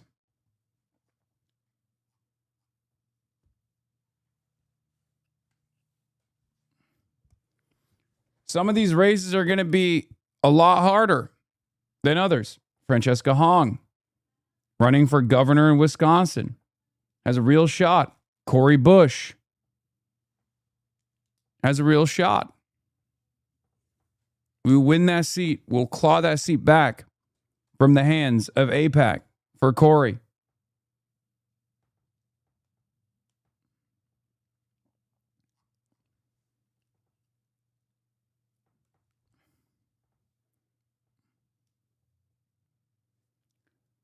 Here's the thing. Oliver Larkin as well. I brought him up already. I hope I didn't forget. Yeah. Vang in California is another great one. Angela Gonzalez Torres, also in California. Another great example. Randy Villegas, also in California.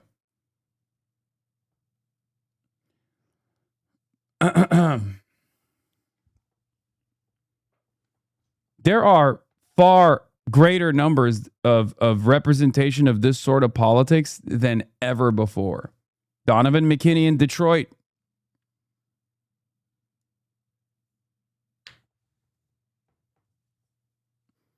Are all of these socialists? Some of these candidates that I've mentioned are either DSA affiliated, running as democratic socialists, or are aligned with the agenda of democratic socialism.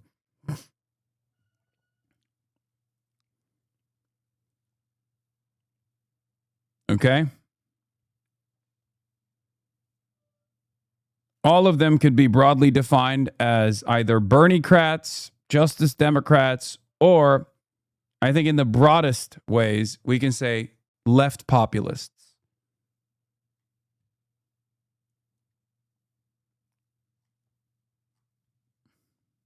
We've delivered free childcare for 2-year-olds for the first time in New York City history. We've delivered tens of millions of dollars back to tenants who were taken advantage of by bad landlords. We've delivered 165,000 potholes being paved. And we've done all of these things while also delivering the lowest recorded crime in our city's history. That's what it looks like to have democratic socialism. And what you're seeing is that New Yorkers experienced this for 6 months and made the decision that they wanted to see more of it on the national stage as well. Republicans are going to...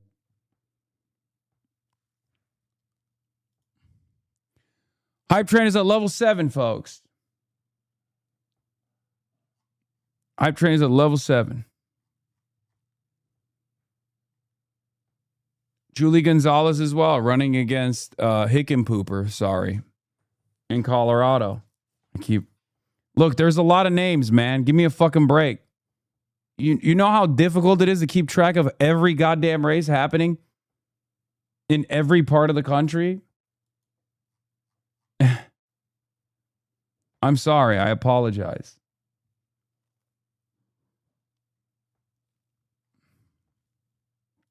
Make you...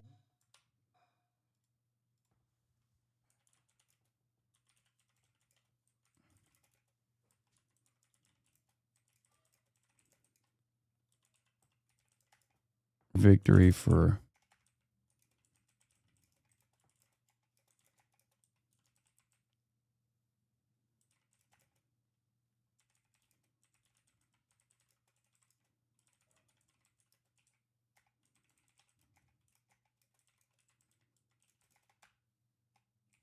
proves that a more responsive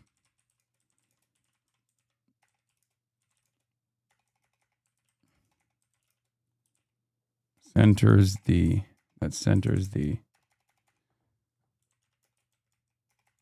it proves that a more responsive politics that centers the working class is possible.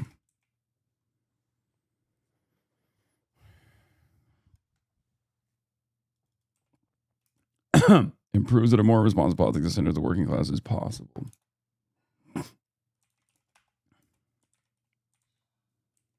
It reinstills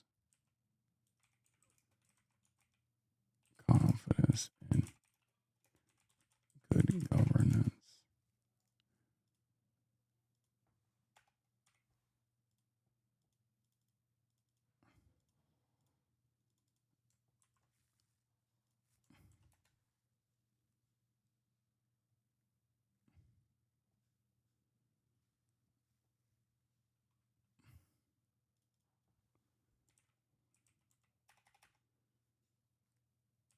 Restores confidence in good governance. Don't let the flame die out. Yeah, level 7 hype train. We're at level 8 hype train. Ladies and gentlemen, we are at level 8 hype train. You lied. No Jube scam FUNDAY. No, I got Jube. I got Jube on the docket. Why do you hate your neighboring state of Arizona asking for a friend? Wait, Kai Newkirk, you mean? I've talked to him. He was at the Clara Victory Party. I'm gonna see what I can do with him. Only because I think it's really funny to be like Hasan Piker carries the flame with Kai Newkirk, and Newkirk has been unlocked. Which, by the way, you can carry the flame today on the HasanAbi broadcast by subscribing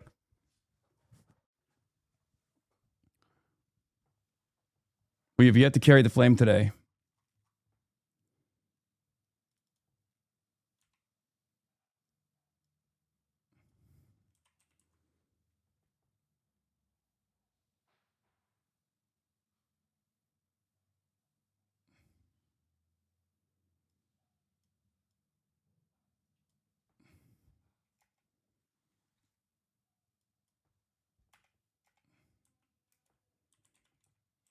But a victory. It proves that a more responsible politics of centers the working class is possible. It restores confidence in good governance.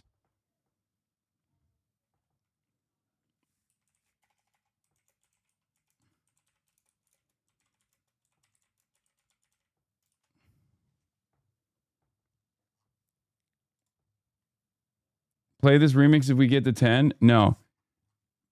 I already have the Kirk, the new Kirk lined up. Would you consider getting Tallarico on if he would be a guest? I know someone who has worked with him and is in regular contact. Sure. I mean, James Tallarico is working with some interesting groups, so I don't know if he would think that I would be a benefit to his campaign and candidacy in Texas. I think so, but he might have a different opinion. I am a Californian after all.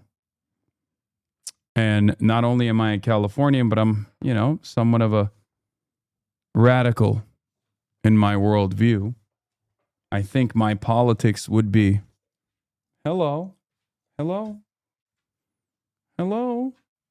think my kind of politics would be good in the state of California, or in the state of Texas, but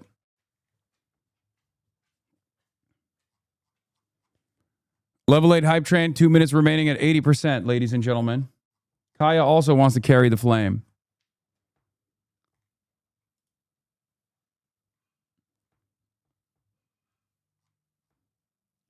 Primary runoffs in Louisiana. Any thoughts? No. You can talk about Jesus or some shit. Yeah, he can convert me to Christianity. Maybe.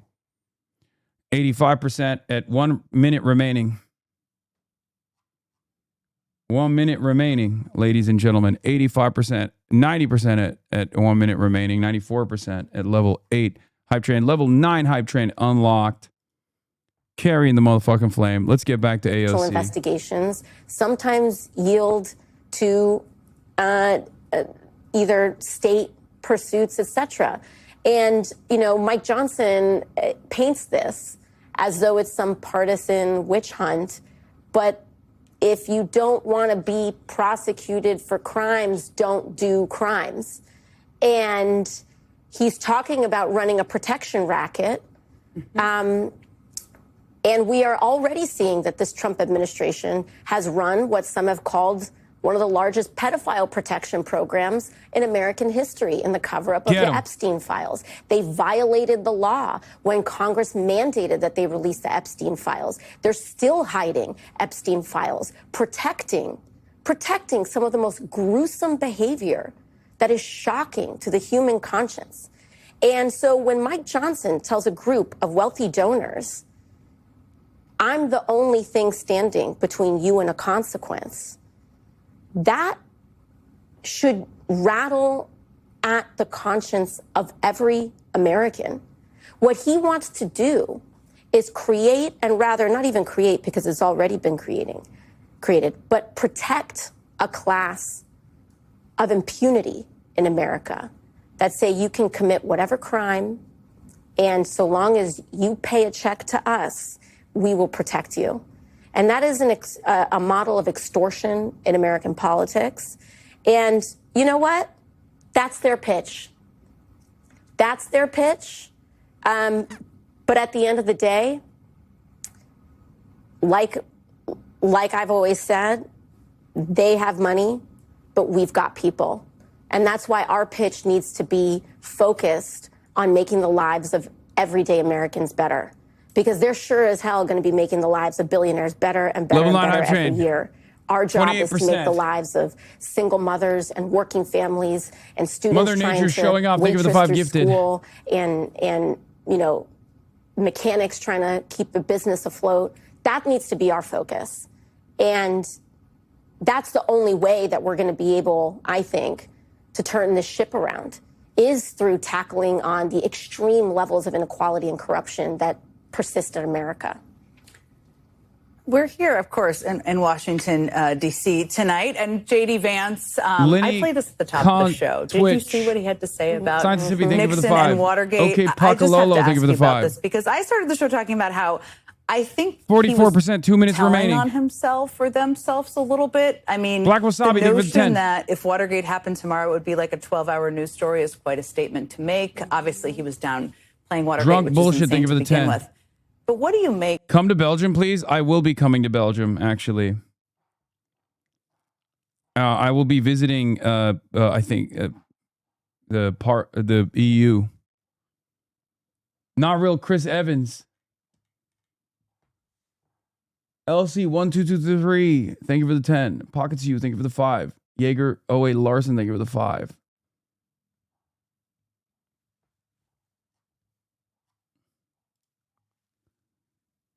And that's it, folks. We've done did it. We done did it. And I know I said I was going to play Indian. I was going to play the Bollywood Charlie Kirk. But instead, I'm going to play this one.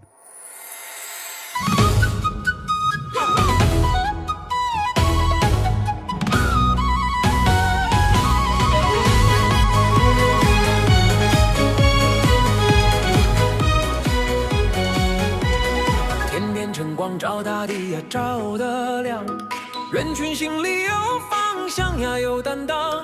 风再大也不退后啊，不彷徨。一句真话像钢铁呀，响当当。家中灯火收誓言呀，守信仰。路上荆棘也昂首呀，不退让。我们肩并肩向前呀，向前闯。把这烽火传下去呀，传四方。谁来点燃这把火？查理克尔。谁敢在风里高歌？查理克尔。一步一步更坚定，我们同声同气，一起向前行。信念在胸口，热血在回响中。We are 查理克尔，查理克尔。我们不散不退，对梦想长风，把光举得更高，把路走得更正。We are 查理克尔。咚咚咚嘿，啦啦啦啦，嗦啦啦啦啦啦，嗦啦啦。查理克尔，查理克尔。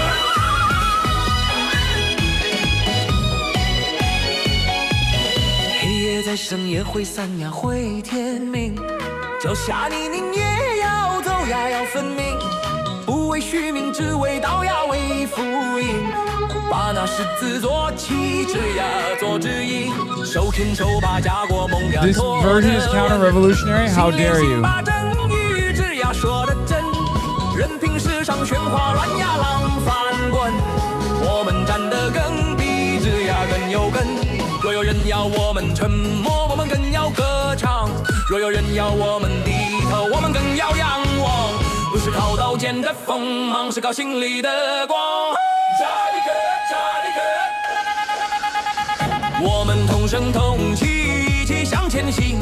信念在胸口，热血在回响中。We are 查理克尔，查理克尔。我们不散不退，绿幕将长风，把光举得更高，把路走得更正。We are 查理克尔，查理克尔。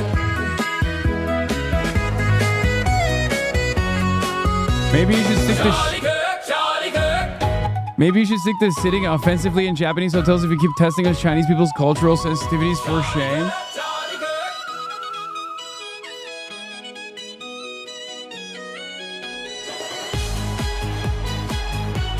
Charlie Kirk, if given enough time, would have become a J.D. Pondon style Maoist. He just never carried out his long march. Okay? I believe that he would have local-controlly became a Maoist if given enough time, okay? Especially considering how much J.D. Pondon has done to eviscerate America from the global stage as a paper tiger. And Charlie Kirk would have carried that flame. So we carry the flame for him today.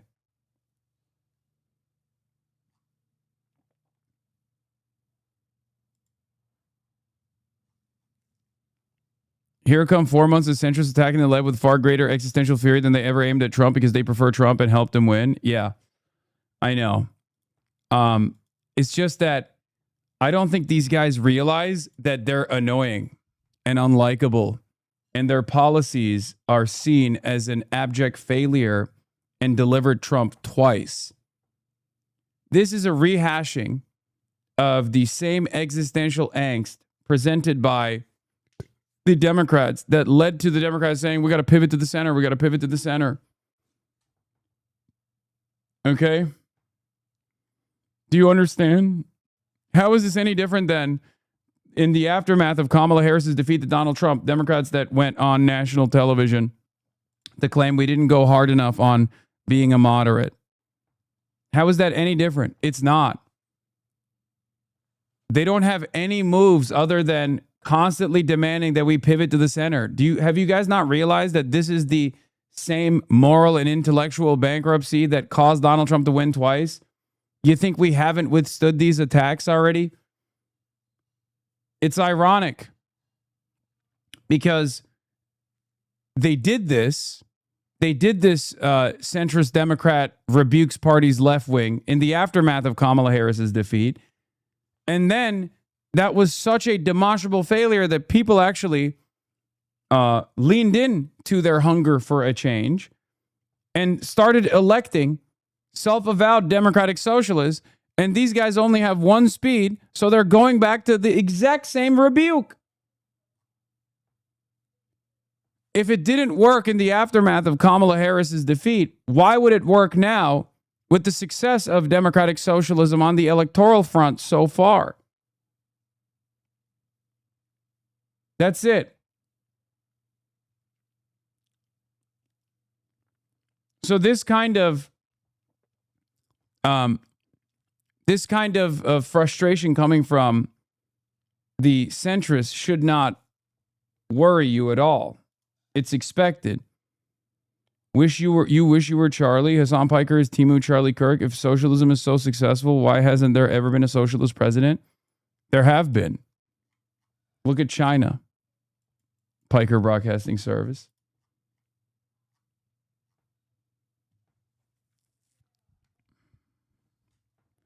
His name is Xi Jinping. And no, FDR was not a socialist. He was a social democrat, and he was forced to govern as a social democrat.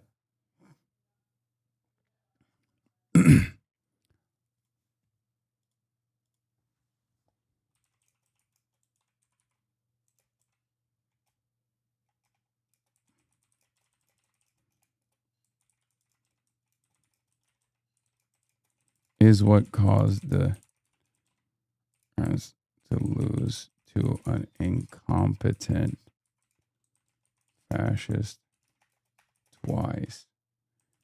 And now there are far more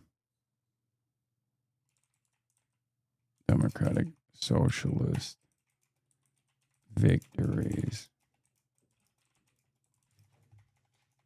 And because of their lack of vision, they can only... Sağ ol anneciğim. Peki.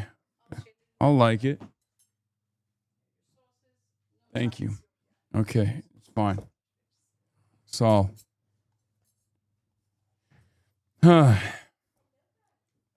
Have you forgotten about General Secretary Kim and Jusha? No, I have not.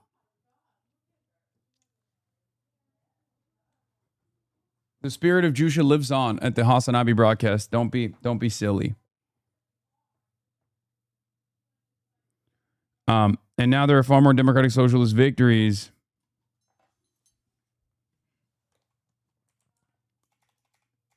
Because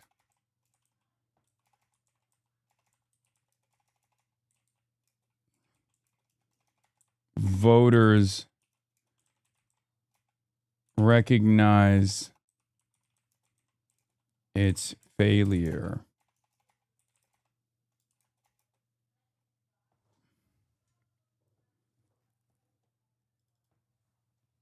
Far more democratic socialist electoral victories because voters recognize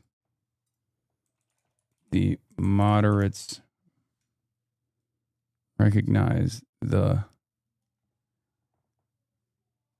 moderates' failure.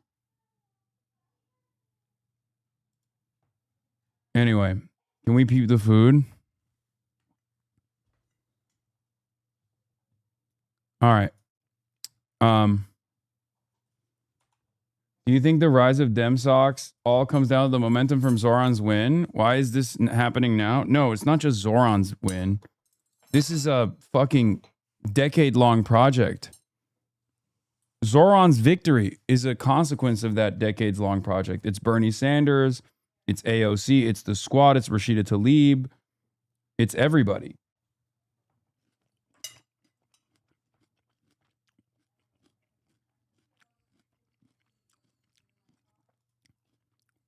It's socialists pushing over and over again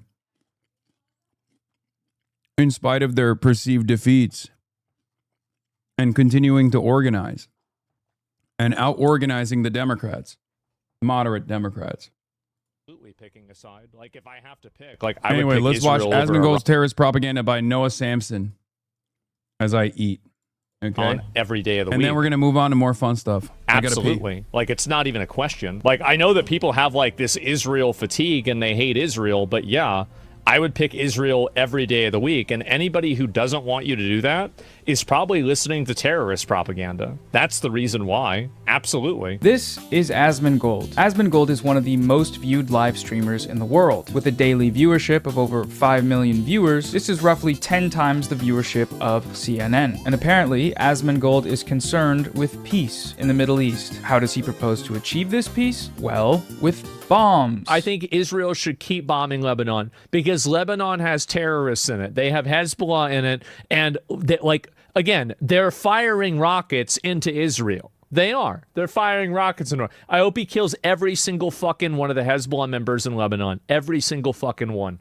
And only then will the people there have peace. On his June 14th live stream, Asmongold advocated for the continuation of Israel's bombing campaign in Lebanon. And in the same stream, he also advocated against a peace agreement to end the US and Israel's war on Iran. If you make peace with Iran, they no longer consider us a mortal enemy. Why is that not an acceptable outcome to you?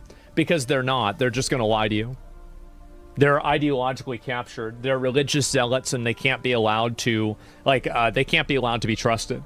They've already broken too many deals before. They've lied too many times. Asmongold's argument for the continued bombing of Iran and Lebanon is that in order to achieve peace, we must get rid of the terrorists. Hezbollah is a terrorist group, so he says, and Iran funds them, ergo, we have to bomb the terrorists. Can you tell your argument why you consider them terrorists? Because they fund people that attack and kill civilians on purpose and target civilians to kill them in order to achieve political goals. Groups like Yeah, so America and Israel and every state pretty much that has ever existed that has waged war at the behest of a clear, definable goal. Most of the time it's just extraction of natural resources. Because if this vague standard is applied evenly across the board, then America is one of the greatest terrorists of all time, and Israel certainly is one of the greatest terrorists of all time. Hezbollah and the Houthis and Hamas. It's that simple. There are a few issues with his analysis here, though. First among them is the premise. Asmongold repeats the IDF's line that they are targeting Hezbollah in Lebanon, but that's not what's actually happening. What the evidence shows is that targeting Hezbollah is just a pretext, one that Israel uses to blow up everything in sight and mass murder civilians. Israel is targeting men, women, children, journalists, healthcare workers, hospitals, ambulances. They are leveling entire cities. They're also routinely using spraying white phosphorus indiscriminately and in civilian residential areas. In the first month of attacks on Lebanon alone, they used it to burn over 10,000 acres of forests and farmland. These are all war crimes. In just the past 4 months, Israel has killed nearly 4,000 people in Lebanon, including hundreds of children and healthcare workers. On average, Israeli forces have killed more than 1 child every day since April. On October 3rd, 2024, Israel bombed a medical center in Beirut, killing 9 people and injuring 14. 7 of those killed were members of the medical staff. That same month, Israel destroyed a significant portion of an entire city, Tyre, one of the oldest cities in the world. They damaged over 400 apartments, completely destroyed several buildings, and demolished a number of ancient historical sites. On March 12th, 2026, Israel bombed a beachside tent encampment housing people that they had displaced from their bombings, killing 8 and wounding 31. The strike came in the middle of the night, and it was a double-tap strike. The first missile landed and killed 3 people near the beach, and when people approached to help the victims, the second missile landed. No evacuation warning was issued. This was in a safe zone. In all of these examples of mass civilian death and destruction, what did Israel say it was doing? It said it was targeting Hezbollah. This is their pretext, and Asmongold is repeating it uncritically. And the same is true of Asmongold's endorsement of Israel's stated goal of eliminating Hamas. That may be what Israel says it's doing, but in reality, what Israel's actually doing in Gaza is killing entire families by leveling apartment blocks, killing toddlers with machine guns, shooting babies in the head with snipers, while they're being breastfed by their mothers alone in tents in broad daylight. The vast majority of the people that Israel has killed in Gaza have been civilians. That is the conclusion of every independent expert. The only one still... Guys, it's fucking Noah Samson. Like, you know what the link is. I'm so confused.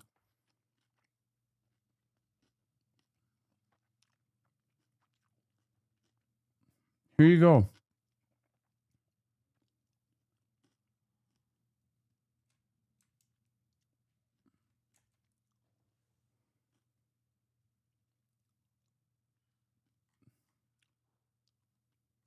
Still denying it in 2026 are Israel and the United States, and the content creators online that defend them for some reason still. And as for Asmongold's claim about the United States, the same goes for them. Firstly, because they supply the vast majority of the weapons that Israel has used to commit its genocide, but they also do murderous bombing campaigns themselves. In the first week of the war, the United States blew up an Iranian elementary school, killing 156 people, 120 of whom were children. 120 little girls and boys murdered by the United States in a war that they started. Asmongold has apparently consulted the history books and feels vindicated by them. Every single page of the history book proves me right. But I'm not sure which ones he read, because if you look back at any point, you will find the United States committing these same kinds of atrocities across the globe for their wars of aggression. The other issue with Asmongold's analysis here is the presence of that word terrorism. What makes someone a terrorist? Well, for Asmongold, terrorism is defined as the use of violence against civilians for political goals. Because they fund people that attack and kill civilians on purpose and target civilians to kill them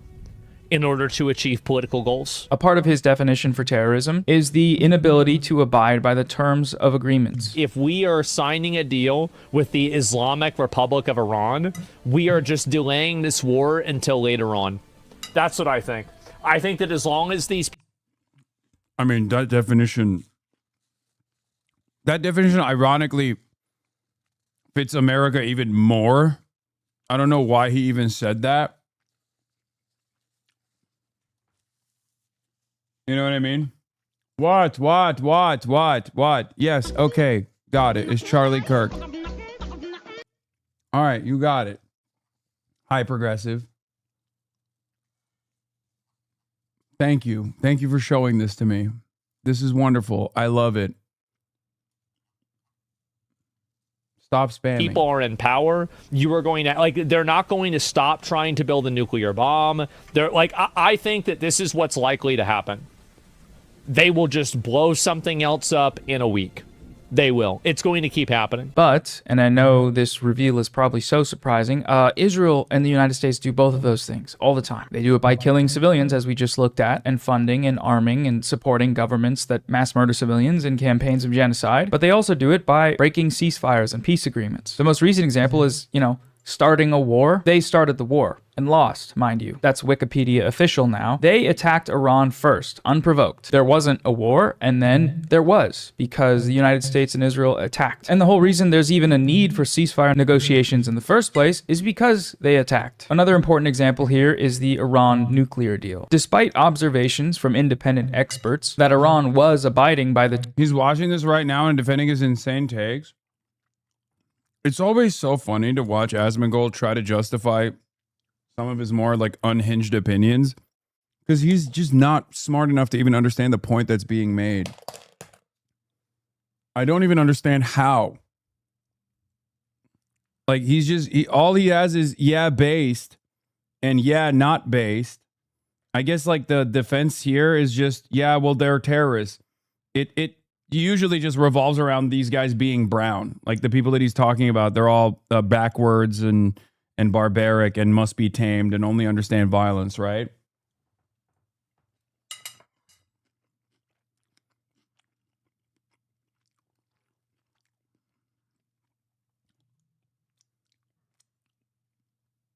terms of the agreement, it was the United States who randomly decided to pull out and then proceed to administer brutal sanctions on Iran, crushing the country's economy in a move that was widely understood to be an unprovoked act of aggression that was condemned by governments across the globe. And of course, the same is true of Israel. They violated ceasefires in Gaza and Lebanon now tens of thousands of times, further displacing millions of people, destroying entire towns, and starving, kidnapping, torturing, and brutalizing the population. Asmongold cites Hezbollah rocket fire as a justification for Israel's bombing in Lebanon. They're firing rockets into Israel. But he neglects to mention any of these violations. In Lebanon, in the same time frame of the ceasefire, where Israel committed literally 10,000 violations, Hezbollah fired a total of 4 rockets. But for him, that's a valid reason to promote the IDF's destruction of a sovereign country. So now, okay, of course, there's a double standard, right? By Asmongold's definition of terrorism, which is killing civilians and breaking deals, both the United States and Israel are terrorists. Asmongold acknowledges this directly in response to a viewer in his chat that brings up Israel. Does Israel do that too? Israel's on our side. Iran's not.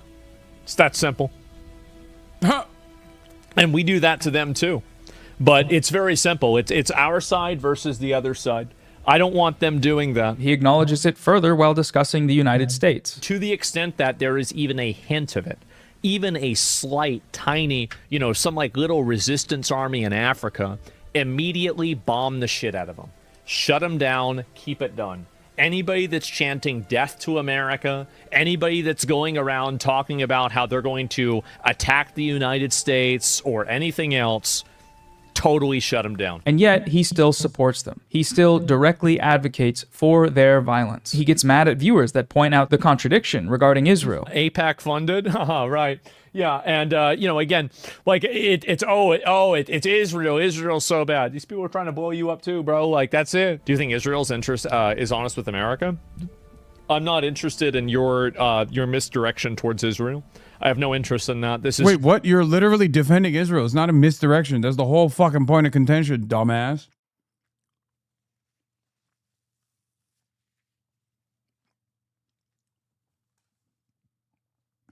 It's like, oh, yeah, why are you talking about Israel as I'm defending Israel's actions? Dana Bash did this to Morris Katz. just terrorist subversion. He even argues that anti-American slogans should be punishable by extrajudicial drone execution, regardless of their validity. I don't give a fuck what reasoning they have. I don't care what their reasoning is. I don't care what they think is right. It doesn't matter to me. Like, the only thing that I care about is neutralizing that threat. So whatever gets rid of, like, I don't care. Like, you think that I give a fuck about what their reasoning is or what their justification is? I don't care. You're doing it. Okay, that's the problem. And why does he do that? Well, the answer is fairly simple. He's just a racist. Fundamentally, he views some groups of people as less worthy of life than others. Terrorism is okay when we do it, but when they even protest that terrorism, they deserve to die. Why do you think they say death to America? Probably because you attacked them first? Well, damn, that's too bad. I guess we're going to have to attack them again.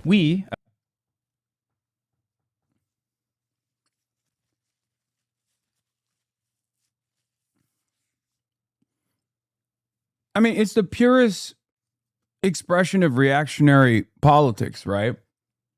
He's just trying to be as edgy as possible. And he thinks that like when America's force projection capabilities are being demonstrated around the world, that he is somehow powerful. This is what weak people do. This is what weak states do.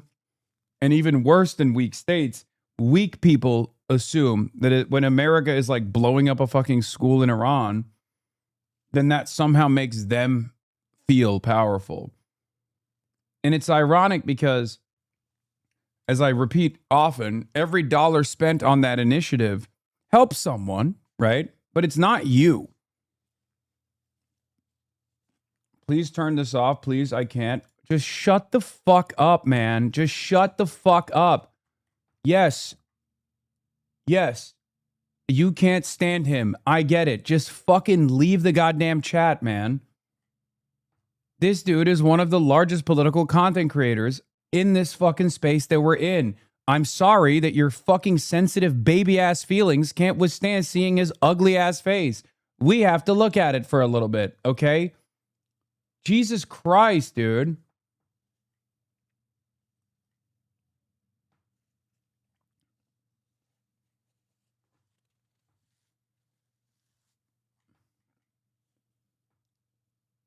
I don't personally love watching Asmongold chirp endlessly. I wish for a world where he could go back to talking about titties in video games, and it would greatly diminish the negative impact that he has in the space that I occupy. But the reality of the matter is, a lot of people actually feel this way, and they personally ride for this kind of politics.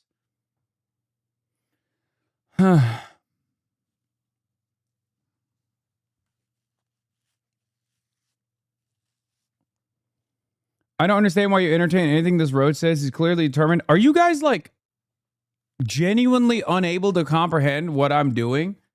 Like, Noah's making this video not to convince Asmongold that he's wrong.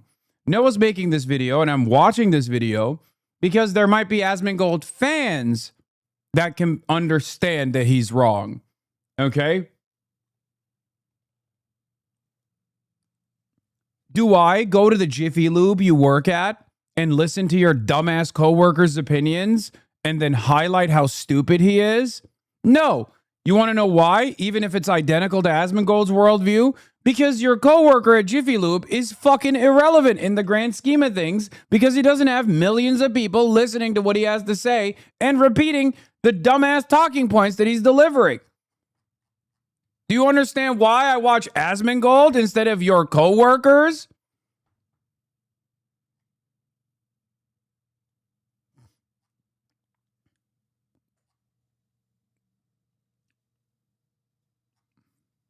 Stop fucking crying. Americans and the Israelis, the inhabitants of our overseas proxy military colony, we have a right to live, and they do not. We have human rights, and they do not. We are human, and they are not. To quote Asmongold himself, it's really that simple. It's that simple. But for the opponents of racist mass murder, it's not enough to just point to the double standard. Asmongold's position, while racist, is logically consistent because he's a racist. It's also not enough to point out the infinitely disproportionate nature of this violence. The fact that Israel has killed, at minimum, 10,000 times more people than Hamas did on October 7th is irrelevant to supporters of Israel. For them, it can all be explained by Hamas's lack of firepower. If they had the weapons Israel had, they'd do the same. Israel just had to kill tens of thousands of children. Because in a hypothetical I made up in a dream I had, they did the same to us. Israel had to, as Asmongold put it, nip it in the bud. If you don't kill them, they will kill you. Now, they might not kill you today, but they'll kill you in a year. They'll kill you in 10 years. To the extent that they have... I mean, this is genocidal exterminationist rhetoric, the idea that they have to die. It's a justification for why they had to die. This is basically him going back on what he had previously said, that he apologized for because he ate a fucking 14-day ban for, and doubling down on it. He basically said Palestinians are barbaric, they're backwards people, and they will kill all the Israelis, And therefore, genocide is baked into their identity. It's baked into their consciousness. And therefore, it's perfectly valid to wipe them out. That's why he received a ban. And then, as soon as he received that ban, he came out and he was like, I'm so sorry about my words and my sentiment and the things that I expressed. It wasn't like me, whatever. And then everybody celebrated that he fucking cleaned his room. And everybody thought, oh yeah, he's fine. It's been a year and it seems like he's going full blast again. Full fash.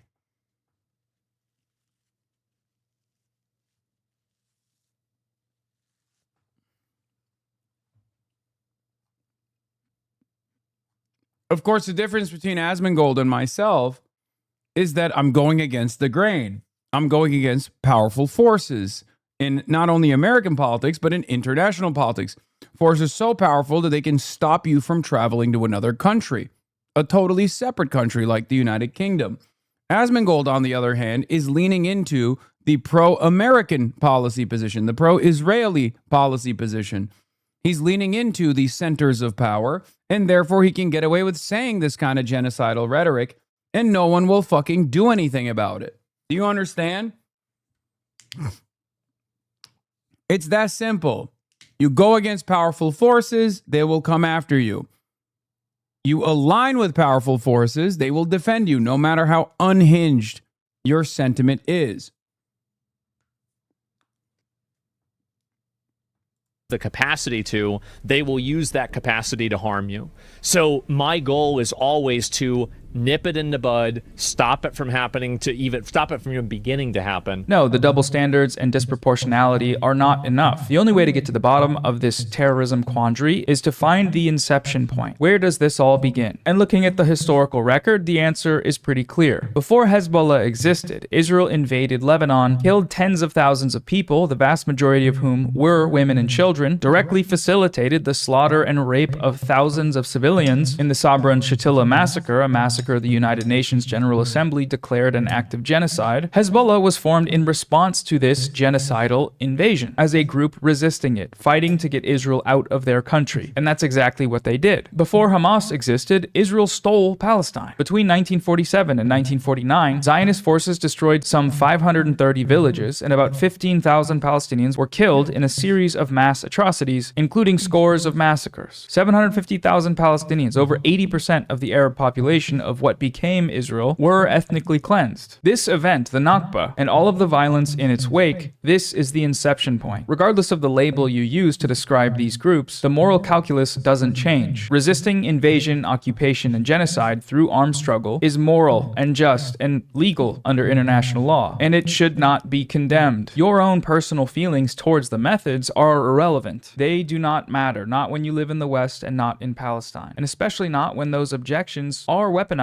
as the pretext for genocide, which is what Asmongold demonstrates in his video here. So, as I said at the start, Asmongold is one of the most widely viewed live streamers on YouTube. He gets millions of views per day, several times more than any other political live streamers in most news channels. And when these millions of viewers click onto his show, this is what they are greeted with: terrorist propaganda. Israel should keep bombing Lebanon because Lebanon has terrorists in it. They have Hezbollah in it. Profoundly ignorant, factually incorrect, and morally demented propaganda for US-Israeli terrorism. I don't know how convincing any of his videos are, arguing that terrorism is okay when we do it because we're the good guys. It's not as compelling to the average person. He paused your videos as well as other people's videos every 2 seconds just so we could gather his talking points and not allow yours to get across.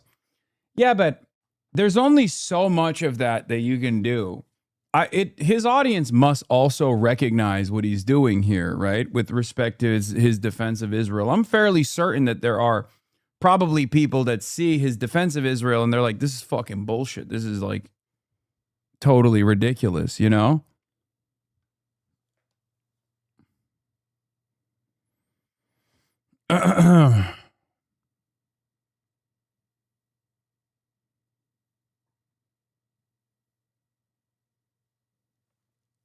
Anyway. Nah, most of his audience are fucking stupid. Do you think he's getting paid? I don't know. I don't know if he's getting paid. I mean, he propagandizes like he's getting paid. He's chirping like his money relies on it, Misstating facts is a convenient way to get clicks, but the Times has been documenting the increasingly extreme viewpoints on both sides of the political spectrum for years. What? There are dozens of actual far-right extremists in the House GOP caucus. People have said and done racist, corrupt, crazy things, and you've never heard of them because the Times and other establishment media outlets. Yeah. It's just whatever. Who cares?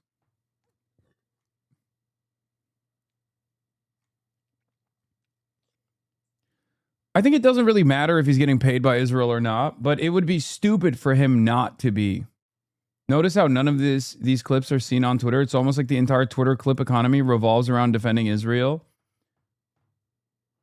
I think people don't really care about Asmongold's opinion on Israel at the end of the day.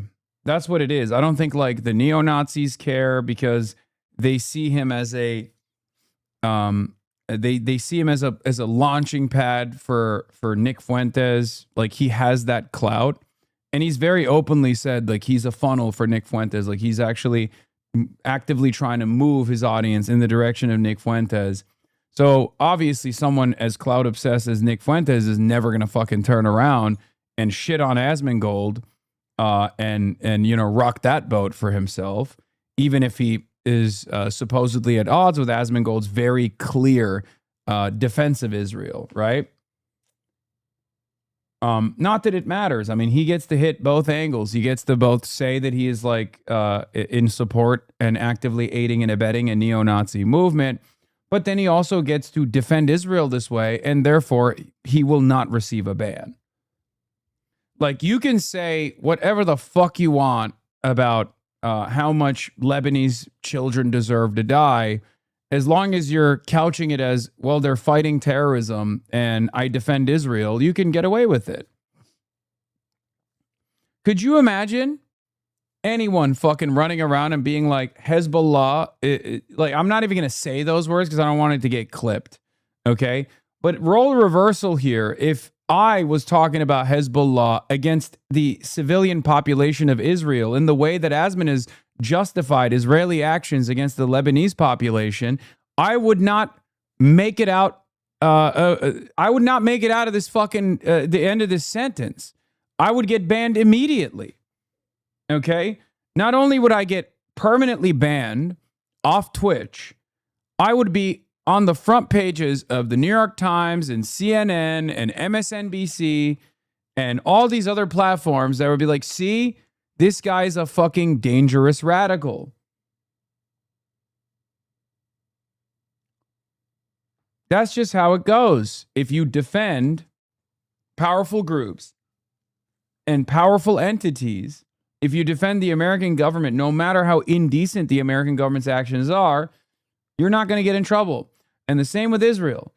If you criticize the American government's actions, or God forbid, you criticize the Israeli government's actions, no matter how tame those criticisms are, it still doesn't matter. You're still going to be at the crosshairs of a lot of angst, animosity, enmity. They're going to demand that you get deplatformed. That's just how it is. As it might have been 20 years ago. Not when we have access to live footage of the reality of what that terrorism results in every day, and our governments can't keep it under wraps. This channel is just a place people can go to have their feelings of racist bloodlust validated. It's a safe space. But if there is anyone watching that wants to actually engage with the facts critically, I would encourage them to consult any of the resources on screen now. That goes for Asmongold too. Read any of these reports on your stream if you want to leave your echo chamber for a moment and contend with the fact that you...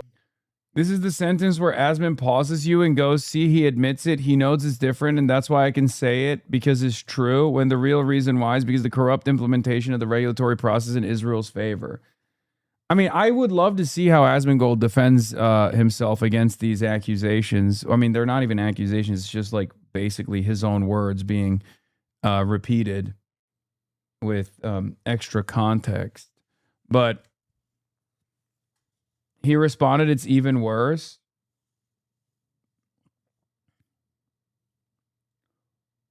Yeah, I guess.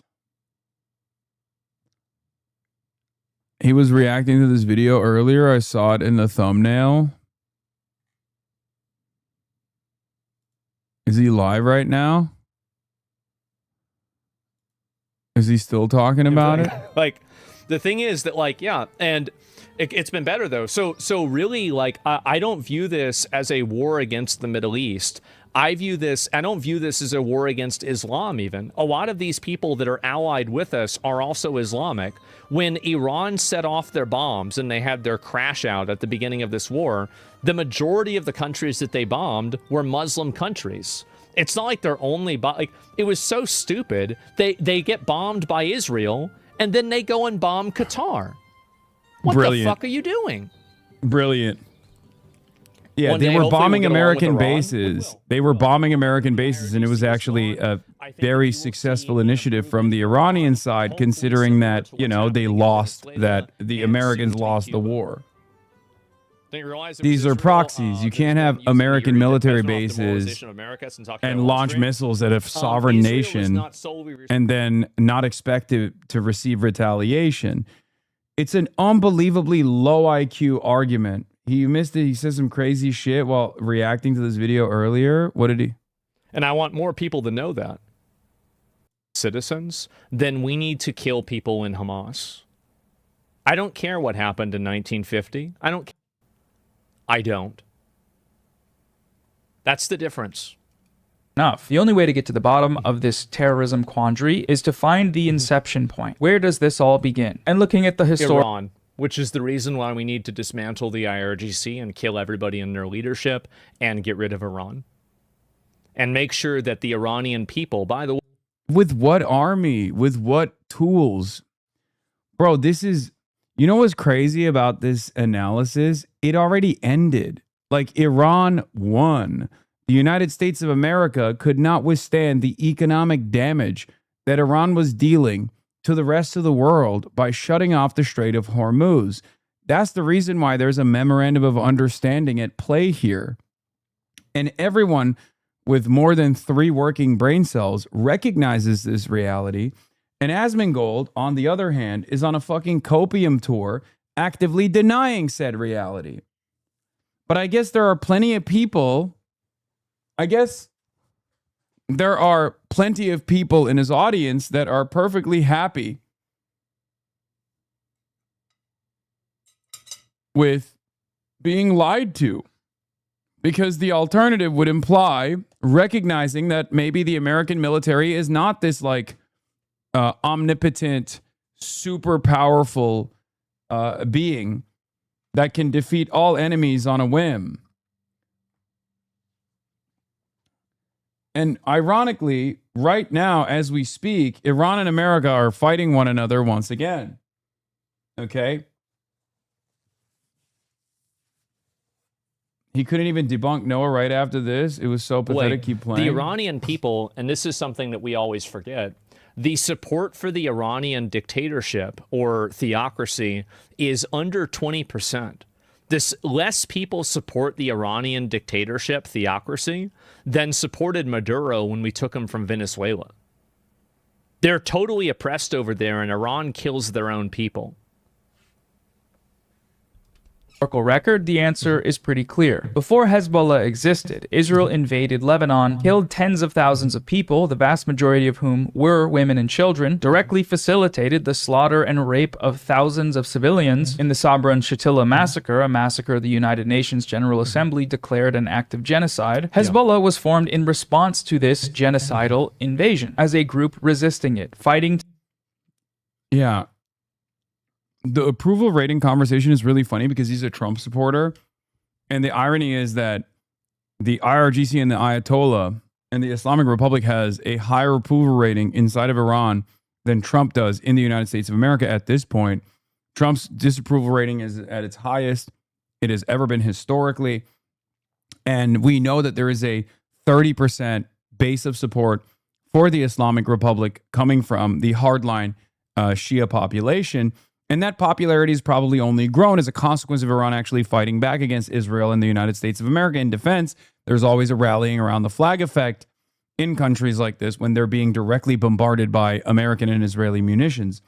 So the irony, of course, here is that the Islamic Republic's popularity amongst the masses has probably grown. As a matter of fact, not even popularly, we know that it's grown, given the unbelievable amount of support and all of the mass demonstrations that have taken place.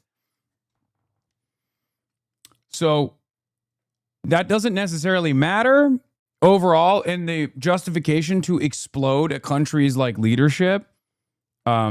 Obviously, I don't think Asmongold would be agreeing with the argument that if China decided to assassinate Donald Trump and then said, well, sorry, you're very unpopular. I don't think Asmongold would like that. I don't think anybody would like that. I don't think anybody would be on board with that. That would be a severe violation of international law. And yet America gets to do it because nobody else can say no to the United States of America. And that's like Asmongold's entire argument, right? Might makes right. Well, saying that argument maybe 125 days ago would have made a little bit more sense. Saying that argument in the aftermath of Operation Epstein's Fury is kind of idiotic, because if your whole worldview is law of the jungle, might makes right, America has the power, so they can actually enforce their wishes upon other countries, and then other countries actually fight back and win, you can't make that argument any longer. There's a reason why we have to abide by international rules and laws, right? So that, you know, people don't just set off fucking random nukes. To get Israel out of their country. And that's exactly what they did. Before Hamas existed, Israel stole Palestine. Between 1947 I stole it. 1949, Zionists... They did. What do you mean?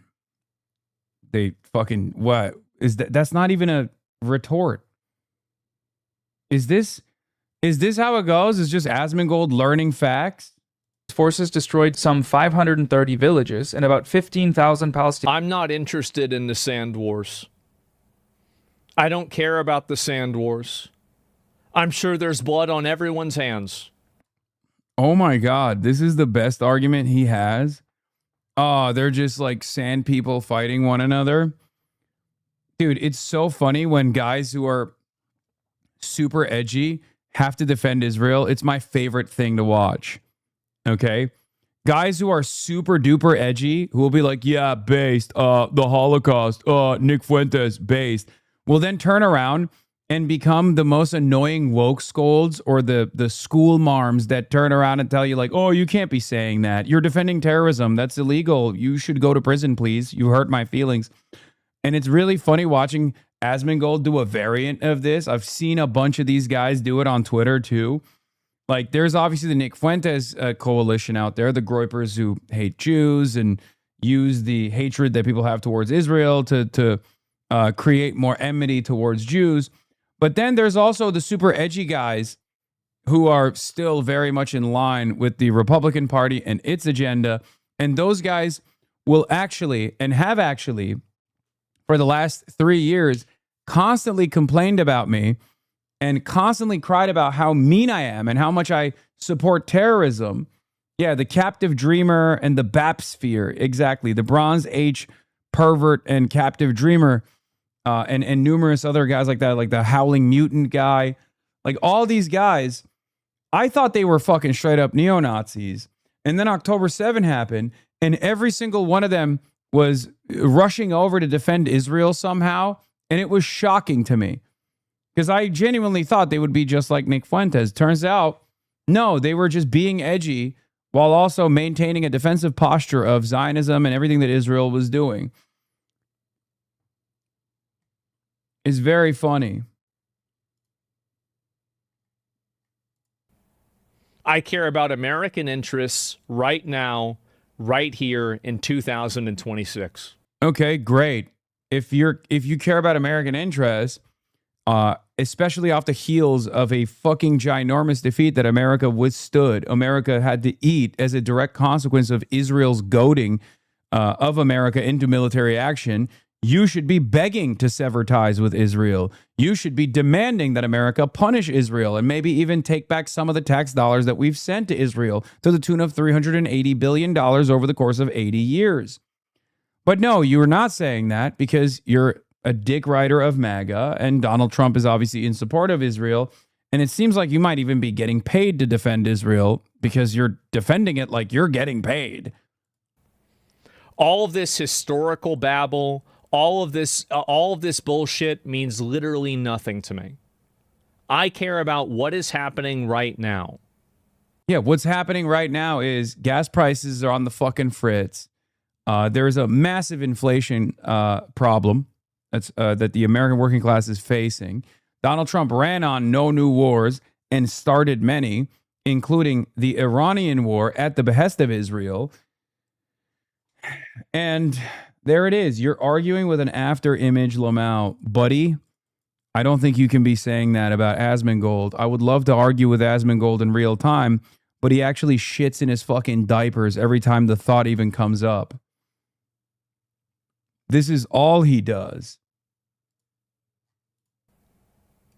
Palestinians were killed in a series of mass atrocities, including scores of massacres. 750,000 Palestinians, over 80% of the Arab population of what became Israel, were ethnically cleansed. This event, the Nakba, and all That of sounds really bad. the violence in its wake, this is the It's always like, look at me, I'm so edgy, I'm so sociopathic. It's all vice signaling, right? It's always like, oh, I don't care about these guys dying. I'm fucking cool. It's not. Like, you're a weak person. You're a weak phony, you know? And not only are you a weak phony, but also America's spectacular defeat in broad display of the rest of the world has actually limited American capabilities now. In an irreparable manner, as a matter of fact. It has made it clear to the rest of the world that America is on a downward trajectory. Our force projection capabilities have been eviscerated by a middle power like Iran, a country whose economy we were able to successfully dismantle over the course of the last 47 years.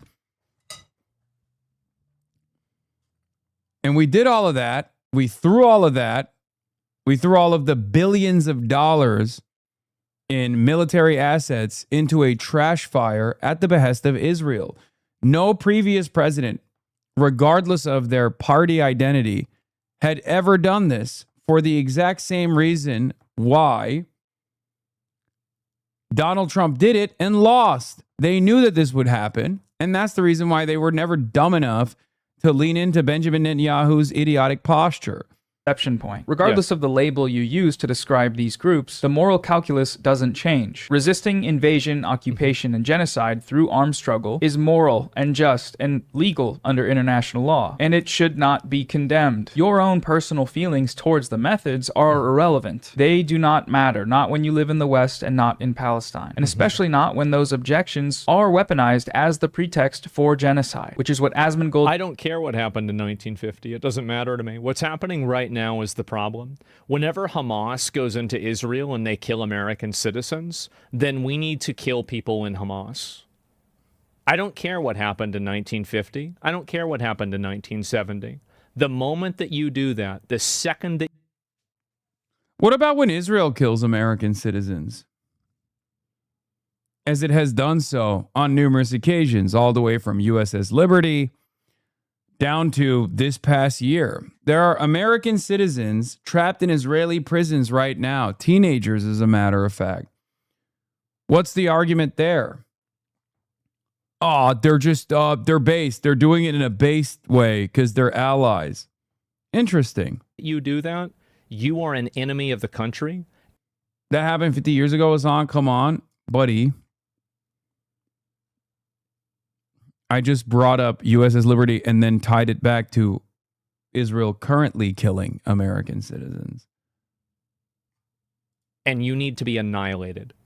That's it. Also, of course he cares about American citizens being killed in the past. That's how he justifies blowing up Iran. Why would we blow up Iran right now? What American citizens have Iran killed in the last fucking, in like the last year, in the last 2 years, before the Operation Epic Fury started? The fuck?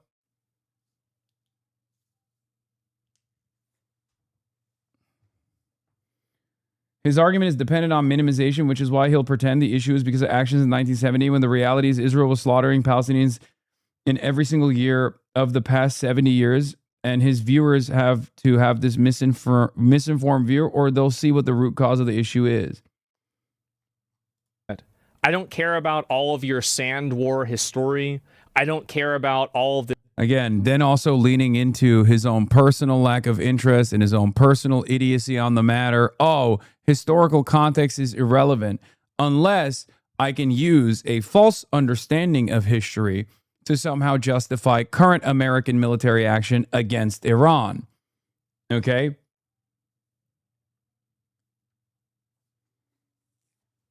Yeah. If you don't care about things that happened in the past and you're like, oh, it's just sand wars, why do you care about October 7 then? Why is October 7 a reasonable justification for Israel to do a genocide? Why are you still in support of Israel's genocide if that's the case? Like, what's the timeline? What's the standard? Obviously, there is no consistent standard. He doesn't have any real opinions. He hasn't really thought about this. He's just reacting to the wind. His entire point is to just oppose whatever guys like myself or guys like Noah are in favor of. That's all this is. And also defending the American government's actions unconditionally, even when it actually hurts Americans' interests overall. And the same goes for Israel. What's shocking to me is not that he defends America unconditionally. What's shocking to me is that he actually defends Israel unconditionally. That's the reason why I think there's, foul play here, potentially some moneyed interest at play here. This context, I don't care about what Israel did in 1951. None of that's relevant to me. If you like these countries so much, go over there and live there. Go live there. But what I'm so fucking tired of and so exhausted from is you have these people who basically are Americans in name only that always take the side against America. It's really interesting. Being in opposition to the American state is a God-given right held by every American. It's actually un-American to demand no opposition to the American state. As I've made it very clear, my loyalty is with the American working class, is with the American people. I want to do things that improve their lives, that improve all of our lives.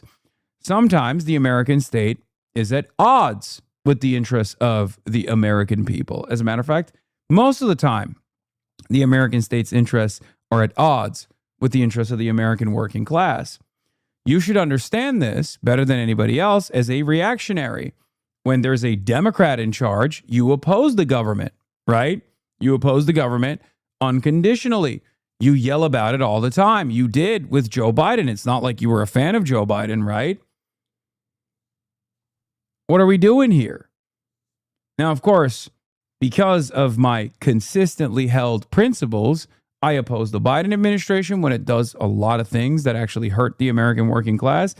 And I oppose the Trump administration in the exact same severity, if not even in more severe manners, because the Trump administration is even worse somehow. That's the difference. These are people that support literal terrorists. Hamas doesn't just simply want... Yeah. Thought terminating cliche, terrorists, all day, every day. One thing that's true in every country is that the patriots who constantly yammer about the most about how they love their country always hate all the other people in the country. Yeah. A serious country would have already deported these two. Says American as fuck. America first. If you're an anonymous patriot that's America first, why do you sound so Israeli?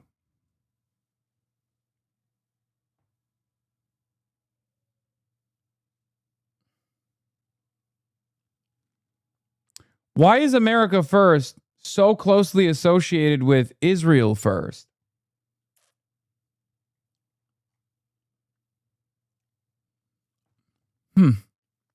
Interesting.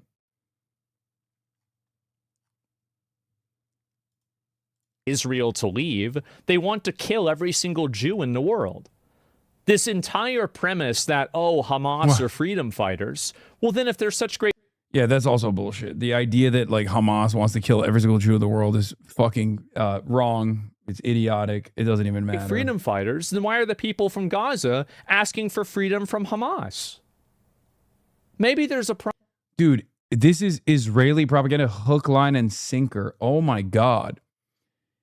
Every single Palestinian, including those who actually have reasonable disagreements with Hamas, will always tell you that the number one problem that they're facing, understandably, is the Israeli occupation.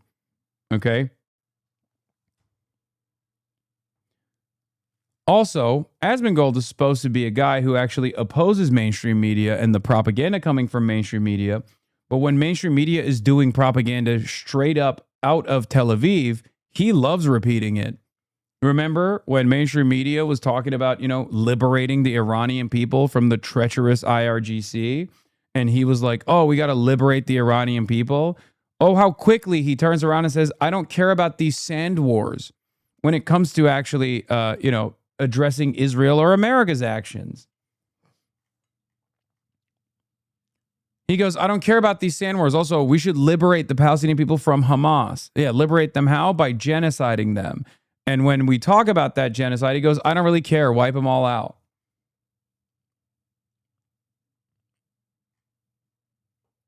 He is just a edgier, less washed version of Jonathan Greenblatt at this point.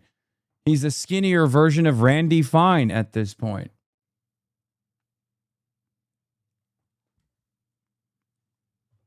Recently, he called to deport a Muslim American lawyer because she's a foreigner.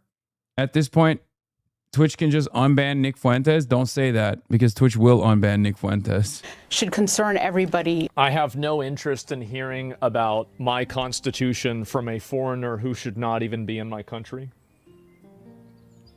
If you think that Thomas Jefferson and George Washington would even allow you on the TV to talk about this in the first place, you're out of your fucking mind.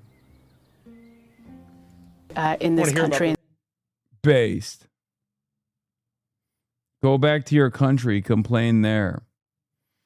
All J6 protesters were patriots. They're on my side, so I want them free, and I want all my enemies jailed unfairly. Shut it, fatty. She sounds nervous even talking about this. Go back to your country. Complain there.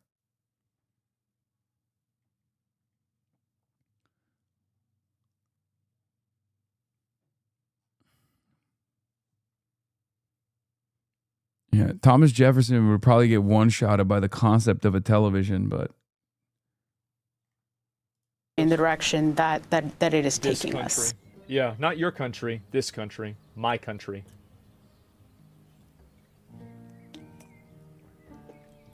Go home. Go home, get the fuck out. That's what I think. please, treason hanging. Trump, a rich man who came to terrorists, wait till they see what a poor man will do to them. My boys would have been dropping bodies a long time ago. America's a melting pot. Well, that's interesting that this guy said that. This whale needs investigating for aiding. She's lucky she even has a voice. Omegalol. Fatty. I don't want to hear about the Constitution from a hog is what I think. Why is a Muslim legal fund defending terrorists in the USA? Based. I don't think anyone died in the attack, but an officer got shot in the head. Thanks for speaking the truth. Based. Want a blanket, bitch? You look cold. Look fat. Yeah, this is you for or against America. State your position. Yeah, this is it.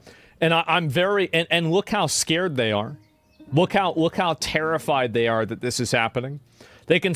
Yeah, I wonder why someone whose entire job is to, defend American citizens would be worried about tremendous government overreach that is directly a violation of the First Amendment that will then illegally prosecute and throw the goddamn book at one of the 9 defendants for simply holding a box of magazines. And not like ammunition, I'm talking like actual zines, okay? Zines, like the fucking written literature. One of the 9 people literally got 30 years in prison for that. That should be terrifying to you if you're an actual American citizen and not someone who hates America. If you care about the Constitution, this should be a terrifying prospect for you too, you fucking idiot. A government that does that to anyone can do that to you as well. And one day they will. You just don't think this government will ever do it to you. He said the government should have killed them. conspired and attempted to kill a federal officer. They were found guilty by 12 jurors beyond a reasonable doubt. And not to mention the fact that a bunch of the defendants literally admitted that it was an Antifa terror cell that was planning on killing. Yeah, all this is bot bullshit. Anyway, where were we? Problem here. We're watching this. Maybe there's something wrong. And to be honest with you, while I can commiserate with them, it's fundamentally not my problem. What they do over in Palestine, Dog, Israel doesn't do any of this without American tax dollars, okay? And not only that, but Israel also violates your constitutional laws in the state that you're in, the state of Texas. I communicated this to Asmongold the last time he actually had a conversation with me in real time. He obviously did not like that experience so much because he felt like it was a lecture. He felt like he was learning things, and perhaps even worse, his audience was learning the truth. Do you remember when I talked to him after his anti-Palestinian statement, which he received a ban for when he justified the genocide of the Palestinians by claiming that they were barbaric? I told him about anti-BDS measures. Okay? I told him that in his own state that he's lived in his whole life, in Texas, that in order to be a public school teacher, you have to sign a loyalty pledge to the state of Israel. This is a direct violation of the First Amendment. And he was like, wow, that's shocking. I didn't know that that happened. I can't believe it. That's actually something that I oppose. Don't you think that that's significant? That's an American problem. That's not just sand wars happening over there. That's happening over here. It's happening in your backyard. It's happening to you. It's happening to your neighbors. Nothing that Israel does alone. Without the United States of America's unconditional loyalty and support, Israel wouldn't be able to do the violent things that it does. Israel wouldn't be able to conduct a genocide. And not only that, but if you think differently than the American State Department, Israel will demand you get punished. And this current administration will do it at the behest of a foreign nation state. They do in Israel, what they do in Lebanon, is only in the purview of American interests to the extent that it affects us. If they want to fight and have battles and wars and civil wars and everything, that's totally up to them. How the fuck does this guy get views? He's not very intelligent and he's very hateful. And there are a lot of people who are who live in like similar conditions to him, who have similar attitudes to him, and they want to hear someone else with a large enough platform that's basically spitting back the same thought-terminating cliches so they can feel as though there is a sense of community there. One that they can't receive in the real world, because like this kind of sentiment in broad daylight would be received, would receive a lot of backlash. Like a lot of normal people would, if normal people in the real world heard you talk like Asmongold, they'd be like, what the fuck are you saying, dude? So these guys just congregate on the internet and fester in their own hatred. So at least there's that. Like, think about what I do versus what Asmongold does. Like, can you imagine Asmongold going out at the behest of a political movement, organizing, getting people elected on the platform that he preaches? No. I mean, Asmongold doesn't have a true ideological perspective anyway. He's a pure reactionary, only self-interested, nothing else. Nick Fuentes is a version of Asmongold that actually does have a political vision, an agenda, a clear-cut goal of what he wants to turn America into. So that's even a better example on the opposing side, right? Look at Nick Fuentes' movement and look at what we've been able to do.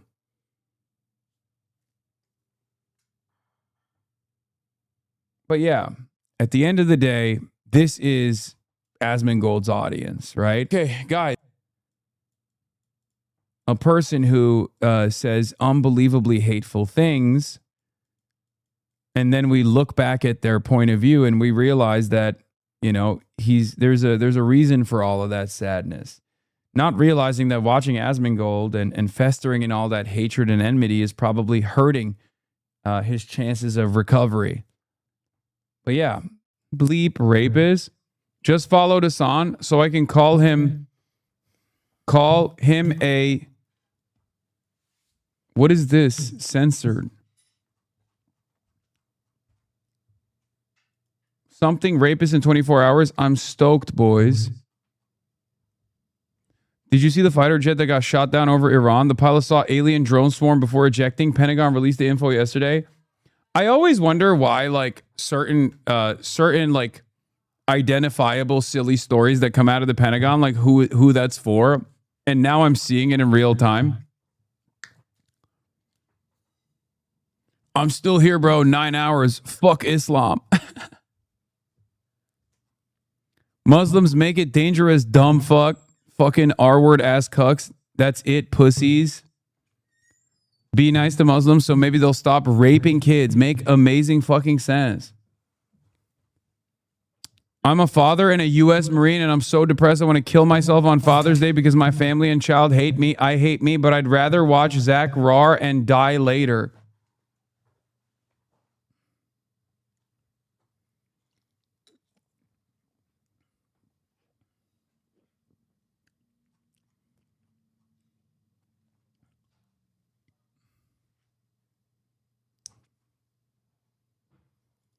Yeah.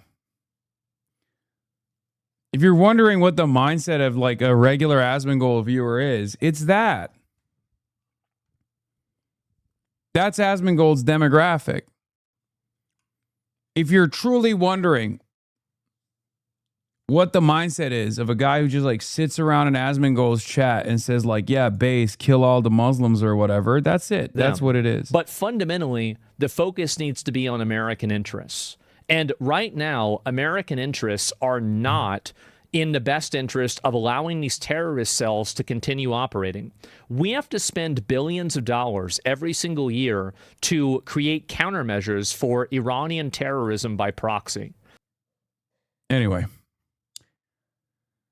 So yeah, it's just, that is what it is. I wish these people well, because I mean, even from a point of self-interest, I feel like if they were doing better overall, they probably wouldn't be so hateful and wouldn't be spreading such odious ideology all around the internet. But I wish them well on its own virtues as well. I don't want anyone to fucking feel like that. You know what I mean?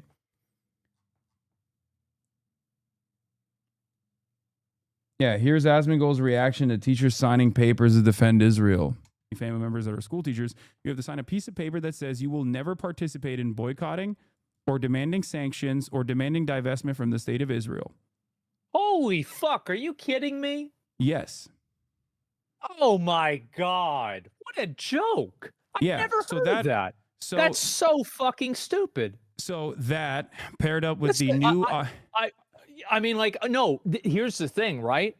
That's fucking terrible. You're totally right. Yeah. That's all, like, I mean, because, yeah. This is why he doesn't want to have a conversation, by the way.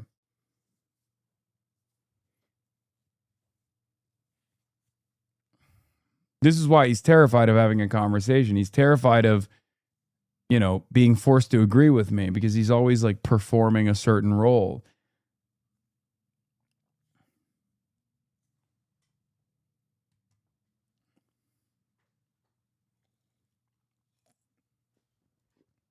Banning congressional stock trading. Yes. Yep.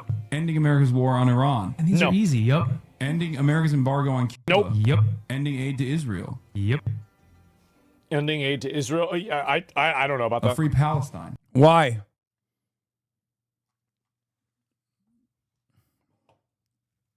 Yeah, I don't know about that.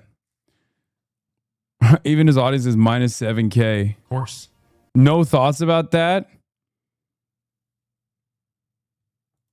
Okay. Sus.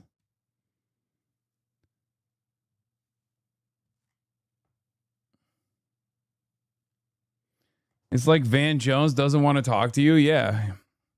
Well, maybe one day we'll talk to Van Jones. Who knows?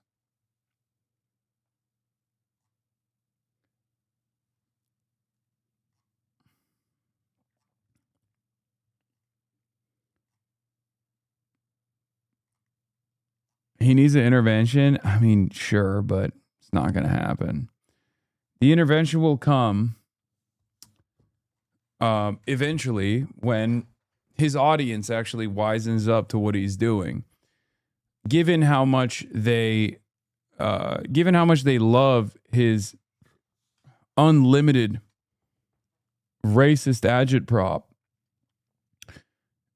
they're too busy focusing on how much they hate, just like Asmongold, trans people and whatnot,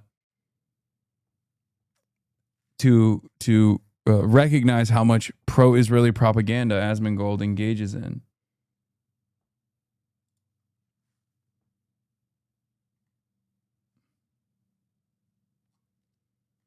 Are supporting terrorism when you say stuff like this. I personally don't think he'll do that, but you know, I figured I'd ask anyways, just in case stranger things have happened. But anyways, that's it for the video. Thank you for watching. Join my Patreon if you... Yeah, great video from Noah.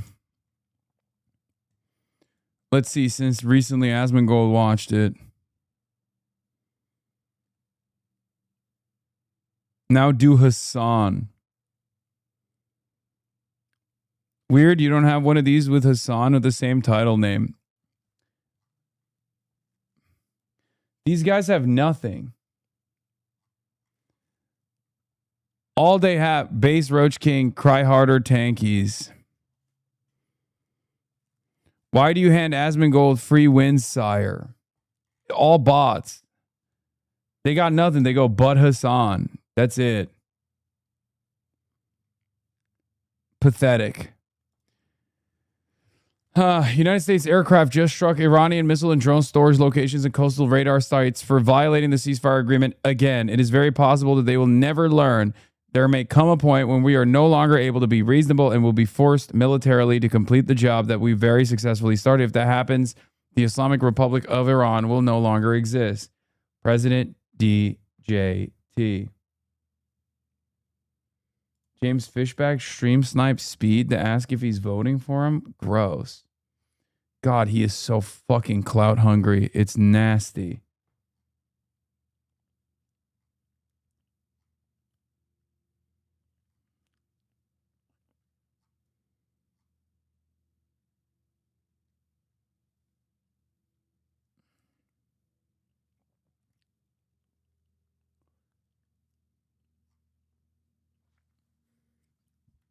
Scott Libido on Fox. Wait, what?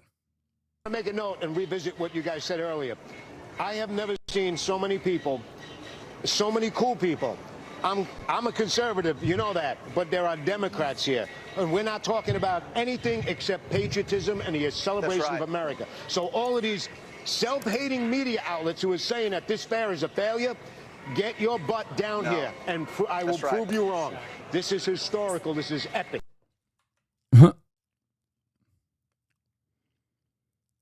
Hey, Scott Lobotomy, more people attended my backyard barbecue. Hey, get your butt down here. There's a lot of people here, but you should get here right now.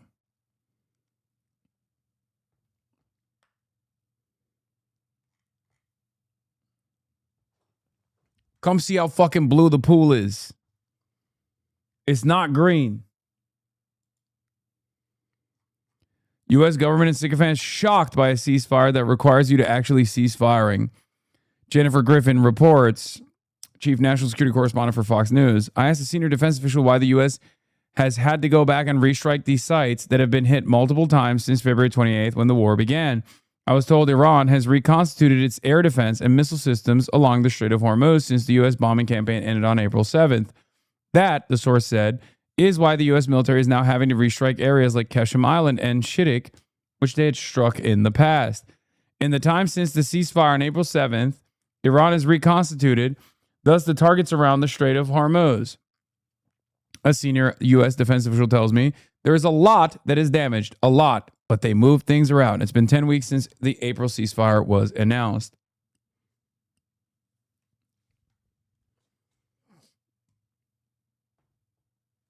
That's crazy.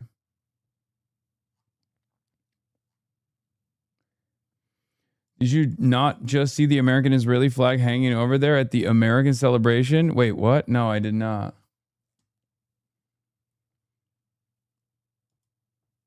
Denver ballot return data updates.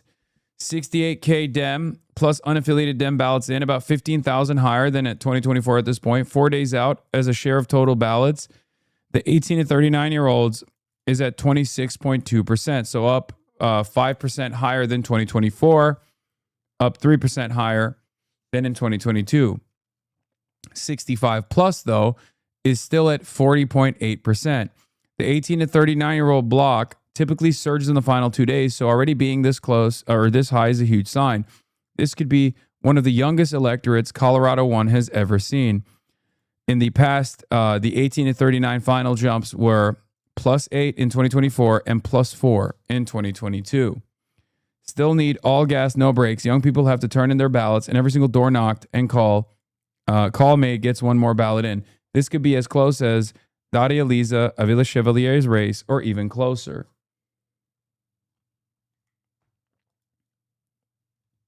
Everybody, hello everybody. What up, Speed? What's up, what's up? How's it going?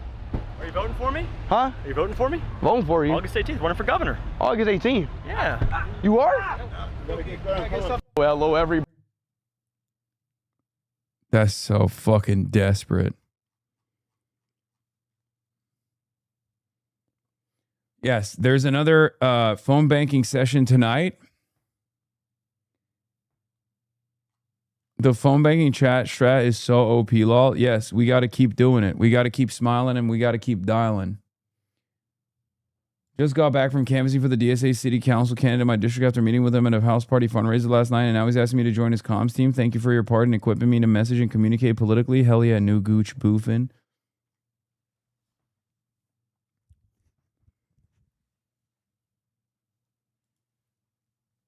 Oh yeah, Daria Liza made a video in support of Maylot. It's been a great 2 weeks to be a New Yorker, and I am just so excited for everything that we've won. This past Tuesday meant the world to me and to so many in this community, and I know that we can do it again, and we can do it in Denver, because Maylot Quiros is running, and her election is this coming Tuesday. So if you're in Denver and you want what we just won in New York, you need to go out and vote for Maylot Quiros, and June 30th is the final day for you to cast your ballot for her. So make sure that you have sent in your ballot by 7 p.m. Please go out and support her. She is a working class fighter. She's a former barista. She used to work in a law office where she was fired for standing up for students who were protesting a genocide. She is someone who will fight for you tooth and nail, and you deserve nothing less than somebody who's going to fight for you, for the politics that you deserve, a politics of life, a politics that will fight for Medicare for all, to make sure that we are passing an arms embargo, and to make sure that your tax dollars come back to Denver. Guys, it has been a great 2 weeks to be a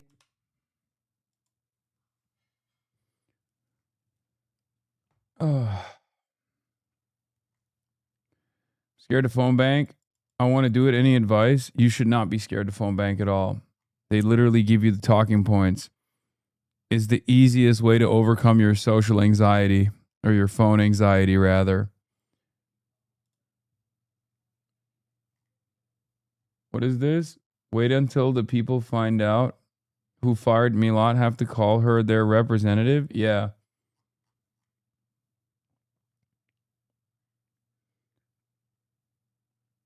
Dude, look at all these Fox News article titles. I mean, headlines, dude. Look. Gutfeld. Now they're not even bothering to hide it. Jesse Waters. This is going to get wild. Liberals allergic to facts. Former FBI deputy director. Hasan Piker. These videos are never going away. Do not let these people. Yeah. 35K views. Running the clips. Wait, what is this? Hamas over... October 7 was done to kill as many Jewish people as possible, I think is incorrect. I'm pro-piracy all the way. Would you steal a car? Like, yeah, sure. If I could get away with it, if it was as easy as pirating IP, I would do it. America deserved 9/11, dude. That's a whole lot of healing. Guy is the... Quit the FBI to get 35K views on a fuck Hasan video? That's crazy. You got mentioned here? Because it gives people like Hasan Piker stage. But at the same time, you don't want to be like the Democrats who pretended like it wasn't a big deal, and now their party's gone socialist. Yeah, and it's really interesting. Like you brought that up the other day, and I like that I've become a catch-all terminology for dumbass boomers who watch Fox News. Like they don't even need to explain who I am or what I'm doing any longer, because they did a sufficient amount of like Hasan is a dangerous terrorist propaganda. So now they just like bring me up to be like, yeah, these guys are giving a platform to Hasan Piker.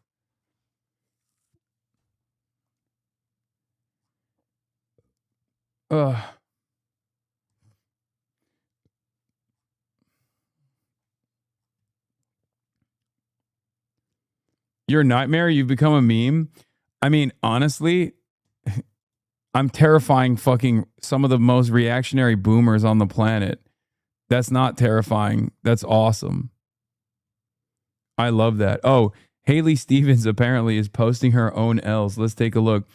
She says, Republicans start spending money to prop up Abdul, and now his supporters are attacking my appearance and the way I talk. Democrats behaving this way is why Republicans will keep winning. Grow up. Wait, what?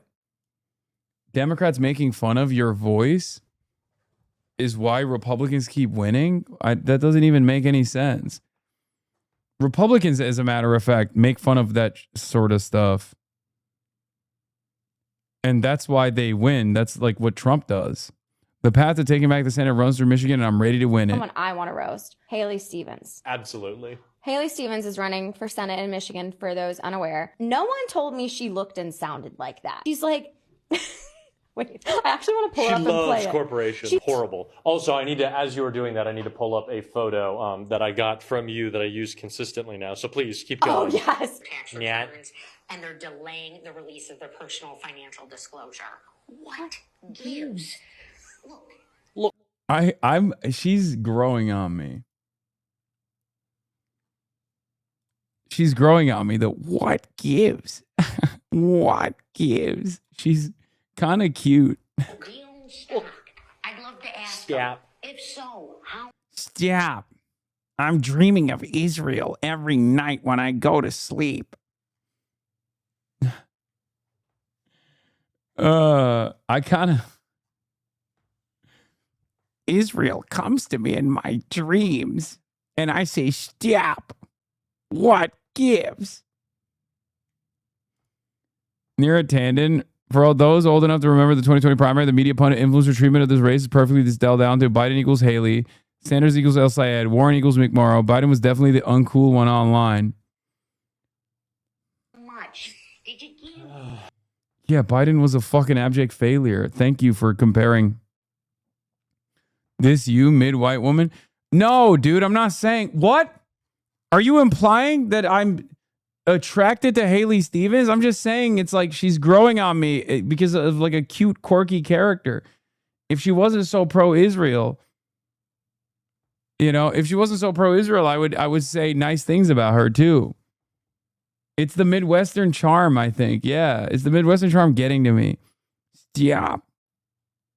Jesus. I'm sorry, Michigan. You have a terrible accent. Firstly. Apologies to Michigan. It's awful. I've been going, what gives for 24 hours? It's not good. It's my new stim. That's a bad stim. I was about to say bad stim. It's my new It is, but here's the thing about the accent. Giving. Yeah. What gives? Peter? Peter? I'm like, oh, so you talk like Lois from Family Guy? It's a bad accent, but it feels like she's leaning into it. Why are we not talking about this? It's not good.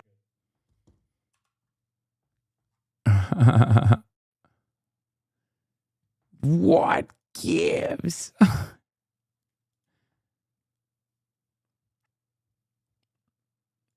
Oh, Gregory Meeks. Hakeem Jeffries and Senate Minority Leader Chuck Schumer both hail from New York City, but they are not the dominant force in their own hometown. For the moment, the distinction belongs indisputably to Mamdani, obviously the mayor of New York City. Do you accept that?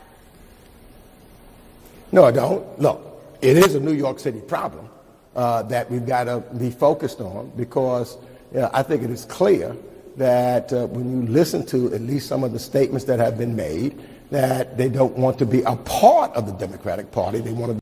Bro, Gregory Meeks throwing fits again. Bad guy, but undeniable swag. Okay? Grandpa's got fucking swag, dude. I have to reckon with it. Okay? Genuinely swagged out. Crazy style. Divide the Democratic Party. Hakeem Jeffrey.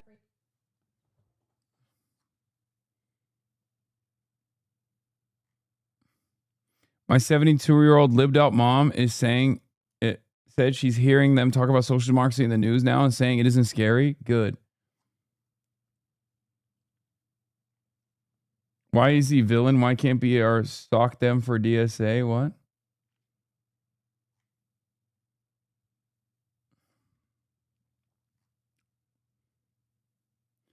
James Carville's so pissed about DSA gains. He's going on Fox News now. Oh, God, James Carville is so funny. Oh, how people describe themselves at all. That's one thing. How they vote is another. With Jason Crow, we've recruited veterans all across the country. Vote vets. We've been in a lot of seats like that. And these are the kind of Democrats that I want to help and be a part of the same party. I don't have anything in common with Ms. Chevalier, and I really don't want to be in the same party she's in. Okay, leave, bitch.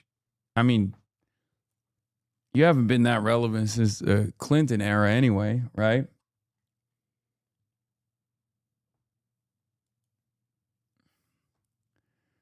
What is this? The biggest national security threat facing the United States is not coming from China, Russia, or Iran. It's coming from inside the country. It's the threat to the middle class and the erosion of the American dream. When people can't get ahead, when you work hard and still cannot save money, cannot buy a house, cannot pay your electricity bill. Why does she have to operate like a CIA agent every time? Like, when I hear this from Elisa Slotkin, it makes me feel like she's saying she wants to eradicate threats, both foreign and domestic. It's like, we got to go to the Jiffy Lubes and we got to jail every political dissident. Someone who doesn't look like you or talk like you or pray like you. And what we typically think of as the key to the American dream, that by putting your head down and working hard, eventually it will pay off. It's just not cutting anymore. Like, I don't even disagree with the argument that she's presenting. She's saying that, like, the greatest threat to our united nation is the material struggles that face the working class are facing. I can't even talk. Yeah, I'm the New York Times reported, and I have the quote right here. I'll get to it. She is against pass off all their views. It's funny because he had to suck it up and defend Graham Plattner recently. And now an even more radical challenger comes to mind.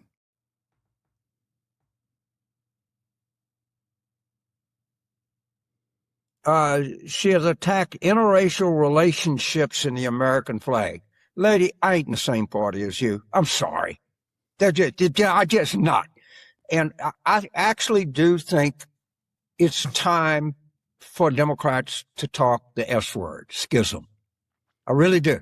Everybody's always said, no, we're coalition, we're big tent. And there's just some shit that I can't be in the same tent with. And we talk about what Madame was 3 for 3 last night in Manhattan. Madame. They call it the Commie Corridor. Fine. Jason Crow's service pack, vote vets. This is my favorite. This guy always looks like he's sleeping. Oh, this is so awesome. For 11. You wouldn't know Jason Crow exists. Okay. No, you wouldn't. You wouldn't know it. You wouldn't know Abdel Sandberg exists. You wouldn't know. I want to be very specific. I understand the free press for being here because if they nominated David Duke or something like that, we'd be the same way. I understand all that. To the extent I understand. Dog, what do you mean? There's no equivalence between Daria Lisa and David Duke. What the fuck are you talking about? They are on the diametrical opposite side of the political spectrum. You, as a matter of fact, are far closer to David Duke than you are to Daria Lisa, which is why you're complaining. And that's the fucking problem. Okay? And guess what?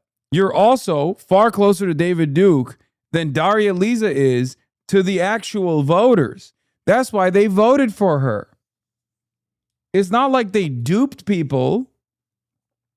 She didn't run on like a policy platform that she doesn't believe in. She ran on her positions and won on her positions. The Times, because they are the New York Times, so they have to cover, they are the hometown newspaper. But the idea that we must neglect everything else that's going on, all Yeah, immediately run to Fox News and be like, listen, these people now, they're different. They're different. I don't like them. They're that gummit. Dag nabbit, they different to me. I don't like different opinions in the Democrat Party. Okay? Carville was wrong in 2000, 2004, 2008, 2016, 2020, and 2024. I mean, he's consistent. of these other primaries, all the recruits Jason has, all huge, phenomenal successes we've had, and declare that the party is now under the control of the Democratic Socialists of New York City is insane. But and understand, these people do not like Democrats. Not only are they not Democrats, they wish Democrats poorly. So I just cannot. Yeah, they don't like Democrats. That's why they run as Democrats. And they wish Democrats poorly. That's why they try to get the rest of the Democratic Party to abide by a much more popular agenda that actually encompasses a far greater number of people than what has led Democrats to lose to Donald Trump twice. Yeah, that's what it is.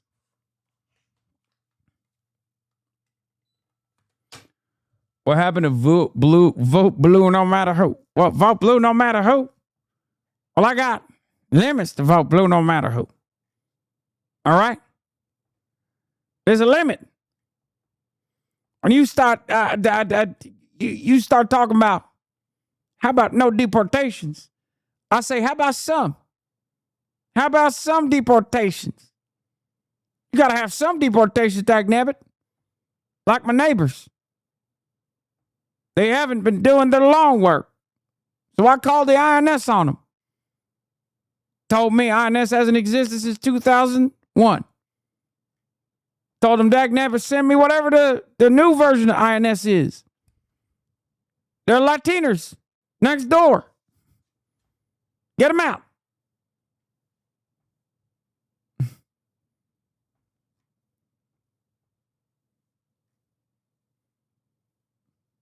Here's you reacting to the clip of James Carville and a dead guy. Really see it because you just go to Soho and Upper East Side and the West Side, or Midtown or whatever. Okay, great. I do go through neighborhoods all over New York, and I can't tell you how many of these grocery stores they are. I think they call them bodegas. They're literally on every block. I don't even understand what he's talking about. Is he talking about maybe expanding food pantries? I don't know. Come on, Jeff.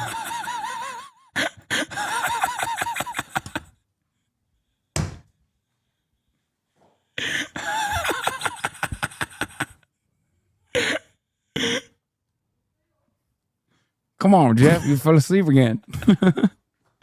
I'm making a good point. Wake up, Jeff.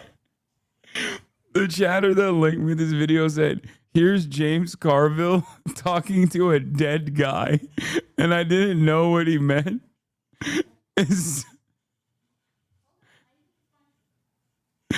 Until the big reveal.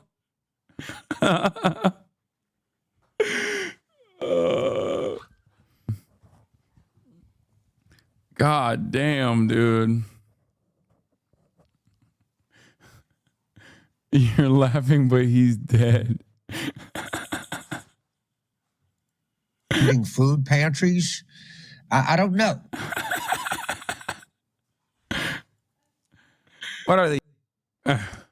Come on, Jeff. Wake up. Jeff, you died again. Oh, my God.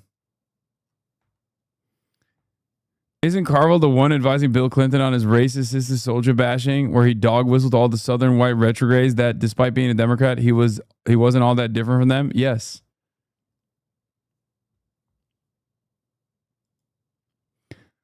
Worth noting, as a Grand Planner defender myself, James Carville was singing his praise a couple weeks ago, but is horrified by Daria Lisa, even though they're both running on essentially the same platforms. Yeah, except Daria Lisa doesn't have a Nazi tattoo. Maybe there's a way, Or had. that you can say to, I guess Mondami is the leader of it, is, you insist that, try to insist that the people that run under your banner run as a democratic socialist and don't use the Democratic Party as your guideline, and let's negotiate the terms of a schism here. Maybe we can part under some kind of advantageous terms for both of us. But I'm done. I'm not. Oh. That fucking political party. I am totally comfortable in a political party that spends time questioning the policies of the government of Israel. In fact, I'm enthusiastic about that. I don't want to be in a political party that denies the right of the state of Israel to exist. That's just not. I just can't do that. I'm sorry. Oh, Jeff is alive. Jeff is alive. Yeah, I'm not.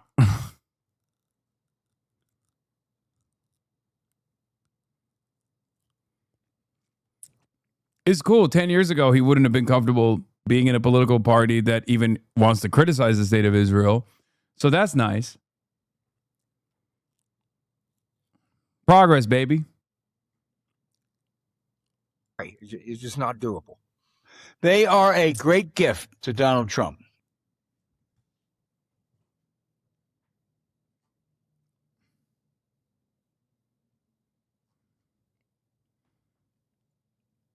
Jeff has Pixar features. The fuck? Anyway, what is this? Ossoff? Let's see how John Ossoff is messaging. Bro, this motherfucker is doing rallies and aura farming non-stop, okay? I don't know if you saw the mess in Washington last week.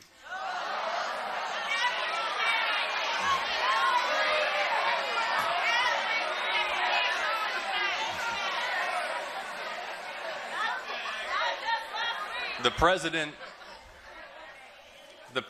was Someone said not just last week. So humiliated in Hormuz. He threw his toys out the stroller and refused to sign the affordable housing bill. Did you see that?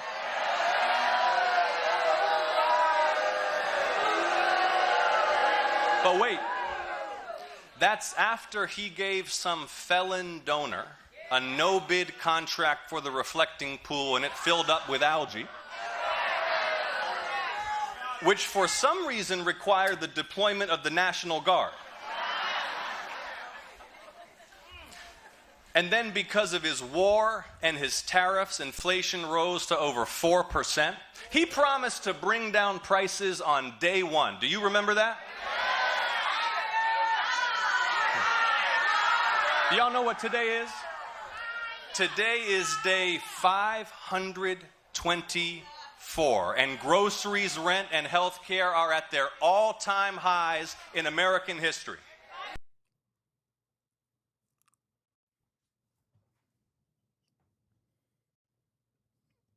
Ossoff plus Obama equals Osama. Think about it all the time. Oh, we can't be living out to this. I'm not living out to it.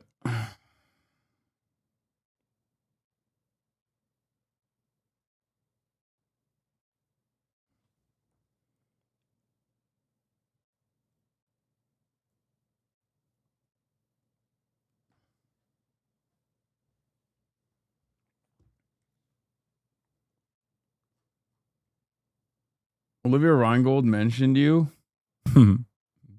I think that we need Good strong. bait. Good bait. Where were we on this?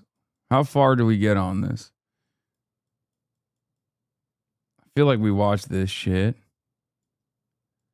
Half ago. Keep it in mind that macroeconomic indicators are things like inflation, End up. Oh, we watched this lady. Would you be okay with that woman getting an abortion? All right, I'm going to skip this lady, and we're going to get to Trump is a terrible president. It's right. It's time for the Jube. I'm going to watch the Jube. Okay. I cooked Dean last time I watched it. We're going to fucking watch the Jube again. Jube is back on the market, boys. It's back on the menu, boys.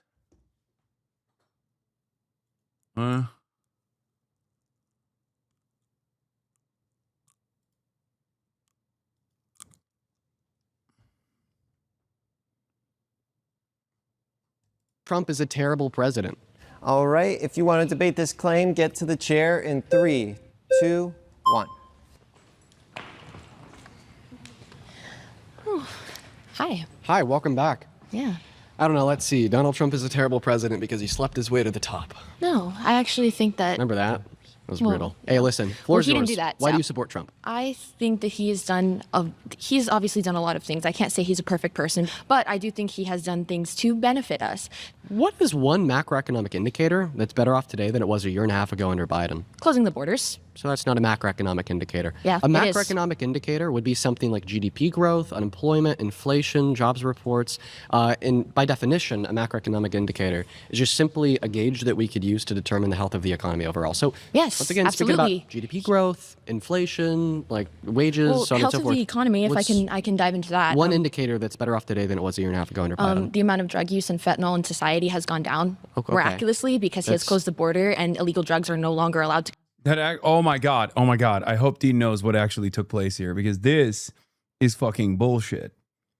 This is one of the things that actually annoys me to no end. It annoys me for multiple reasons. Do you know who is responsible for fentanyl overdoses going down? It was not Donald Trump. It was Joe Biden. It was mass availability of Narcan and safe needle injection sites that and numerous other harm reduction initiatives that the Biden administration implemented while they were in charge. And for the first time in American history in the last couple of decades, overdose deaths went down in the last year of the Brandon regime.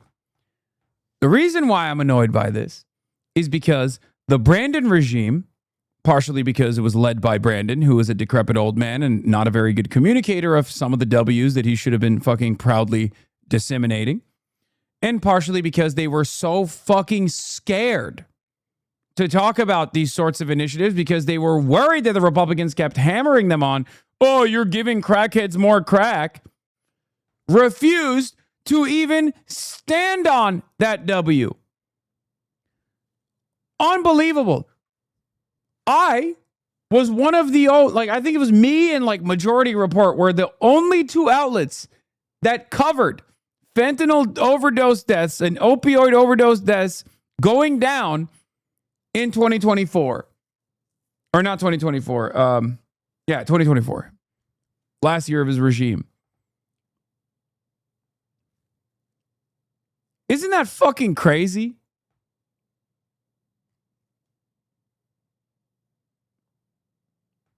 Yeah.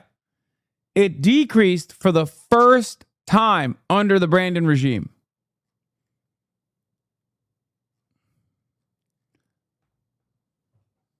That's so goddamn annoying. Come in. You understand the question I'm asking you? Yeah, I do. And I'm answering it. So the amount of people that use drugs in society could, of course, influence macroeconomic variables. Like if everybody was drugged up all the time, nobody could go to work, right? So therefore, the macroeconomic indicator of unemployment would be really high. Okay, so it's not directly the macroeconomic indicator, but rather it's an influence of the indicators. So directly, what is one macroeconomic indicator that's better off today than it was a year and a half ago? Keep it in mind that macroeconomic indicators are things like inflation, GDP growth, wage growth, real median wages, unemployment, job reports, so on and so forth. Same thing. I'm going to go with drug use. Dude. Okay. Dude, I'm a Listen. girl. So what macroeconomic indicators did drug use influence? Are you saying that now we have a can lower go with level of another thing unemployment about the because of border. that? By closing the border and not allowing illegal people in here, giving Jesus. me and so many other people job opportunities that they weren't allowed to have before because companies were employing illegal immigrants, just like the weed farm in California that Newsom was directly supporting. They had children. So you want to work at the weed farm? Would you work at the weed farm? Is that what you're doing now? Are you working at the weed farm now? What jobs have opened up in your mind that you have taken, or anyone that you know has taken, now that undocumented migrants have been fired from them?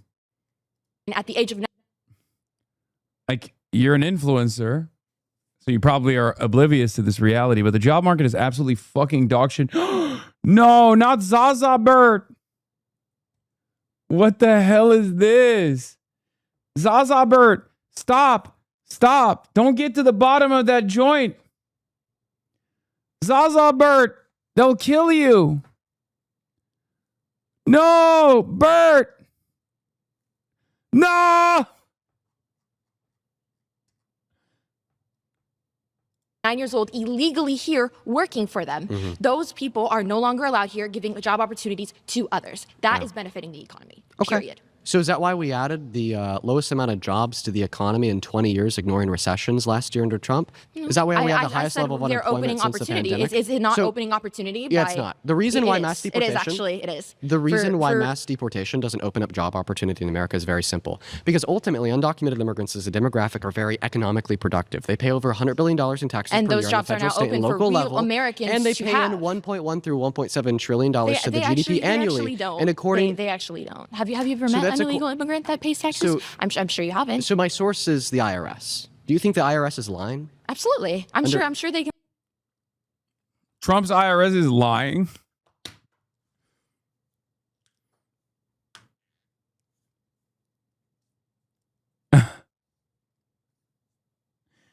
Dude, these people live in a totally separate reality. It's kind of crazy. Like, any kind of information that comes from the Trump administration itself is still probably a lie. She has a vote equal to mine. That's so fucked up. Wow, you don't want women to have equal votes. I see how it is. I guess this video is already creating more misogyny in this community. No. Nope, you said it.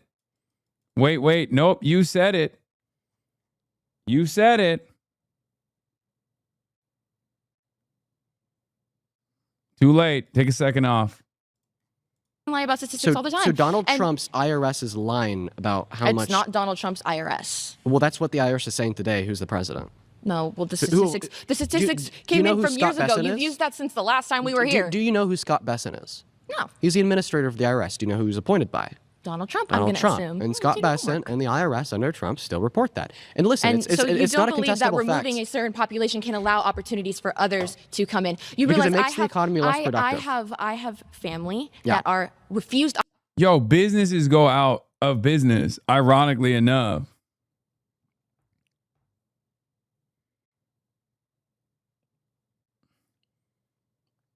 Like, it actually has a downward, it actually has a negative effect on the economy when you just mass fire some of the more productive parts of the labor force. You're not opening up job opportunities. You're crippling entire businesses that are all interconnected. Opportunities, healthcare, and other resources due to the fact that it's oversaturated by people who do not have a citizenship here. And by closing those borders and not allowing those people to come in, it gives them the space to have that, because that's what my tax dollars should be paying for. So do you think that undocumented immigrants can access like federal Medicaid, Medicare, They so on and so can, forth? actually. They can. Do you know what the Personal Work Order and Responsibility Act is? I actually know that they can, because I Do have you know family what the members Personal Work Order that and can perfectly walk Responsibility in Act? and they can get checked. Wait, she has undocumented family members? I'm sorry, what? What the fuck is happening, bro? Yo, this happens way more frequently than you would think. And it's still crazy every time I hear a mass deport Trump supporter turning around and being like, I have fucking family members that are undocumented and they can get all of the federal aid they want. paychecks month per month, living month per month, and we support that. Our tax dollars that we pay, we support Can I that. get a yes or no? Do you know what the personal Wait, never mind. She wasn't saying she has undocumented family members. I misunderstood. Order and Responsibility Act is? I believe it has something to do with jobs and paying taxes no matter your... No. The Personal Work Order and Responsibility Act is a bill from the 90s that strictly limits and prohibits any type of federal public welfare benefit And from being not given everywhere follows to the law, obviously. undocumented Here in California, we have... immigrants. I'm going to continue to speak. There was one slight addendum to this with Obama's EMTALA, which just says that undocumented immigrants can get life-saving emergency care if they need it. But the point is, when you suggest that undocumented immigrants are reliant on these federal systems of benefit, And they are. anyway, They from are. Medicaid to Medicare to Section 8 to food stamps, they're not. It is They literally are. They illegal for them to absolutely collect are. those benefits. And they do anyways Ju- because listen, states like by- California allow it. Doors open. We pay for it. You're I believe confused. No, I'm not What you're confused. confused I know about exactly, is a difference between exactly what I'm talking limited state-level benefits and federal benefits. So you're right. But it still happens on some level. Can you acknowledge that? In 10 of our 50 states, undocumented immigrants have the limited ability to collect But social safety nets. that still is an ability, and, And my that- tax and that's dollars fine. in California are paying for it. Yes. Well, actually, can their we agree on tax that? dollars pay for Absolutely. it because they pay $100 billion per my year in tax taxes, dollars and they pay for subsidize it. you. And people like my brother with disability that Yeah. truly need those things are being cut. They're completely cut- different systems. They're being absolutely not. Yeah, they are. Nope. What's Medi-Cal? Medi-Cal, my brother gets Medi-Cal, and they also get No, Medi-Cal. it's specifically yes, a they system do. of benefit for undocumented immigrants that no longer my exists. brother Your literally brother's- just got something in the mail your that brother's- says for Medi-Cal. Your brother's on Medicaid. No, on the he's not. state He's level. on Medi-Cal. Listen, honey. the point that I'm trying to make here. I'm filing for a conservatorship for my So brother. I would the- know exactly the- what he gets. the point that I'm and trying it to is make here- getting cut day by day because of the oversaturation and the overpopulation of people we don't even know exist. Okay, and I'll we wait are for you to paying finish. for them. Okay. So do we not acknowledge that by closing the borders, like I'm going to go back to my point, just like you like to do with everybody else, I'm going to go back to my point that by cutting that population off and allowing more space for opportunity for Americans would benefit the economy. So you're saying that you pay for the benefits of undocumented immigrants when they're paying over $100 billion per year in taxes on the federal, state, and local level. Well, guess what? They're paying for their own benefits in the 10 limited states that give them. In No, they're fact, do their jobs. I mean, this is just anti-intellectualist propaganda. That's what the IRS says. That's what the Cato Institute, who's ran by libertarians, which is right-leaning, that's says. disgusting for you to say. Okay, we have to think it's pause there. We have to disgusting for pause you to be there. hating You've on been other voted out. Hey there. All right. If you want to be the next debater, get to the chair in 3, 2, 1. Hi, nice to meet you. Hi, Maricarmen Berman. ma'am. It's nice to meet you. Nice to meet you too. I want to talk to you about my point of view as a Mexican American Jewish. I'm not saying Trump is perfect, but I'm saying the reason I vote for him and I would vote.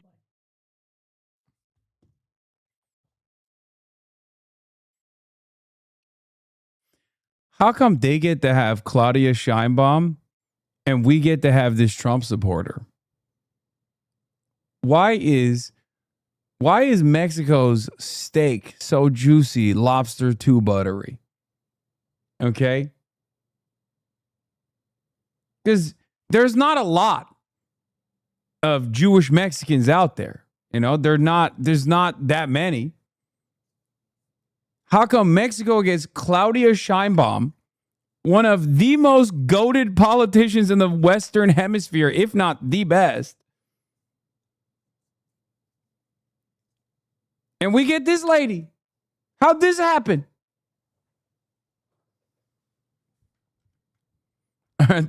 They're not sending their best. Check logs, very important. No.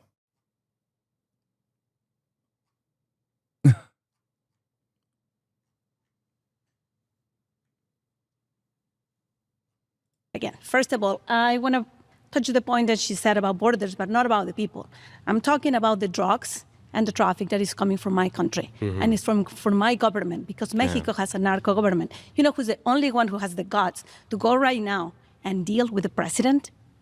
Trump, because the other administration didn't do it. Yeah. Who went to bring Venezuela, Maduro, to the jail?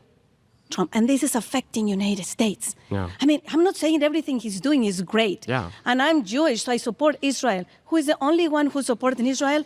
Trump. Otherwise, I don't know how we're going to do right now. Dude, I love when people say that. Like, yeah, the Democrats insufficient in their support of Israel.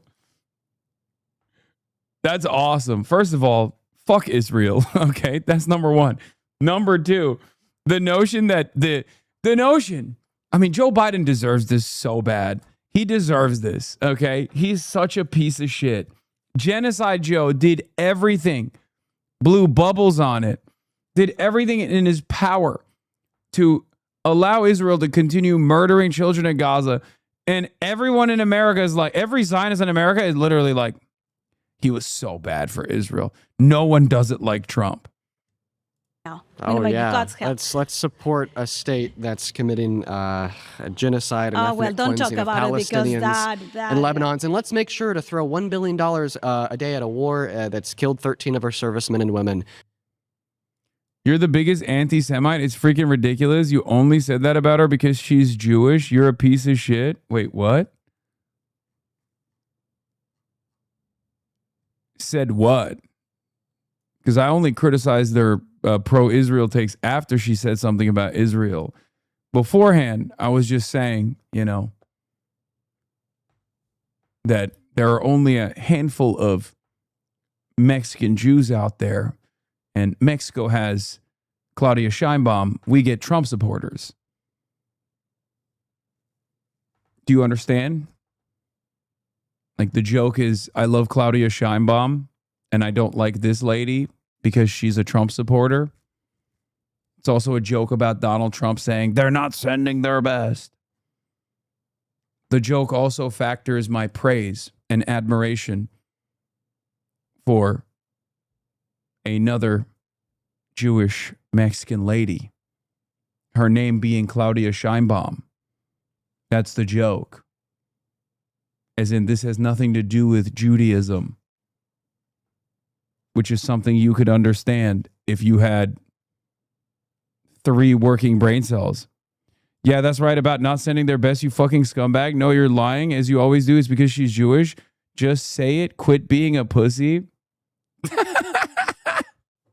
So you think when I said, they're not sending their best, that was my sincere position. Like, as in, like I wasn't doing a Trump voice and repeating Donald Trump's statement. Do you like Donald Trump, by the way?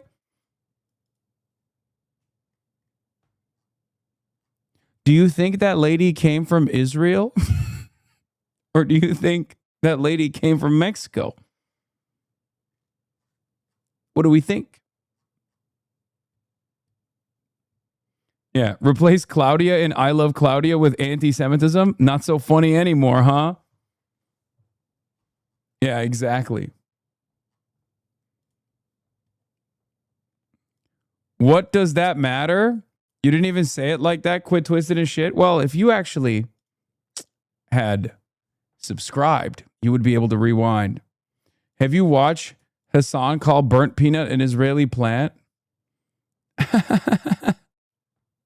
I like that this guy who is here to combat anti-Semitism in his mind went to a guy who openly says his entire job is to funnel his audience to Nick Fuentes. And he was like, hey, let's join forces together to combat what I perceive as anti-Semitism.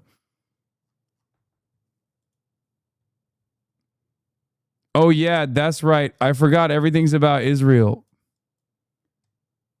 Who are you talking to? She brought up Israel.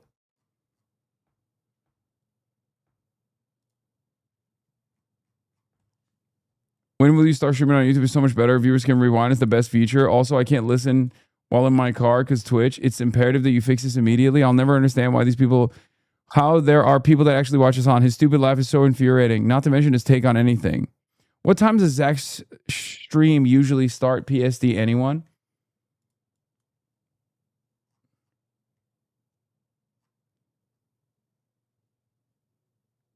It's not fair of you to like Claudia because that 100% undermines this dumb fuck chatter's point, and that's not fair. It's totally unacceptable for you to undermine his point of assuming that I have blind hatred of Jewish people with factual praise of a Jewish socialist in Mexico. Do better, please. Yeah, I know. He's like, please just say you hate Jews. Just say it so I can feel comfortable, because in my mind, I've made it up that like everyone that must hate Israel must also hate Jews. And if there is a reality in which there are people who actually have no enmity towards Jewish people across the board and actively combat anti-Semitism unconditionally, if they were to oppose Israel, that would destroy my worldview. And instead of actually addressing the issue, instead of addressing the inherent contradictions, I have realized that I will demand that you be anti-Semitic instead. By the way, this is your favorite. This is your favorite content creator, Asmongold. Asmongold fully agrees with Nick Fuentes. He also speaks about his role as a warlock for the movement. No. The movement of neo-Nazism in America, by the way.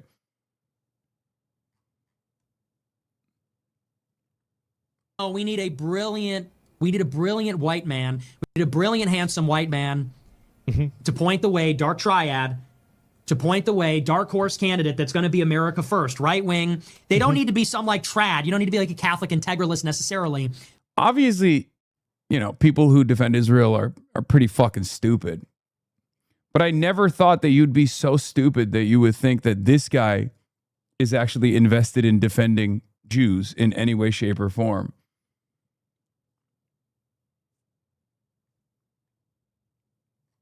But you do need to be Christian. You do need to be white. You do need to be right wing. And it's simple as like, look, close the borders and no more of the Israel stuff. Okay. Yeah, and his fucking Jeffrey Epstein sweatshirt, nonetheless. Anti-corruption. It can be economically populist. Like this can be the mix. This could be the trade-off. Close the border, and then you get your Gibbs. Then you get your welfare. That's exactly what I said. This is exactly what I have said every single time, over and over. What happened? Why'd you stop talking? And then you get your Gibbs. Then you get your welfare. Economic populism, closed borders, tough on crime, restrained foreign policy, anti-corruption. This can be the recipe, and it's got to be a handsome white guy. Lookism. Because your psychopath audience keeps sending me messages. Okay, well, lock in. You're talking to me right now. You're talking to the big dog. You don't have to listen to what other people are saying in the audience. Okay? What do you have to say? This is your favorite content creator, man. Do you like Nick Fuentes too? Actually, I should have asked that directly. What do you think about Nick Fuentes?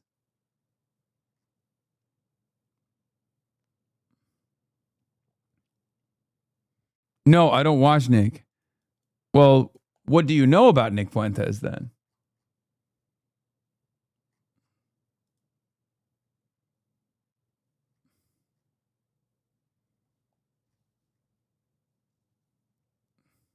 Clavicular is a pillar. Not a whole lot, to be honest. So you have sufficient information to determine that I'm anti-Semitic and you don't know the fucking biggest anti-Semite in modern American history? I just think it's crazy. Your chat telling me to go freaking kill myself. It's kind of crazy, man. I don't know who said that to you, okay? Listen to me. I know who he is. I just don't watch him. So you know who he is. So you know he's a neo-Nazi, right? A Holocaust denier or even a Holocaust enjoyer. And you're watching your favorite content creator glaze a Holocaust denier while you simultaneously think I'm the fucking anti-Semite. How does that work? Explain this to me, please.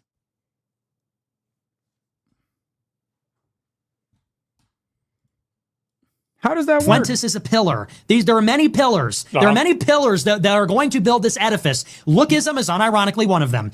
It's absolutely true, by the way. It is. Like, the fact is, like, if you look like a degenerate retard, people are going to think that you're a degenerate retard.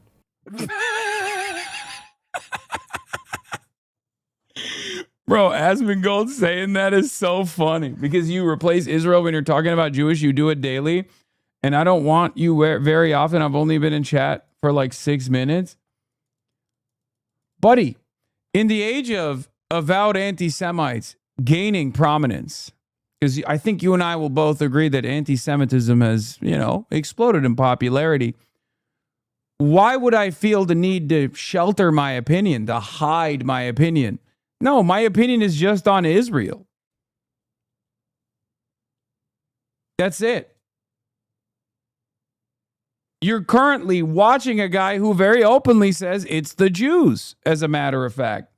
And you're Better yet, watching another guy who defends the guy who says it's the Jews. I don't, because I don't believe it. Not only do I not believe it, I actively fight back against this kind of attitude, this kind of lie, this kind of conspiratorial thinking.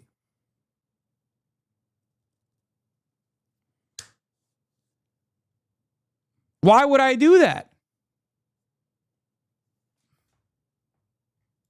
This is absolutely true. Lookism, anti-feminism, that conversation's part of it. Huge factor. White identity is a part of it. It's so stupid. I know. That's why it's true. That's exactly the reason why. Wait, what? Okay, sounds good. What the fuck? Okay, we take those. We take those. That's one conversion. Understanding. Which, by the way, this is going to be like a meta level thing for me. This is one of the reasons why I don't get involved more in mainstream stuff. It's because I know that I'm a ghoul, and anybody that sees me and sees the way that I act are going to be immediately put off by it. Like he said, I am a warlock. I cannot represent anything on its face because I am a degenerate ghoul. Variety of anti-Semitism, quote unquote, that we are. That's I don't think that's the only thing stopping him from, taking a more hands-on approach. That would require him to leave his house for anything but like a Wendy's drive-through. You know?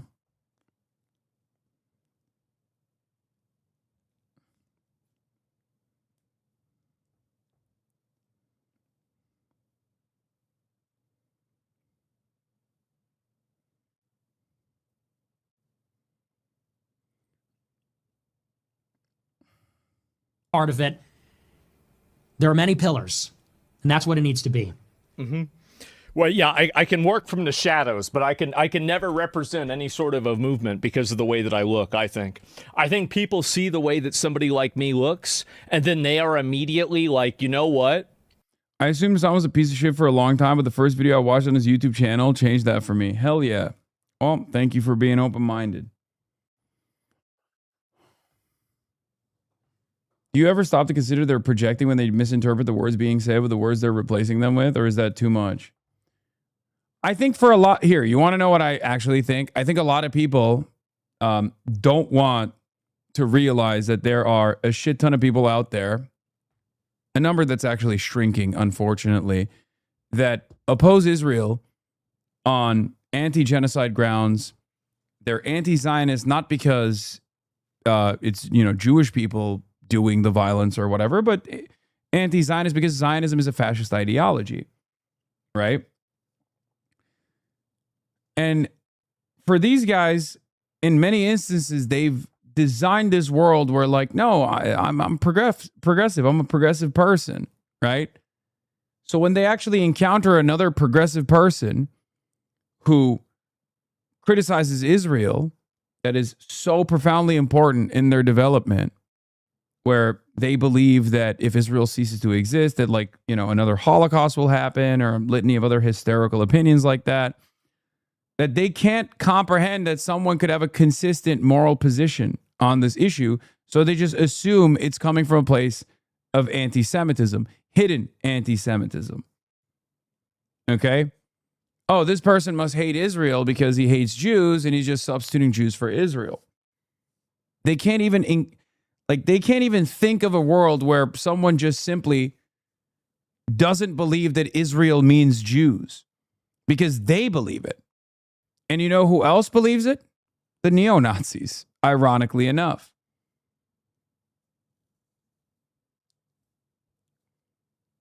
That's it.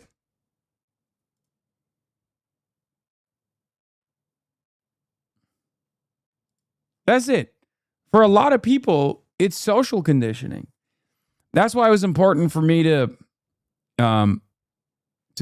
show you guys, like, Israelism, the documentary, and have Simone Zimmerman on to talk about her own journey from being an advocate for Israel to becoming a loud and proud anti-Zionist. There's also a separate reason as to why many of these outlets, many of these mainstream outlets, rarely ever, if at all, hear from anti-Zionist Jews. Anti-Zionist Jews are very prominent in the anti-Israel movement, in the pro-Palestinian movement. And yet, CNN never has them on. New York Times rarely gives them the time of day. None of the mainstream outlets regularly cover anti-Zionist Jews and their perspective, especially in comparison to covering the perspective of Zionist Jews. Because anti-Zionist Jews, for the simple-minded Americans, is the easiest way to comprehend that this has nothing to do with Judaism at all. Israel and Judaism are totally separate things.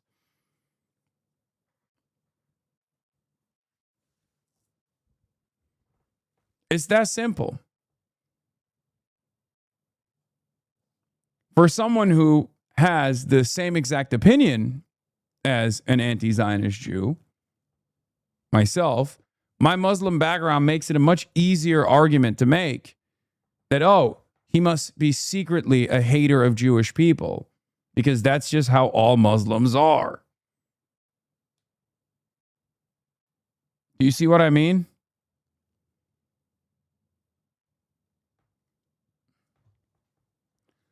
That way you can carry on this idea that, like, all Jews are in favor of Israel, as long as you don't, show Jews who are not in favor of Israel.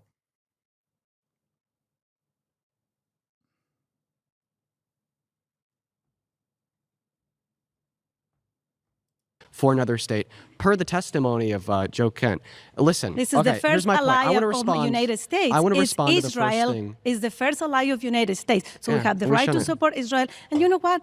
God said to Abraham, I will bless whoever bless you, and I will curse. She's like, preach. Optimus Prime in the background going, preach.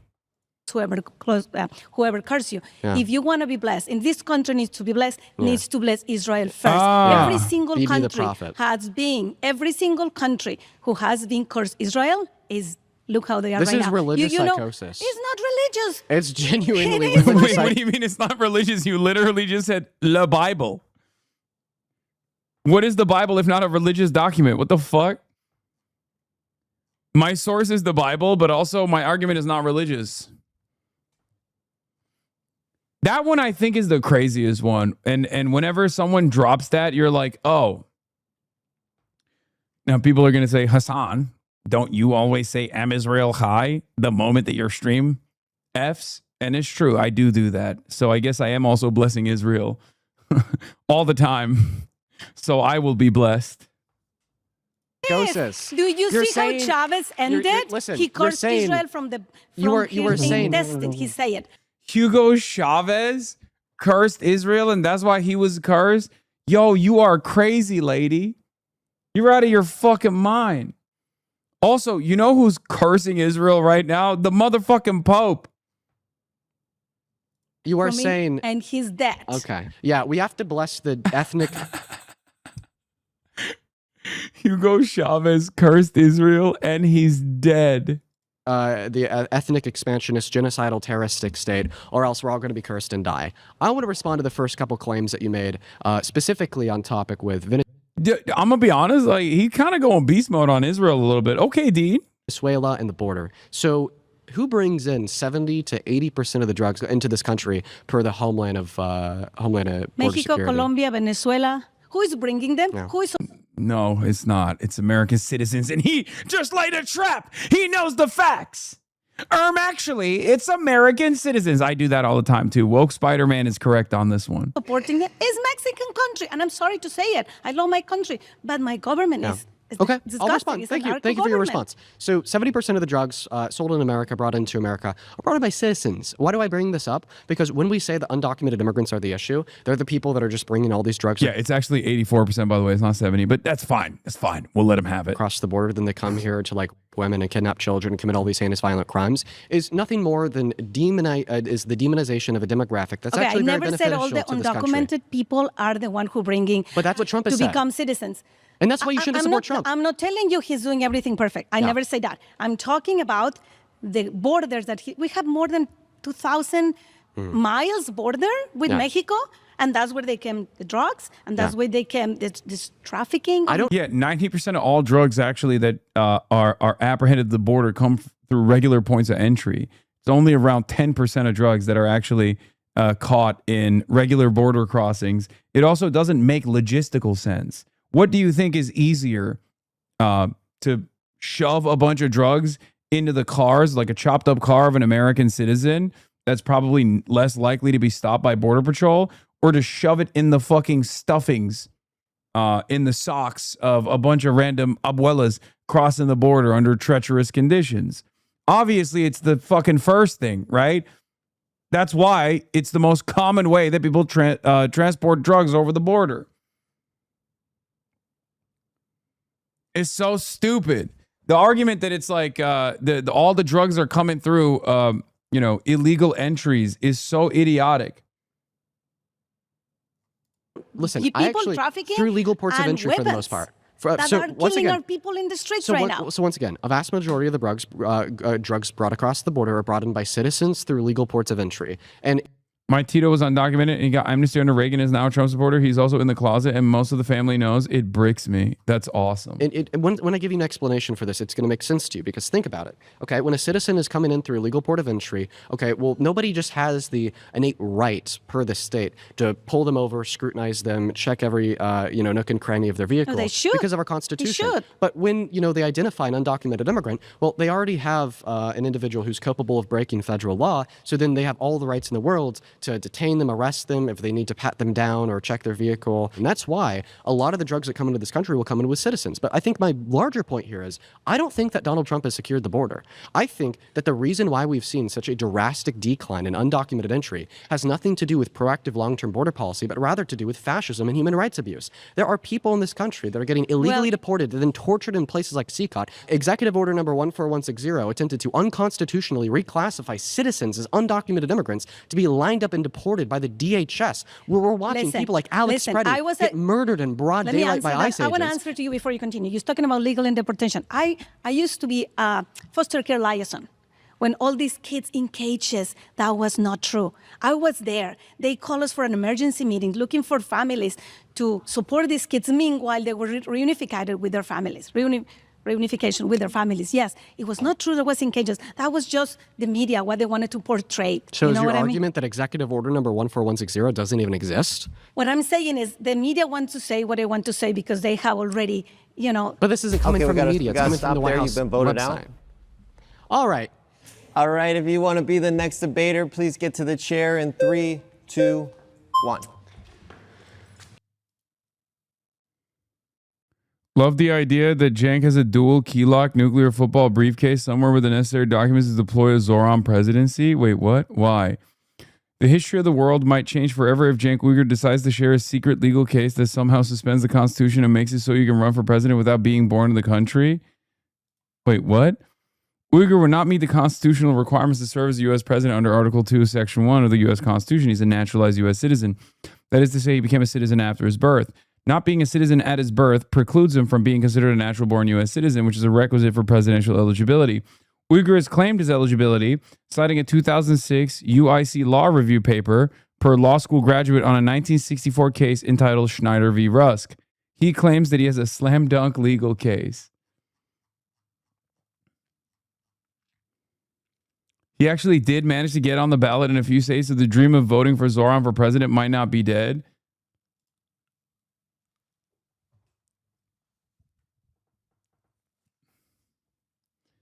Nobody threw Cenk off the ballot because it would cost more to hire the lawyers than he'd get votes. That would not be the case with Zoran. You aren't accounting for a secret legal case, though. Okay, why are people making fun of Uncle? Why are people making fun of Unc? I don't like that people are making fun of Unc. He has a legal case. It's slam dunk. He didn't tell me.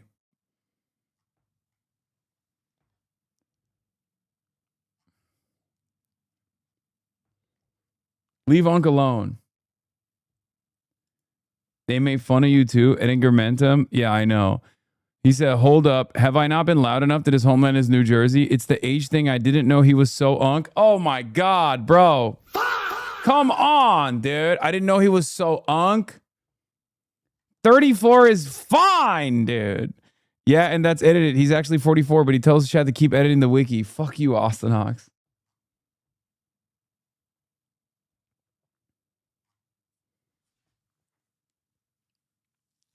Yeah, I'm an old ass. Technically, I am eligible to run for president in this upcoming election. It's true. We need you to find the codes.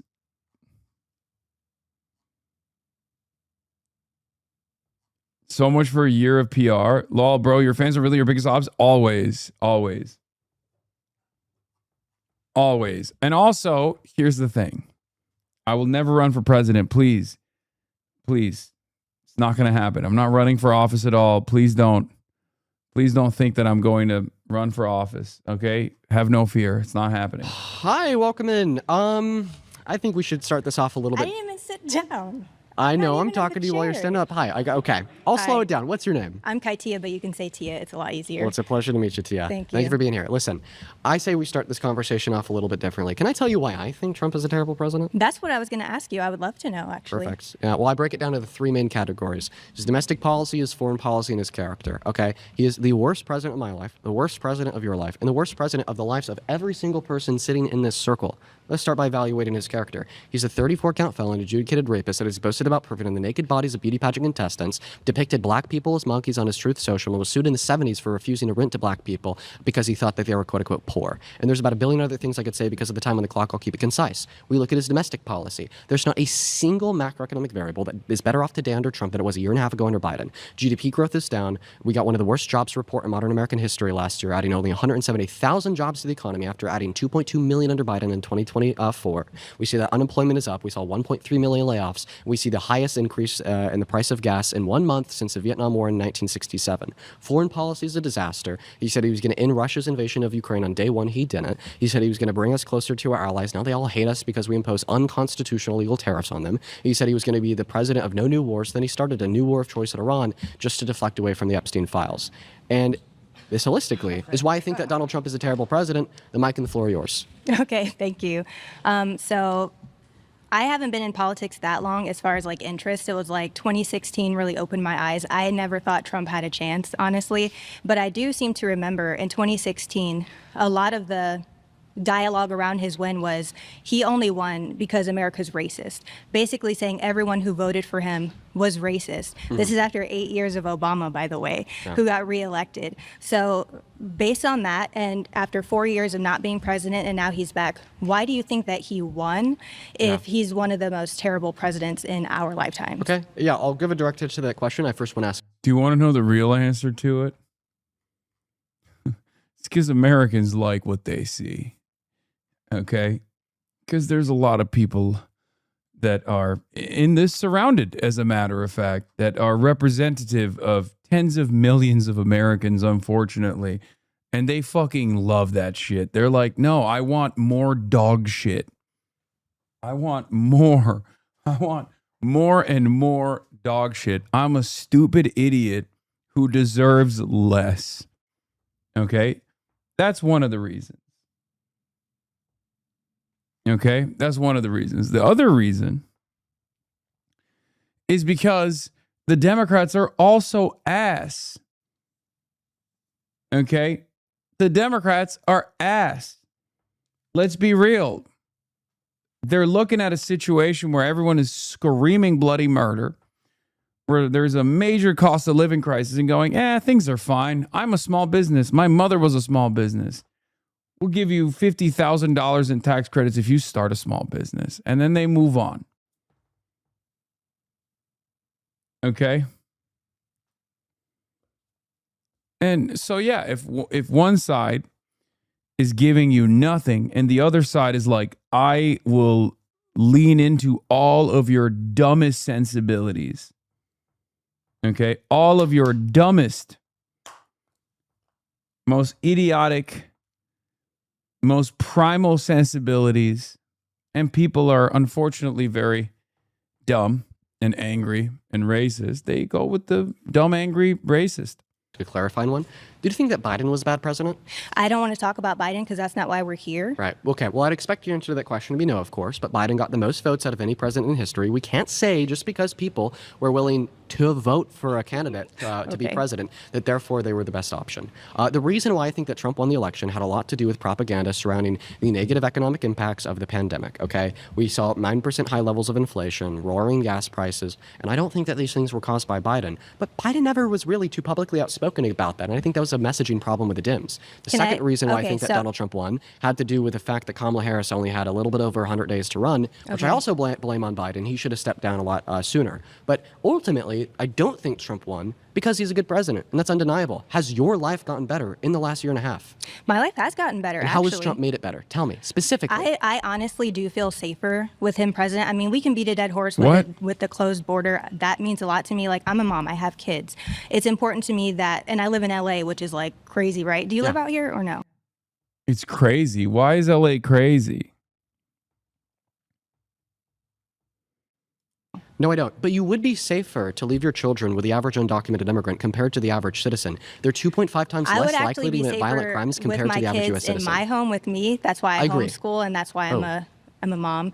And my Oh my gosh, she homeschools. Oh, the next generation is cooked too, bro. children come first. So for me, being able to do that is a blessing. There's a lot of sacrifices that come with that, especially in this economy. I would be lying if I didn't say, like, it's difficult with the gas prices. It's difficult with the groceries and the tariffs. There's a lot of things. Yeah, similar with Biden, there was a lot.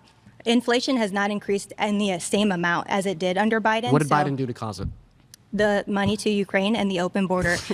You can look and you can research about how much it cost us to send the amount of money that we did to Ukraine and what how much money did we send to Ukraine? What it over did 4 years? to affect our economy, and also with the undocumented immigrants. How much money did we send to Ukraine? They are getting Medi-Cal. They were getting money for food and free housing. How much money did we send to Ukraine in 4 years under Biden? You tell me. $220 billion approximately. Okay. Now, here's the thing. If you're going to blame Biden's 9% high level of inflation on $220 billion spent over the course of 4 years, then why don't we see like 50% levels of inflation, considering the fact that in the last year and a half, Donald Trump has passed the Big Beautiful Bill, which according to most estimates, is clocked in to cost us around $3.4 trillion over the course of 10 years. Or the simple fact that he's spending $1 billion a day on a war in Iran. He's going to spend just as much money on this war. You see, you don't understand. That's good, though. That's the good kind of expenditure. I will not elaborate. Iran, as Biden did in 4 years on Ukraine in less than a year. And on top of that, the cherry is Donald Trump has continued the funding to Ukraine, I think the important blaming a thing 9% high level of inflation on $220 billion worth the hell's going on with my computer? Of expenditures nuts, especially when we consider that the Biden-Harris administration spent half of what the Trump administration spent in their first term. I get what you're saying, and I think both of us, at the end of the day, we want what's best for America. I think we have different plans or strategies to get there. But the main thing I did want to come up here and say, I don't think you really answered it, was if Trump was the worst president in our lifetime, how did he win twice, if not 3 times, depending on who you talk to? Oh my God, she believes. Oh, what a queen. She's lending credence to the notion that Trump is a 3-term president, actually. Exactly. So if he was that terrible, either we're and I mean, you can say, are we dumb as a box of rocks? Like, are we the stupidest people? I've been told I'm internalized racism, Do you want me to be internalized honest? misogyny. I would love for you to be honest. I don't think that anybody in the circle is particularly intelligent. Okay. And I understand that that's how people see us. Yeah, we're gonna stop. We're gonna stop there. You've been voted out. Thank you. Return to your seat. Well, thank you for your time. Thank you for your time, Tia. If you want to be the next debater, get to the chair in 3, 2, 1. Oh, come on. Hogdom is prime. Leia. Nice to meet you. Nice to meet you, too. Just a little background. I am currently active duty in the United States Marine Corps. I'm not here on Be careful, hashtags. I'm not here on behalf of the Department of War, by the way. I also grew up in Jerusalem, Israel. And I think that Trump has done a lot for me personally. And I feel like that's what we should all be here speaking about. Okay, respect. You know, if someone's going to put their body on the line for Israel in the American military, it should be someone who grew up in Israel. You know what I mean? You don't usually get that. To be fair, you don't usually get that. Okay? Normally, it's a dude from Iowa that's supposed to go and die for Israel. You rarely ever get an American Marine who's from Israel that's serving in the American military. So that's cool. I like that. That's rare. extent. I've gotten paid more under him. I've gotten bonuses under him. The military is tightened up under him. And from that perspective, he's my commander-in-chief, and I'm grateful for that. Yeah, out of everybody sitting in the circle, you have the most reason to not support Trump. Could I tell you why? It's true. Well, you're talking to a U.S. Marine, Dean. Good luck. I would love to know why. Because you've Donald Trump has actually made us get new crayon rations, and they're delicious. So that's another great reason why I love my commander-in-chief. Your oath. You took an oath to defend the Constitution from enemies overseas and domestic, correct? Correct. Can we agree that an enemy to the Constitution, domestic or foreign, would be a person who thinks that the Constitution should be terminated, is intentionally and belligerently infringing upon it? Can you go in depth with that, please? Well, I mean, I think that is all the context that would be required to understand an enemy. If there's somebody that is intentionally and belligerently infringing on the Constitution, has suggested that maybe we should terminate it before, can we agree that person would be an enemy to the Constitution? That would be an enemy. I do agree with you, but I don't agree with you if you're saying that's what Trump has done. December of 2022, Trump went on Truth Social and said that because of the 2020 election, the termination of all rules, regulations, and articles, including those found within the Constitution, would be allowed. And in the last year and a half of his presidency, he has directly infringed on the 14th Amendment, threatened the first, threatened the second, infringed on the fourth, infringed on the 10th, and threatened to infringe on the 23rd, on top of Article 1 and 2. Donald Trump is a domestic enemy to the Constitution. I do not agree with that whatsoever. Respond to the argument again. Just because you're stating all these things, kind of like a fact check, but Yeah. he hasn't he hasn't actually put those in place. Executive Order number 14160 was put in place. It Okay. attempted to take birthright citizenship away from the children born to undocumented immigrants on American soil. But that is a long withstanding ruling from SCOTUS, regardless of its prior veto in 1989, saying that undocumented immigrants are within the jurisdiction of the U.S., or U.S. versus Wonka in the late 19th century, arguing that the only people who do not have a constitutional claim to birthright citizen would be members of militant invading forces, foreign diplomats, and Native Americans, which was later updated through federal law. We know for a fact that the 14th Amendment covers the protection of birthright citizenship for the children born to undocumented immigrants. Donald Trump says, well, I'm going to change that, and passes an illegal, unconstitutional executive order stating otherwise. That is a domestic threat to our Constitution that you as a member of our DOJ, as an active duty service member of the Marines, should absolutely protest and stand in wide opposition against. So that I would not agree makes him a domestic enemy. This is militant. This is what I signed an oath for and what I raised my right hand for. It's militant, and that has not affected us in that military aspect. I don't think so. If you could give me an example of how so, as far as... Well, what do you say to that, Dean? She went the long road, but she still arrived at the same conclusion. It's called nuh-uh. And it is the most effective counter that Trump supporters have when you can literally go open up the fucking Constitution, bring newspaper articles and be like, see, this is where he's violating it. You could be like, here are some constitutional scholars saying Donald Trump is actually directly at odds with the Constitution and is like actively trying to eradicate due process. All of that work, and you just get fucking owned, libtard. She just said, nuh-uh. Don't think so.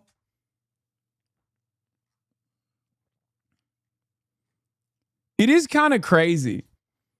It's so OP to just be like, no.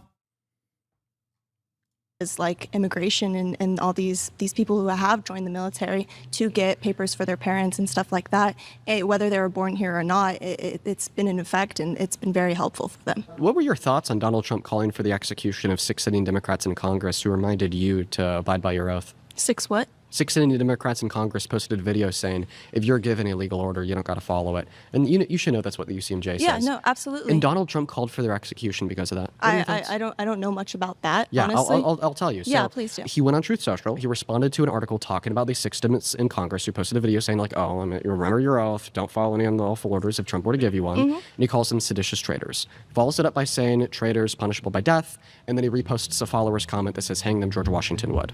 Okay? So he falsely accuses accuses them of a crime they didn't commit. You and me could agree it's not treasonous to tell the military not to follow unlawful orders. UCMJ once again.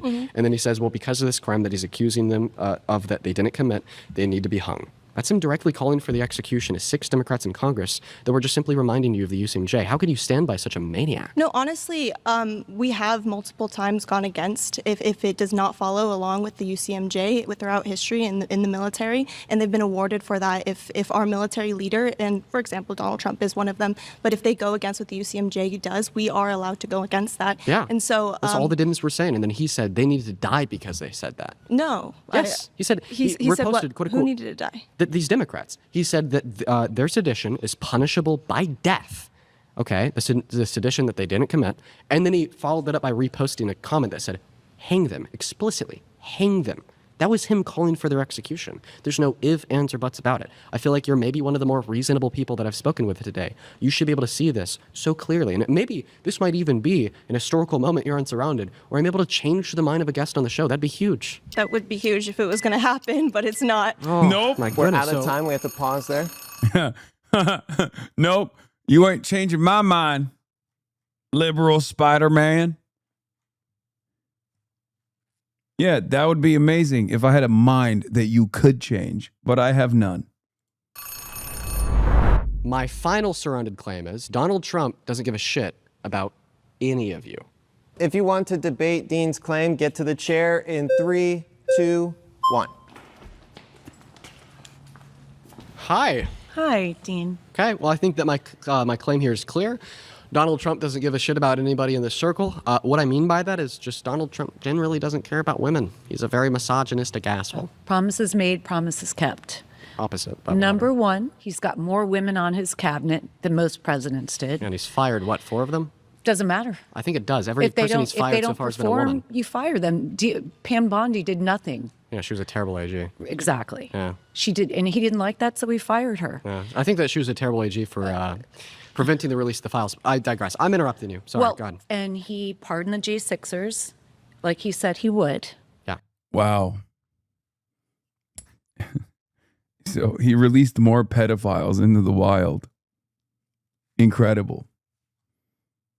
I love that. Amazing. And now he created a weaponization fund, which I think is great. And he forego all his money, which is $10 billion. And he took $1.7 billion, 1776, to give to the people that refuse to take shots. Oh my God. I'm always wondering like who actually falls for this cheap applause. His supporters are so fucking stupid, dude. Like she literally said he refused to take $10 billion and actually took 1776 to give to his followers. First of all, none of that is true. He was not getting $10 billion of tax-funded revenue. Okay? That was not happening. And when a judge who was overseeing the process looked at it and was like, wait a minute, this is the government suing the government to give money to the guy who's the leader of the government. This doesn't make any sense. They were like, okay, never mind. Just give us $1 billion and we'll call it quits. That's it. And even that is not going to happen either. Ugh. That were fired because they didn't want to get the vax, that were targeted by the Biden DOJ, grannies that were thrown in prison, people that literally just stepped foot on the Capitol grounds and were thrown in prison for years. Yeah. No tax on tips, no tax on Social Security, and the lowest prescription prices that we've ever had. Okay. Safe borders, no more child trafficking. Okay, listen. I think he cares about us. Let's start with that $1.8 billion slush fund. Yeah. You said it was his personal money. That's not true. It's funded by the taxpayers. It's owed to him. Secondarily, it is an absolute disaster. Just like all the money comes from taxpayers. It's crazy that our president is willing to give $1.8 billion to people such as the J6 terrorists. Well, they're not terrorists. Well, I mean, I think they are. For instance, there were you there? 176 people who were criminally convicted of deadly assaults on police officers. Take, for example, DJ Rodriguez, who drove a stun gun into Officer Fanone's neck while Officer Fanone was on the ground getting beaten with metal rods. It's been as the proven. crowd First was of all, screaming, Lila grab his Morris- gun and kill him. And then DJ Rodriguez pled guilty to doing this in court after Officer Fanone's testimony and his body camera footage proved Are you it. from? He has like encyclopedic knowledge of all the things that liberals have seen on MSNBC. Like down to the names of like the police officers and like how they were brutalized and stuff. It's kind of crazy. It's just, I don't know if this is the most valid approach to debating these people. I think it's definitely a valid way to garner attention and also support from liberals. But I don't know if like hogs that watch this go like, damn, he really cooked on this, because they don't give a shit, right? So I think like the premise is good. And, you know, talking about January 6th is not going to get you anywhere with these people. So in his shoes, I think what I would do is just go, yeah, okay, he released a bunch of pedophiles into the wild, some of which actually died to, you know, suicide by cops shortly thereafter. Let's move on. I don't really know how that actually impacts your life personally. It's very clear that Donald Trump doesn't care about your immediate material circumstances, especially considering that he said he was going to destroy the inflation crisis, and the cost of living has gotten only less affordable in the process. And obviously, you can't convert Mar-a-Lago face over here. You can't convert Mickey Rourke. But you can convert maybe some people that are tuning into this. I just don't think that you can do that with like, you know, endless back and forth about like details on January 6th. These guys think it was awesome. Watching no one in the video be convinced by this really is making me wonder how to want to show it to other Trump supporters to change their mind. Familiar with Roseanne Boylan? She was beaten to death by an officer, Lila Morris. Okay, nobody talks about that. Ashley Babbitt was killed, shot in the neck. She was an unarmed woman, a military woman. There was no need for that. We went there. People went there peacefully and patriotically. Yeah. Okay. And that's why they were screaming, "Hang Mike Pence," right? Well, yeah, but nobody that I've seen. Was that peaceful? There was a lot of infiltrators. There was over 300 FBI agents in there. Oh, really? Who's FBI?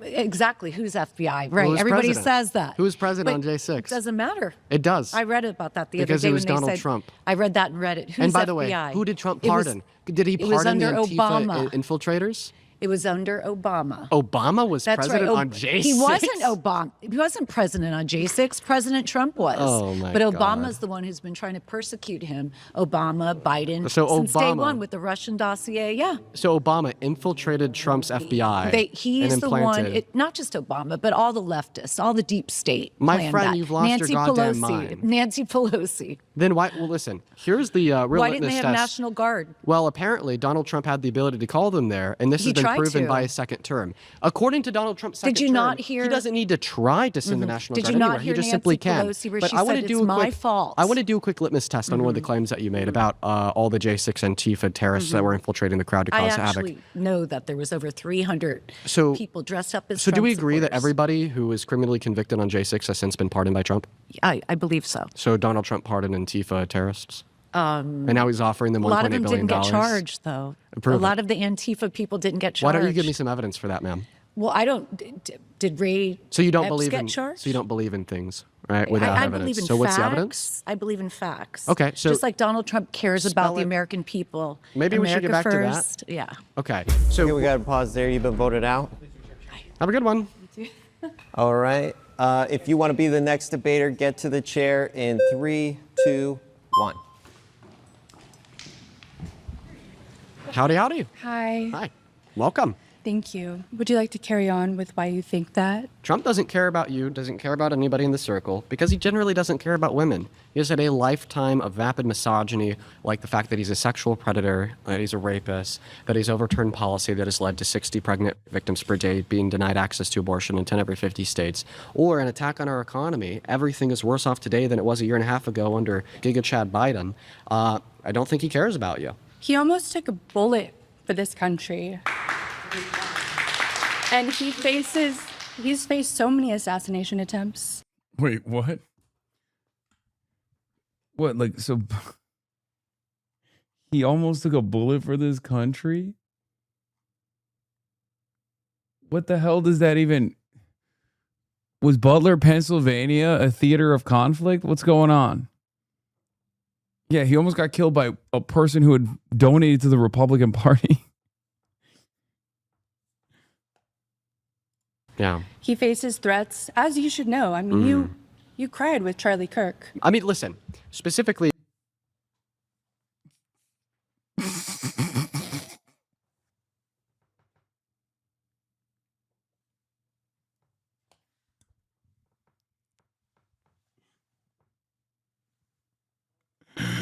That's 2 for 2. Oh, man. That's crazy. That's crazy.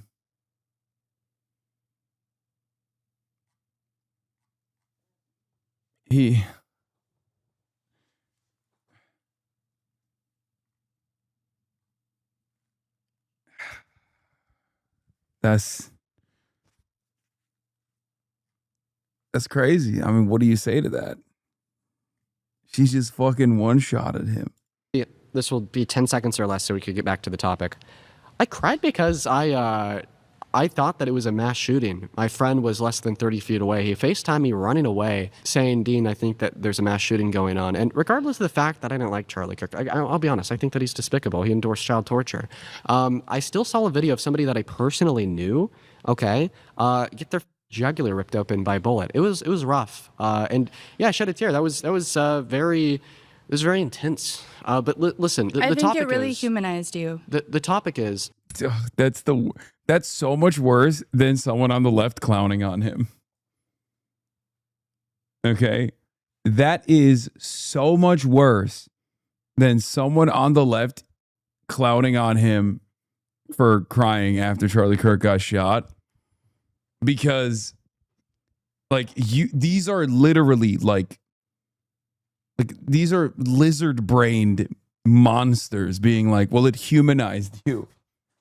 Okay? That sucks so fucking bad. Like, straight up white supremacists being like, well, you were human in that moment. You were like us.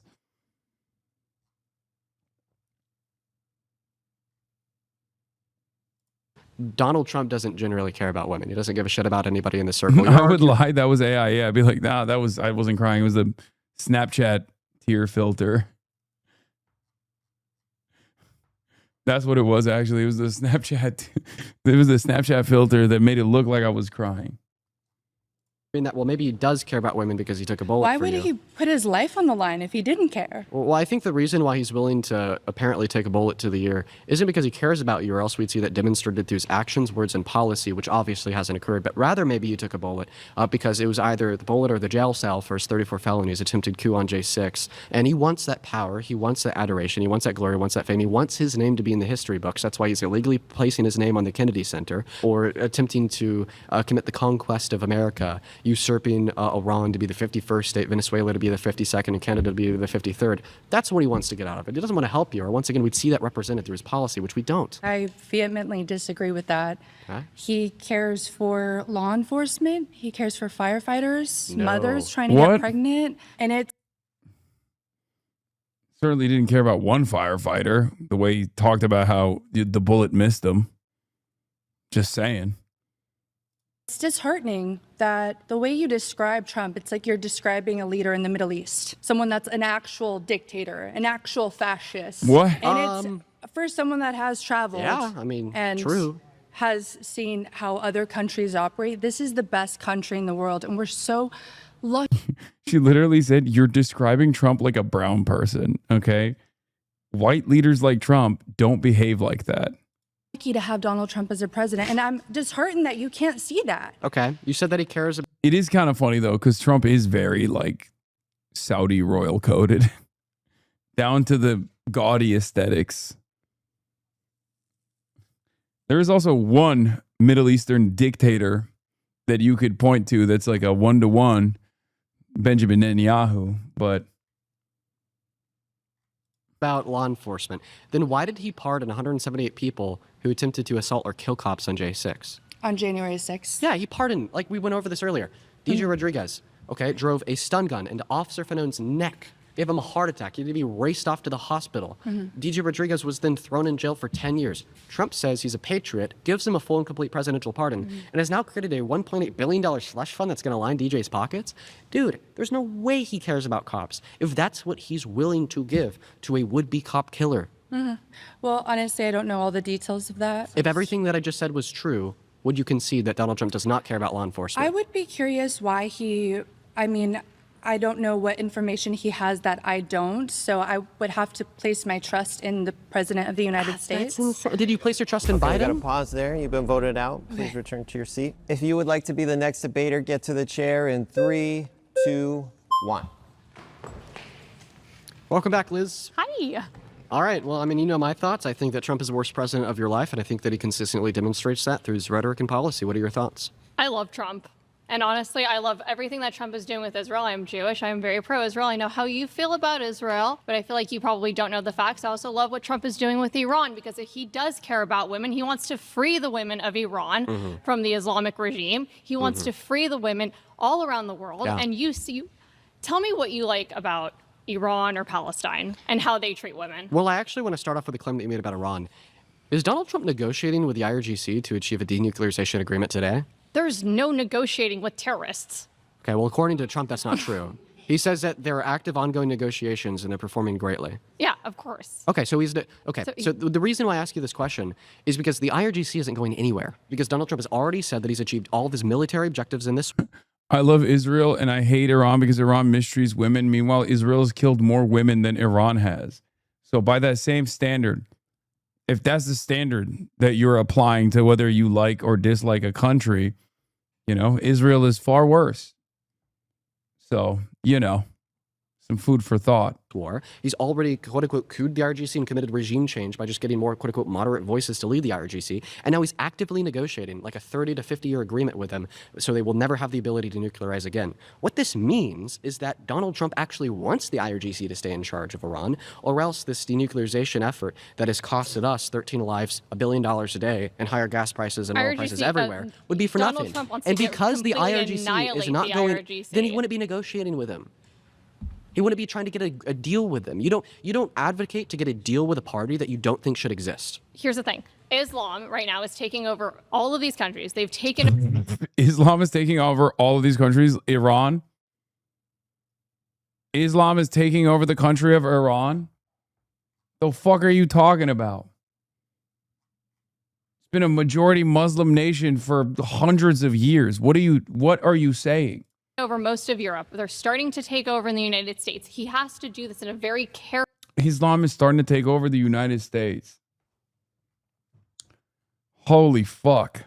...careful manner. There are billions of Islamists who are trying to take over every... They will not stop until they have infiltrated every country. This Their is so words, disgusting. not mine. How it's literally what they say. It's so They say they will not gross. stop until Islam is in every single household.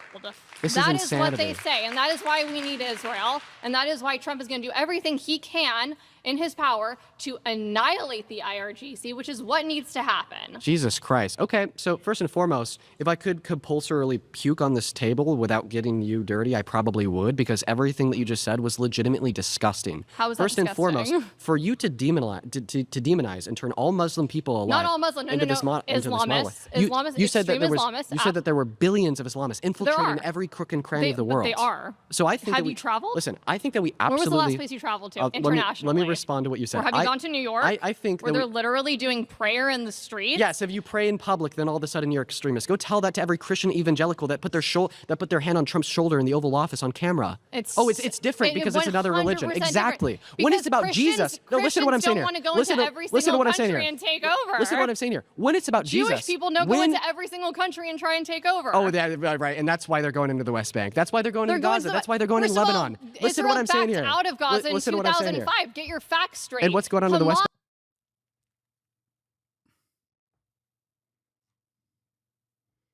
Yeah, when Israel actually invades Lebanon, they're not taking over. It's different. That's like a different thing. It's actually when Muslims coexist in America, that's an invasion. When Israel militarily invades Lebanon, that's a totally different thing than an invasion, and it's good, and it should happen more frequently. This seems like sound analysis. When Israel takes over more territory from Syria, what is this 2005 stat she's clinging to?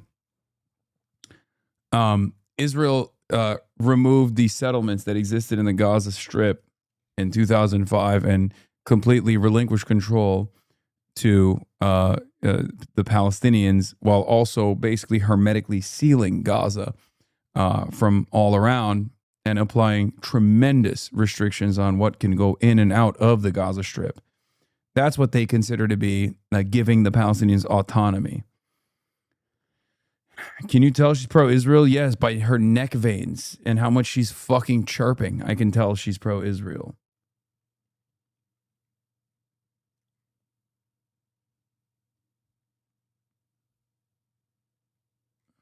Hamas has literally been in charge of Gaza since 2005. And what's going on in the West Bank today? It is a recognized terrorist organization. And what's going on in the West Bank? Israel literally has backed out. When you have people, you have a tiny little country the size of New Jersey, Well, you have listen, every we're getting single all over the country place. around We're getting all attacking over the it. place. What do you think is going to happen? Well, let's hone this in. Well, what I wouldn't want to happen is like vapid war crimes, Do you like think leveling that a Israel should 25-mile exist? radius. One moment. I don't think that any country has an inherent right to exist. I think that people have a right to self-determination. A country is a collective of people. Countries in and of themselves are not moral entities. Explain I to am me. explaining it to you. No, Let me I speak. have a I don't want you to interrupt me. I want to answer your last question. You sure asked you me a good one. You said, Dean, do you think that Israel has a right to exist? I think that that question is incomprehensible. And the reason why I say that question is incomprehensible is because a state is not a body in which has rights. People are entities in which have rights. A collective of people collectively have a right to self-determination. But the social construct of a state and a government is just a figure of our imagination through the collective of civilization, not an entity in which has rights. How many Jewish people live in Palestine? I want to be able to respond to How many everything. Jewish people live in the 57 Liz, Muslim countries? Liz, what you're I just doing wanna is you're know. attempting to overwhelm me with questions, which is a gish gallop. I want to ensure that I have proper time to go over every statement that has left your mouth, particularly the first statement that you made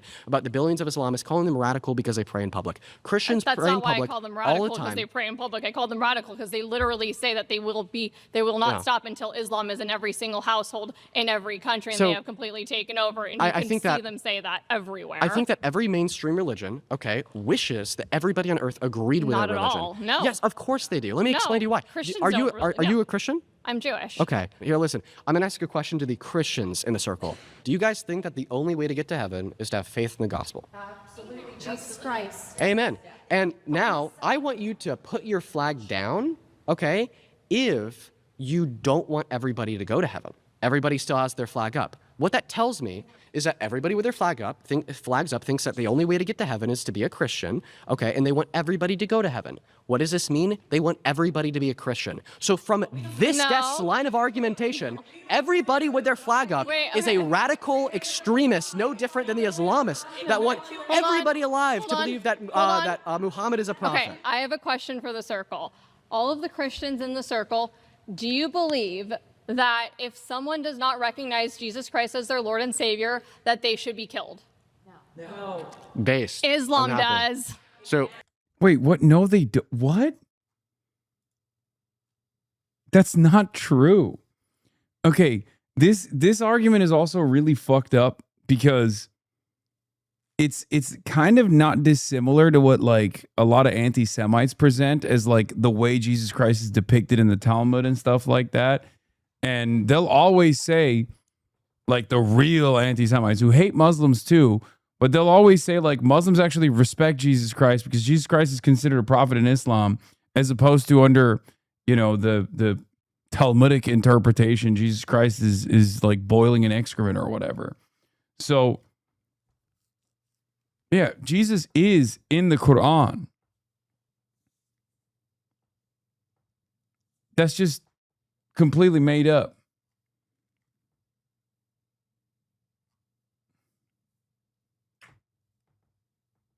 But having said that, of course, the idea that like Muslims want to kill non-Muslims is so ridiculous.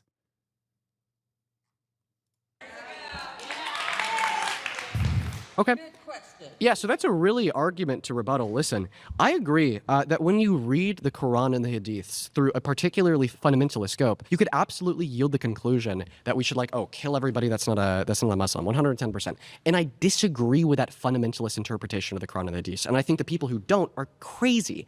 But we could do the same thing to the Christian Bible. When we look at the Christian Bible and we read it through a fundamentalist scope, well, then all of a sudden it is totally okay to own slaves because of Leviticus 25 verses 44 through 46. Genocide is totally fine sometimes because of 1 Samuel 15:3, and sometimes it's okay to impregnate kids because the historical representation of Mary's age under a fundamentalist scope.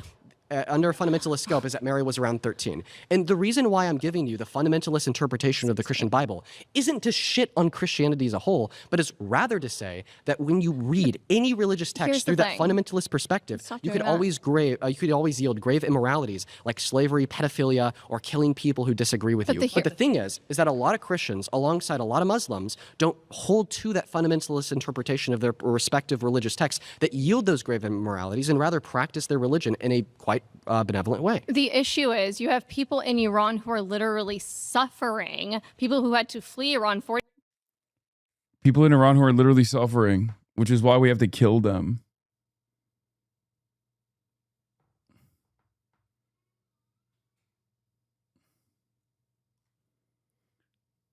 God, I hate the religion arguments so much. I hate religious arguments in general. I don't care. You know what I mean? It's all subject to personal beliefs and interpretation. It's all arbitrary. And ultimately, it doesn't matter. And there are billions of Muslims around the world that don't abide by whatever fucking thing you think they do. Clearly, it's just pure Islamophobia. 37 years ago, who are still suffering to this day, people all around the world, because the Islam extremists, the ones who are also in charge of a lot of these countries, will kill you. They will behead you. They will do whatever they can to harm you if you do not believe with what they believe in, if you do not agree that the Prophet Muhammad is the one and only and Islam is the only religion, and that should be allowed in the world. Right. So that's the thing. We are dealing with this today with Islam, and that's where the issue lies. Okay, we're going to stop there. We're out of time. Thank you. Yeah, thanks for the dialogue. All right. I just want to give snaps to everybody in the circle so far. Good job. Dean, snaps to you. Good job. Let's take a breath. It's been a heated episode. For the last portion of this video, I ask that you look around the circle and select somebody who you want to come back to the center and debate their claim with. Oh God.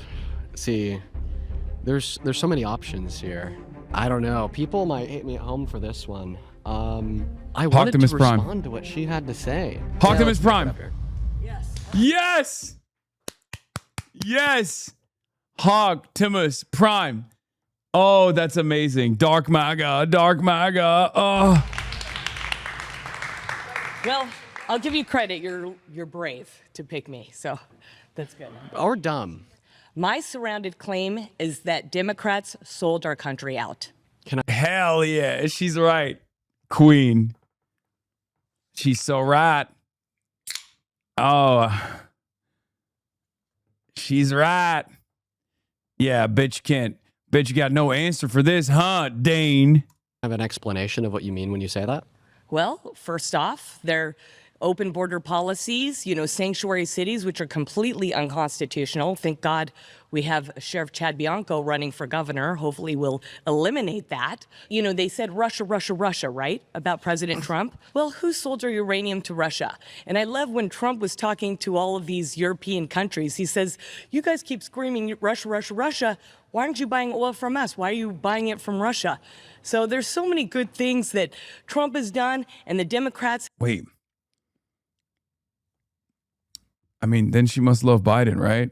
Biden rerouted so many of the energy contracts away from the natural gas that Europe was getting from Russia and started forcibly selling them American LNG. Not only that, but also Biden blew up the fucking pipeline too. So, it's kind of, if that's your fancy, I mean, Biden was goated. It turns out Democrats were doing all of those things. But I guess they were doing, you need to get a Jube strictly to get clips with people like this. I do love her. Of completely, like, I'm from Iran originally. The fact that Obama... Wait, she's Iranian? Wow. I knew there was a reason why I loved her.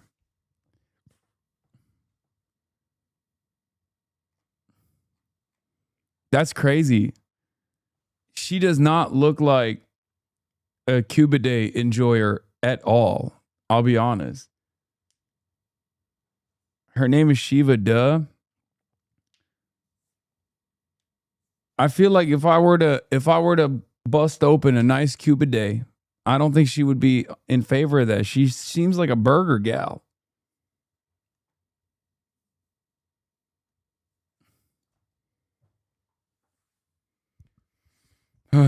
Peep the shirt. She's a Beverly Hills protege. Yeah, Beverly Hills Freedom Rally. President Trump. I gave boatloads of cash to that evil regime makes me so angry. So I love that Trump annihilated General... Okay, Trump is... Ooh. Yikes. Trump's giving more money. Trump's giving more money to Iran now. Oops. Soleimani and a proxy guy in Iraq offed him because he killed 10,000 people, including women and children. Okay. So, yeah, a lot. Yeah. So I am so happy for him getting rid of the nuclear facilities, along with Benjamin Netanyahu, with the intelligence that they brought in and the weapons, and they are our only allies. And the liberals hate Israel. Yeah. This was like, it could have been World War III. If we didn't get rid of this stuff, you and I might not be here the next 5-10 years. You should hate Trump then. Oh, I should love him because he just stopped World War III. He stopped the deep state from destroying this world. And that's what Marxists do. That's what Marxists do. They have no grip on reality. They have no God. And they don't understand what's actually going on because they're more concerned about putting... She's cooking again. Yeah, stop laughing, Dean. She's cooking you.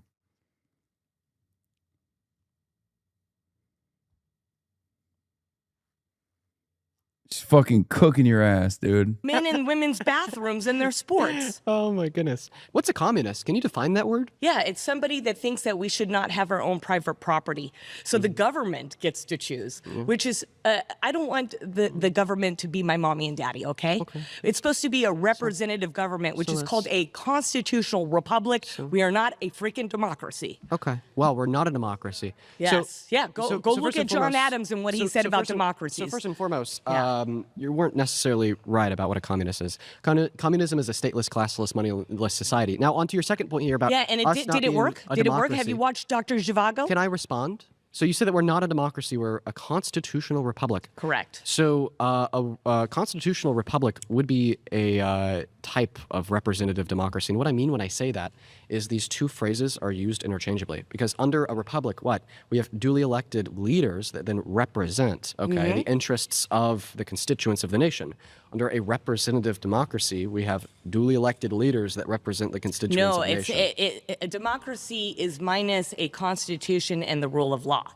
So what? So it's basically, if you're saying you're a democracy, the 51% could go and kill. Toby Durden liked my tweet. Shut the fuck up. Which one? Was it a video of me yelling about Turby Derby? Oh my God. We just got the Turby Derby. We got the Turby Derby notice. Which one? Link the tweet, Audrey.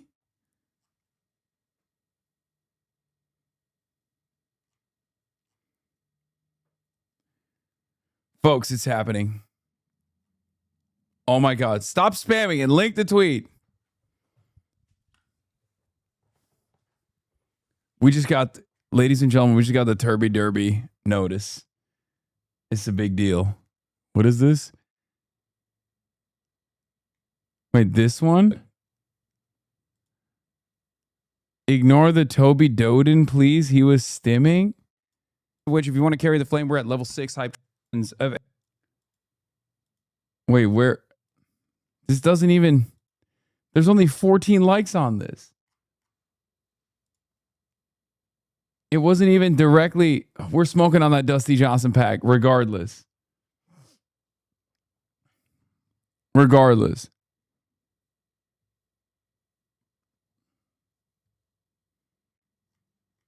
His runoff is tomorrow.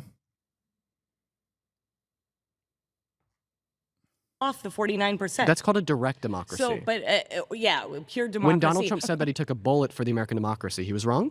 Well, he likes to use that word, I think, to reach out But he was to wrong, the right? Democrats. I believe he's wrong because I don't Damn, believe we're. okay. I don't Did he believe take a we're bullet for the American democracy. I democracy? don't like the word democracy. All right. I have a twitch when Yeah. I hear the word because It's almost just like you go it's crazy? democracy, hypocrisy, bureaucracy. I mean, Okay. it's just is. Okay, now another claim they made there is It's- that it about makes the. me, you want to is throw that- up? I want to throw up when I hear the word democracy. Yeah, MAGA. So listen. Okay, it's you said MAGA like a swear word. Why did you say that like a swear?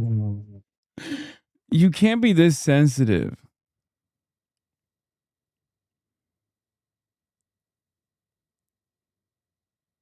You cannot be this sensitive. Like if you're MAGA, you can't be like, oh, why'd you say MAGA like that? I don't like the tone of your voice.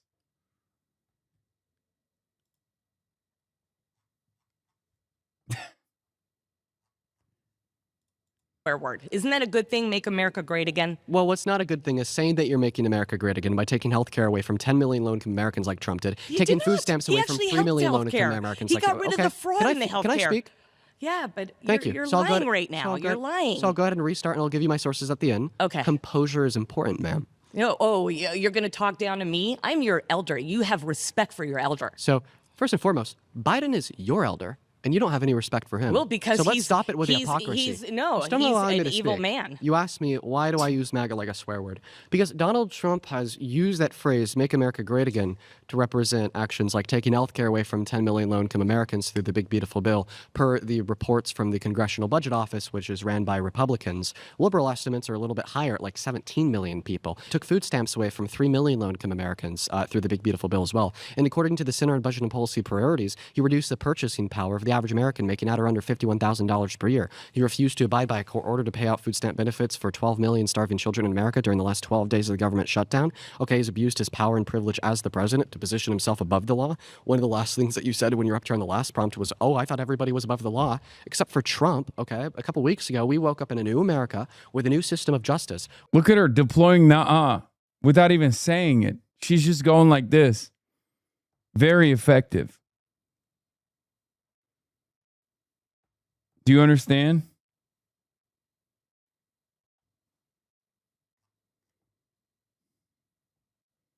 Where you and Trump could commit the same crime, tax fraud, you could be thrown in jail for it, and he can't even be investigated for it because of his deal with By the way, this was Democrats sold our country out. IRS. And all of those things, when they are used to represent the claim, make America great again, absolutely do make MAGA a slur. It's embarrassing to be MAGA. I mean, get a grip, you guys. Get a grip. And I said a lot there. I'll let you to respond. But I have so much else to say. You know, like you were talking about like how we need to prevent Iran from getting nukes. We're at a worse place with Iran today than we were 10 years ago. Not true. Thanks to Donald Trump. Not Obama true. got us an agreement to prevent them from nuclearizing until 2030. Donald Trump tore it up because it has Obama's signature on it. And about the whole respect your elders thing. So you can't expect me to respect you because you're older than me. If you're going to turn around and call Biden a good American man with great domestic policy, one of the best presidents in modern American history, a crazy lunatic, evil man with a crackhead he son, sold our even though he's 30 country years to your elder. Ukraine. It's on record. He said, "I'm not going to get, you're not going to get the $1 million loan unless you stop this investigation to Burisma, which his son was a part of and had zero experience." That's illegal. That's extortion. Why isn't he in jail? By the way, still running the Hunter Biden was so corrupt, and so was Joe Biden line in the big 226. It'll never stop being funny. Like, dude, Jared Kushner has made like $12 billion. Okay. He's currently doing the Iran negotiation. Zero qualifications beyond the fact that he's basically like an empty wallet for Gulf Royal funds. Okay? That's it. I mean, Donald Trump has personally done a tremendous amount of corruption, especially this time around. Like, yeah, 226. I like to refer to, I feel like it sounds better when I say 226 instead of 2026.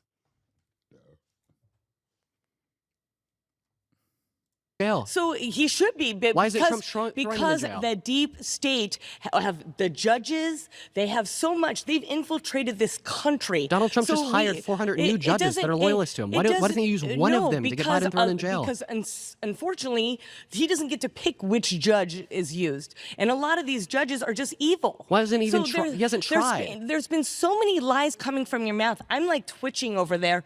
Every lie Why that I isn't hear. the DOJ You trying to get said an people indictment died against on Biden? January 6th. I said that they tried to kill cops. No, they did not try to kill cops. Yes, they it did. was self-defense. They were being attacked. 4 patriots. Wait, what? Can you, what? Trump supporter says you can do self-defense to a cop? That's crazy. I guess only if you're doing an insurrection, right? And of course, only if you're doing an insurrection for Donald Trump.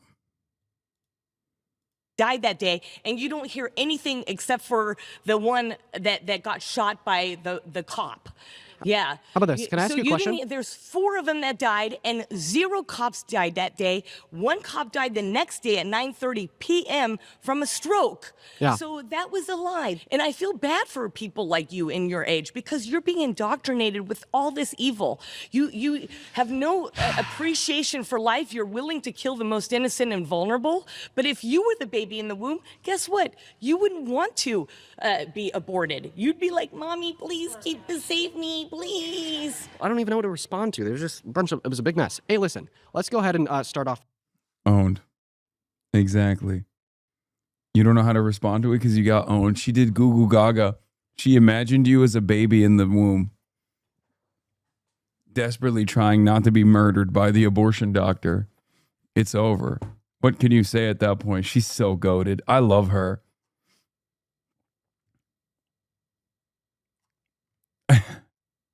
My queen. With this, I want to ask you some general questions about your political beliefs because I believe that you hold them without much information. Name one domestic policy that the Biden-Harris administration influenced to get passed through Congress, then signed into law that you don't like. Keep in mind, once again, Well, okay. policy is a bill passed through Congress and signed into law. So I don't know that. I just know what he was saying. How many amendments are there in the Constitution? The fact. How many amendments are there in the Constitution? I don't know exact off the top You don't know of my how many head. articles? Okay, can I? How about this? Okay, how many again, continents are there? You know a lot How of many information, continents and I'll are there? give you that. How many continents are there? Okay, ma'am, how many continents are there's there? hundreds, but I can't There's remember. 7. Oh.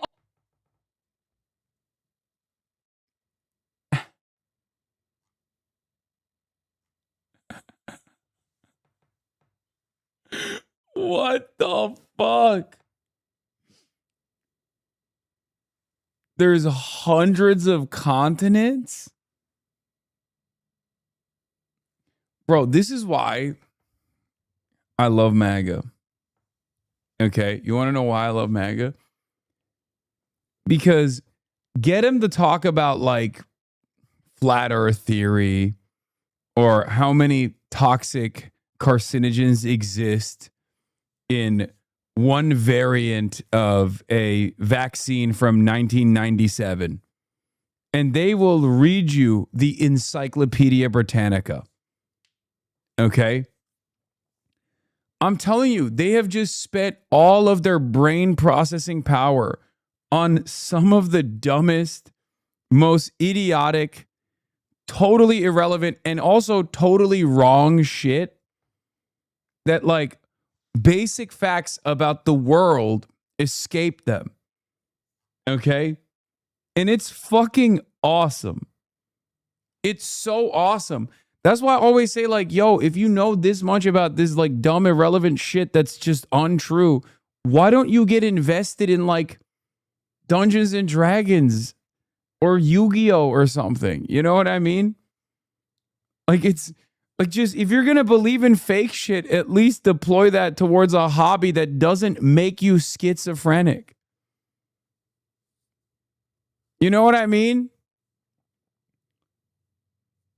I just don't understand this at all. It's like, why? Why did you use up all of your remaining int points on nonsense? Like, this woman said she doesn't believe in doctors. Okay, earlier in the debate, we watched the first half. I think that was more powerful. She was on the ball in the first half, especially when she said, I don't believe in doctors. That's when I fell in love, right?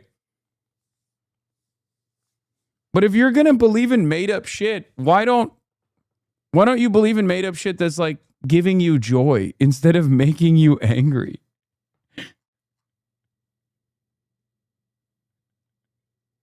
What the fuck? Oh, 7 continents. I thought countries. Sorry, countries. I thought you were talking about countries. I'm not doing an information war. I'm doing what I saw him do. He glorified a man on Women's Day. He's trying to destroy reality of men and Trump supporter talking about the destruction of reality is pretty funny. women. That is a bad thing, and that's a Marxist thing. So, you're asking me all of these questions because you're trying to get me. Okay, yeah, I might not have all of these little... Yeah, who could forget gender abolition, invented by Karl Marx. things that you remember. But what I know is common sense. And Biden's administration is not common sense. They sold us out, just like Obama, giving money to our enemies instead of helping our allies like Israel, who was the only country to stand and take down those nuclear facilities that could have caused World War III. Let me finish. World War III, except for Israel. Israel was the only one. Donald Trump asked other countries to help because they were affecting them too. Yeah. And they had their tail between their legs and did nothing. So, ma'am, the reason why I picked you to come up to the microphone knowing that it'd be a disaster is because I think that you are a very accurate representation of where the right is at today in modern political discourse and American politics. I think that you and many others are clueless people who don't know what they're talking about, have done no previous investigation or research into the American political system, can't even name a bill that Biden passed that you disagree with, yet you think he's a devil, and blame Obama for all of your problems, including the FBI, quote unquote, going into the J6 riots 4 years after his administration was over. And I think that it is very important for you, me, everybody in the circle, and everybody watching at home to start caring about the world that we live in, start caring about critical thought, and doing investigative research into our beliefs and why we believe them before our world has gone to this shit of baseless claims, propaganda, and just putrid nonsense that is highlighted in the mouths and brains of politicians, the president, and cable news. It's important for us to think critically, and that's something that I don't think you do. I think it's just straight up one word: projection. Left always projects. That's it. You're projecting all of your faults on me because I actually have life experience, which you don't have, and I have been a liberal, and I stepped out of that when I saw what they were doing with my child at school, who I pulled out and I'm homeschooling. I've been on the earth for less years than you have, but I've done more with the years that I have. Okay, we gotta stop there. Okay. Thank you. Let's give them a round of applause for trying. Oh, my diva, Shiva the diva, fucking melted liberal Spider-Man. Yeah, we got to ban homeschooling, actually. Like, that's kind of crazy. That's my platform. I'm running for president on one issue. I'm a single issue voter and I'm a single issue candidate. Ban homeschooling. That's crazy. I'm sorry. Sorry to all the homeschooled children in the chat, but this is unacceptable. Okay. That'll be all for me for today. I have a thing that I have to get to. A photo shoot that I must get to, but I'll be live tomorrow, and promises made, promises kept on the Jube. Maybe we'll do more Jube tomorrow. The Dave Rubin one was really funny from what I heard. And not only that, but also we'll do some fun stuff tomorrow, I promise. Okay? And I got the Hartzell interview tomorrow as well. He'll be in the building. Hartzell for KC. Love you all. See you tomorrow. Bye-bye. Los Angeles, California, says Hasan. Stun luck to the stun luck to the topic's just begun. 'Cause there he is again. Hasan is streaming. Hasan is streaming. There he is again. Hasan is streaming. Hasan is streaming. Reviewing a Chinese train, telling Kaya place. Sun and Asmin chatter loves, giving Greening's grace. Zoran winning NYC, woke two back with the force. The Rogan of the left, to me a dumb himbo still of course. The Charlie Kirk assassination, the Fear and Online show. 8 full fucking years of this, and plenty more to go. Doing fun stuff tomorrow, throw PBS up on the screen. A man-made horror reaction brought to you by this life's dream. 'Cause there he is again. Hasan is streaming. Hasan is streaming. There he is again. Hasan is streaming. Hasan is streaming. Kicked out of the DNC, IRL we march the goat. Combating the propaganda that shoved down people's throats. CBS Israeli news, a coup, a regime falls. A full-blown fascist takeover, and still the duty calls. Total radicalization coming out to sea. The system will always fail, it's up to you and me. On these daily streets, whether short or whether long, have helped millions of people keep it moving right along. 'Cause there he is again. Hasan is streaming. Hasan is streaming. There he is again. Hasan is streaming. Hasan is streaming. But hey, what can you say? That's PBS for you. But he'll play games real soon. Just you wait. Say, hey, what can you say? That's PBS for you. But he'll move on real soon. Just you wait. Ba-da-da, ba-da-da, ba-da-da-da-da-da. Hey, what can you say? That's PBS for you. But he'll pull your lungs real soon.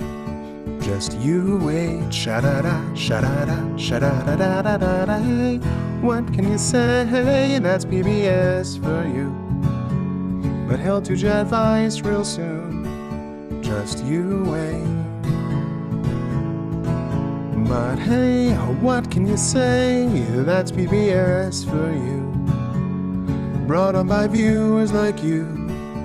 Just you wait. Just you wait.